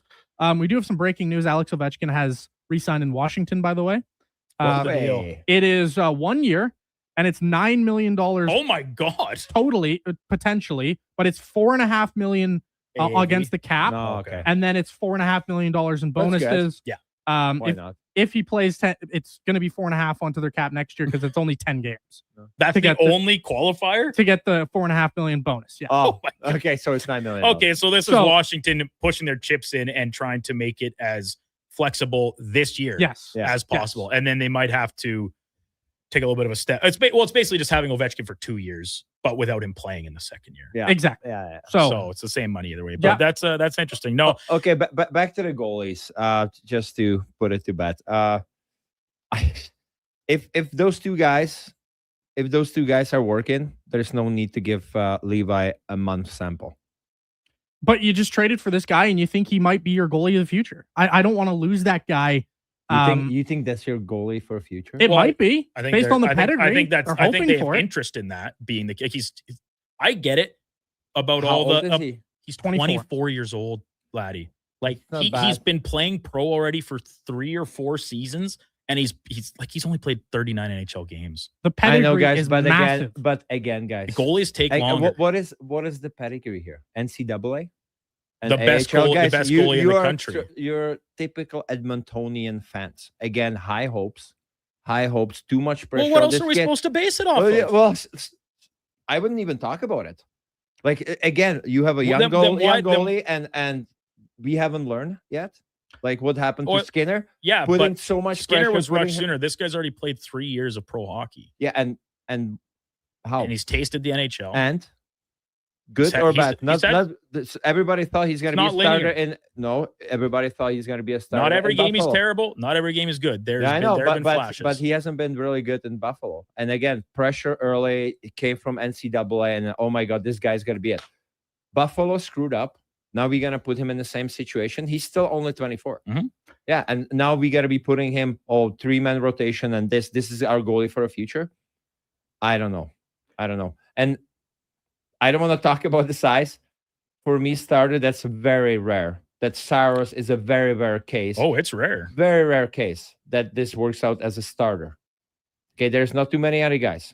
So I wouldn't want to Nothing against him. I hope he's going to work out. But again, we are doing the same thing in Edmonton, putting too much pressure. And this is the goalie for future. Doesn't pan out, and he's going to be the first guy they're going to hang out to dry. No, that is true. What I'm hoping, guys, here is the team finally realizes and start going to play. Again, I'm going to say. And all of a sudden, all three goalies look really good. Yeah. Start playing team defense. It's going to fix a lot of problems. Put less pressure on the goalies. Could not agree more, Laddie. Off to number 2 here, fellas. The biggest winners for me of free agency the first day are the Oilers, the Kings, and the Mammoth. You go ahead, Laddie. I don't know I don't know who. You want a quick rundown on the Kings? On the Kings, yeah. They signed Matt Zuccarello, 1 year, $1 million. I saw that. It's got some bonuses, but those are going to obviously count next year. You bring in Scott Lawton for 3 years and 3.5. Yeah, well, bring back, but 3 years, 3.5, which I think is very affordable relative to some of the other 3Cs signing. You bring back Corey Perry for 1 year and $1 million. Eric Holla for 2 years and 3.6 per year.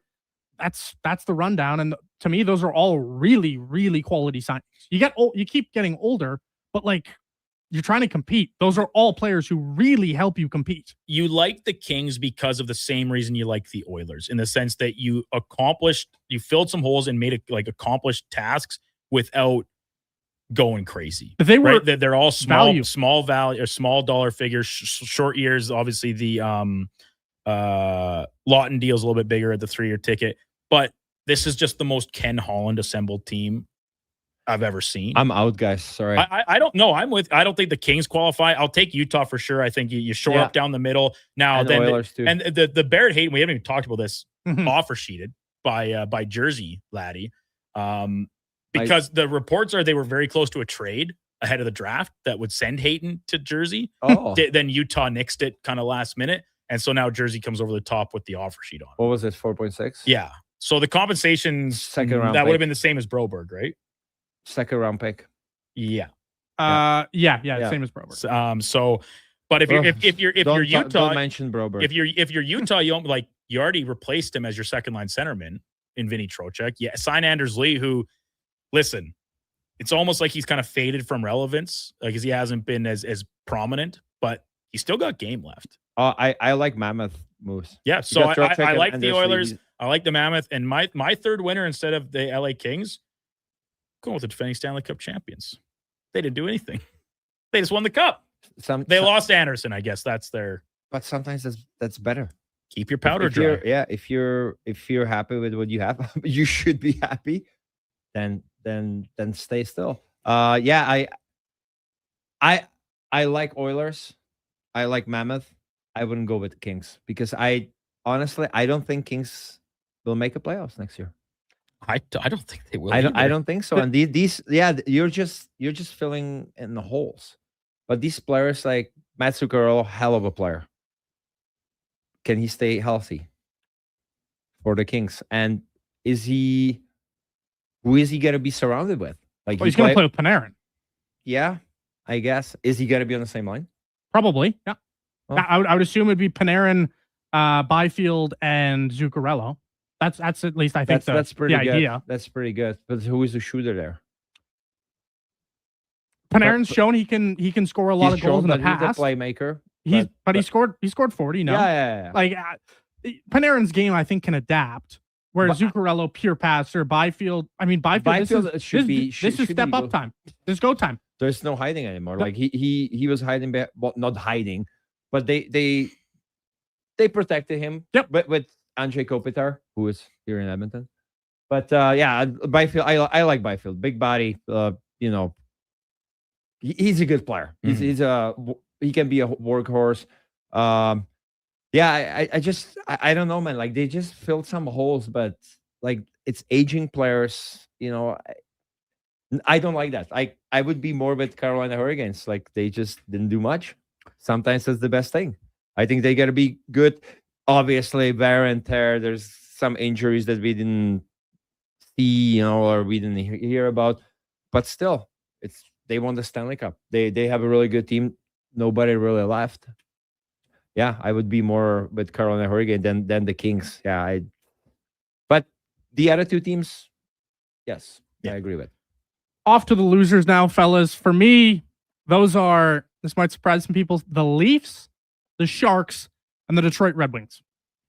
The Leafs were the biggest spenders yesterday, and they've really overhauled their bottom six. New goaltending, obviously, with Hill to be flipped. They still have Stolarz reuniting him with Bobrovsky, where they both had a lot of success in Florida. But I kind of look at this Leafs team and I say, are they actually any better? And I'm not so sure they are. Well, if you can, away from the draft, right? They got McKenna, but let's not talk McKenna. Free agency, again, It's all bottom six players they added. They traded, and that's not free agency. Radish. You know what? I'll include you could count, but guys, again, unproven as a number one guy. Sorry. I'm in on the Leafs. Sharks, listen, the Sharks are taking an interesting approach to rebuilding their blue line here. The Trouba deal looks like it is going to age poorly. That's just thoughts for a guy that plays the game the way he does and what he currently still has left in the tank. Yeah. I liked him in Anaheim. I thought he gave a lot to that blue line that was also in transition and development. But your top pairing as of today is Darnell Nurse and Jacob Trouba. I wouldn't have the utmost confidence in them as a tandem. You're not going to pair them together. They're going to split. They'll split. They're going to split. But you get my point. They're your number one, number two guys. And they're paid like number one and number two guys. So that's all well and good. I like the Marchment deal. I don't, personally. I think it's too much money. Way too much money. Way too much July money. 1st, almost all the deals are too much money. It's just nature. And then what was your third? I don't understand the fit on Marchment, personally. But There's no point. I'll take the Sharks out, though. And you know who I've just could rinse and repeat year after year. What are the Nashville Predators doing? I don't know either. I'm so confused. Nobody knows. They were my fourth off. I love the Maverick Bork ad. It's almost like that's just you get Bork to take Labushkin and his contract off for Dallas. And Labushkin's Labushkin's serviceable, like third pairing guy. That's fine. But you look at these other trades they made for like Ross Colton and Jack Drury, and they give these guys these new contracts. It's like, man, these are all like fourth line players. And they have higher contracts. They have some upside for sure, but it's not even like the type of guy where we see RFAs get these like a Demidov type. Like you give Demidov that bet as a long-term big money deal because of once again pedigree and what we've seen. Like he just was a finalist for the Calder Trophy. I'm sorry, Jack Drury, good player. Ross Colton, good player, but they kind of profile out as bottom six guys. They're third, fourth line. Yeah, they're and you give them some pretty good money in term. Nashville's just confusing as per usual. So I'll replace them in the wings. Yeah, what do? They sign Arvidsson. Yep. That's it. That's a huge Stevie Y guy. Yep. That is. You talk about the Kings being the most Ken Holland team ever. This was the most Steve Yzerman move. What's going on with Larkin? I'm sure after seeing this, he's probably pulled a Werenski. He's like, you know what? I do want to stay here. Victor Arvidsson rocks. Hey, he did a great year. Great year in Boston. Yeah, he did. Man. Oh, sorry. And they signed Tarasov. Oh, good. Another goalie. Yeah, That's they exactly needed what that. Needed. Yeah. So, man, I don't know. Steve Yzerman's the worst GM in the league. I don't know about that. But he's a horrible general. I don't think I would put myself in the camp of any longer believing in the Yzer plan. I don't know if there would be another guy that would have this long of a leash with other organization, right? No, there's no. I've said it. I was like, if he was anybody else, he'd have been fired already. Yeah, he would be probably fired. And he probably never will get fired. He'll get promoted to special advisor, and someone else will take the job. When we talk about San Jose Sharks, yeah, interesting. Trouba, huge deal. Huge deal. Then you bring Nurse. That's a big contract. But Mike Greer, I don't want to say it's right or wrong. I think Mike Greer is smart, though. He's bringing veteran guys, good guys in the locker room. These kids still need somebody to learn from. Do you want me to be really honest, Laddie? Yeah. I think he's kind of trying to follow the system that Pat Verbeek did in Anaheim. Yeah. You have your top-tier talent. You want them to play, but you insulate them with legitimate veteran players. I believe in that, man. And so, like, the Ducks, look what they did. They brought in Gudas. They brought in Trouba. Overpaid them both. And Trouba's deal was already existing, right, when he came over from New York. And then still you have to take onto that. And guess what? Look at how that's worked out for the likes of Jackson Lacombe. Pavel Minchikov took a little bit of a step forward this year after a couple steps in the wrong direction.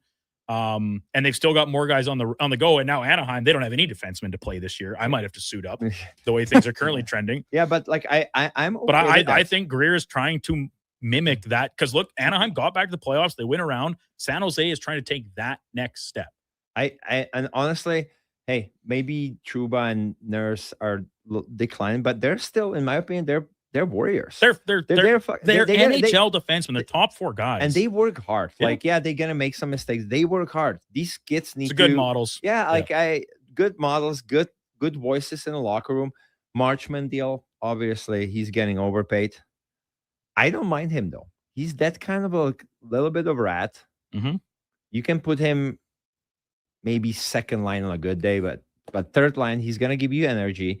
If he doesn't do stupid stuff around the ice and doesn't take stupid penalties, I don't mind him. It's just the price tag is a bit steep, Which is almost always our criticisms. But on we have July been 1. seeing it throughout the yesterday. There are some other questionable deals, but I don't think they're the biggest losers, in my opinion. I don't. What? Let's move on to number 4 here. Number Donnie. 4, the worst deal of yesterday was unfortunately Vinny Desharnais.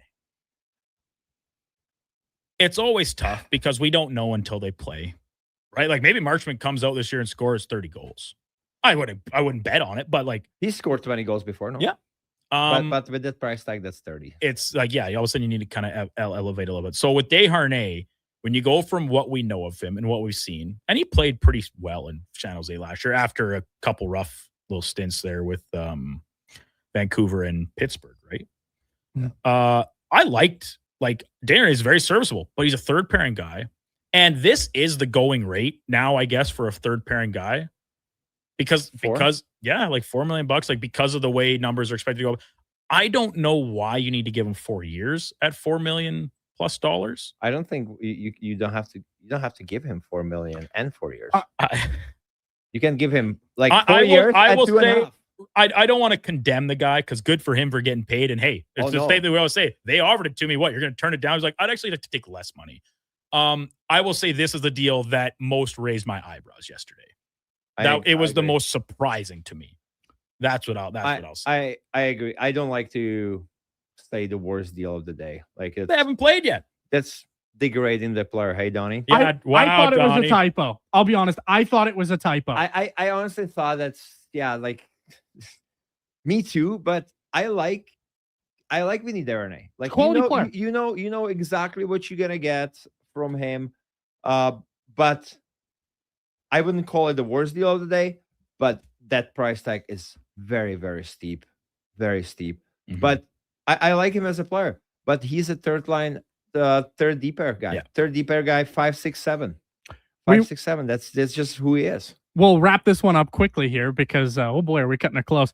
Today is National Disco Day of all the Sports 1440 employees, European including disco, baby. Kevin and our co-hosts such as you, Laddie. I'm saying that Kev would have the sneaky best moves. Well, first of all, Donovan, Kevin doesn't work here anymore. So I wanted to put Kevin in here because just he was waiting for it, eh? Yeah. Just hated Kevin. Hated Kevin. This guy is easily. Yeah. What was it you that said last? Oh, he's quitting. What a quitter! He's quitting on us. Finally quit. Present tense, yes, but sneaky, I bet could really get down, and he would know because he actually was doing it during the disco era. I bet Low Tide can scoot out there. Remember at the dinner when Kevin was just infatuated with the guy at the end of the table? He's like, "Doesn't that guy look like Low Tide on acid?" On acid. That's hilarious. And every time he'd say it, he'd turn and he'd have that grin on his face. He's just thinking it's the funniest thing in the world. But no, I'll go Low Tide. Oh, really? I like this. Not too much competition here. I would probably give it to Kevin. He's got most under his belt. Like I was never known for. He could rock the disco wear, like the type of clothing you would wear at the disco. Yeah, but this is specifically to moves. Okay. And but like, you gotta look. Who are we talking about? Like the group here? Yes, the group. Declan, co-hosts, Lowtide, Brownie, you, Schlemmer, Eddie, Gregor. My ultimate Terry move, Ryan. My ultimate move was my wife told my 5-year-old or 4-year-old yesterday because he just wears whatever I wear. So like if I wear just boxers, he'll wear boxers around the house, just shirtless. And yesterday he took his top off and starts swinging the t-shirt. And that's your move? And my wife Kim said, "Oh, that's Daddy's move. He used to do that at the bar." And then I would do some shirtless push-ups. It was back in the heydays. So you'd pick yourself then? You think you'd That's be the not best? really a move, unless you're. But you're ripped like could me. you see like Kevin out there like doing the hustle? Oh, right? I can see it. I Yeah. can see you could do it probably. I learned how to do the hustle at one point. It's the only acceptable line dance. You might be like a sneaky Disco, undercover. not really. Like once you get me out there on the hardwood, like I'll spin the birds around, dip them nice and low. Oh, really? But not right now. Not you cannot dip. Dude, I was dancing at the wedding on Saturday, and I was like, listen, when it comes time to dip, I was like, do not lean back too hard because my leg will just give out and collapse. So I had to give the ladies a forewarning that it wouldn't be like normally you dip them so low, like they're like just off the hardwood. Okay. I'll go with Kevin. I'm on this. Laddie, we had so much fun that we just decided to skip a commercial break today. So that's fine. Sorry. But no, it's not your fault. Bad producing by Donovan. Well, who are we promoting here? Like, I haven't got anything free in 2 years. Maybe one set of donuts. You can have this book. No, I'm okay. We'll leave it in here so you can read. So maybe we should run commercial-less programming? Programming. Yeah. Well, that's what pays the bills, though, Laddie. Well, I don't get anything out of it. In or out, brought to you by Pro Solutions. Laddie, good stuff as always. Thanks. I'm pumped that you're going to stick around for a couple more weeks. We'll see you back here next Thursday. Sounds good, guys. Appreciate it. Take care. Have a good weekend. Ladis/Mead, former NHLer and our Thursday co-host. Coming up on the station, we got Fantasy Frenzy here at the top of the hour with Donnie and Declan. Lowdown with Lowtie from noon to 2, and Jason Greger, who I believe is also going to have a special Brick Invitational guest join him. You won't want to miss that, so stick around from 2 to 6. No Blue Jays today, so Fox Sports Radio will have you overnight. We'll return tomorrow morning to send you into the weekend on a high note with our buddy Eddie Steele and another edition of Golfing with the G-Man. Now, let's wrap it up with a Sports 1440 update brought to you by All-Star Construction. They shape and build Edmonton communities specializing in underground utilities like power, gas, telecommunication, and street lighting. That's All-Star Construction. Have a great remainder of your Thursday, everybody. Thanks for tuning in to the program. Here is Donovan Paulson. The Sports 1440 update. NHL offseason action. The Flames have brought in defenseman Jake Middleton from the Minnesota Wild and picks, for Blake Coleman and Oli Mata. The Flyers are going to be extending defenseman Jamie Drysdale on a deal in the range of $6 million a season. Alex Ovechkin coming back to the Washington Capitals on a one-year deal that is $4.25 million plus an extra $4.75 million in bonuses. Off the hard court, the Raps extended coach Darko Rajakovic on a multi-year deal. In the majors, no Jays tonight, but the Padres looking to bounce back from their 23-run drubbing against the Dodgers. Coming up on Sports 1440, it's Fantasy Frenzy without Hallie or Douglas. I'm Donovan Paulson. That is your Sports 1440 update. Sports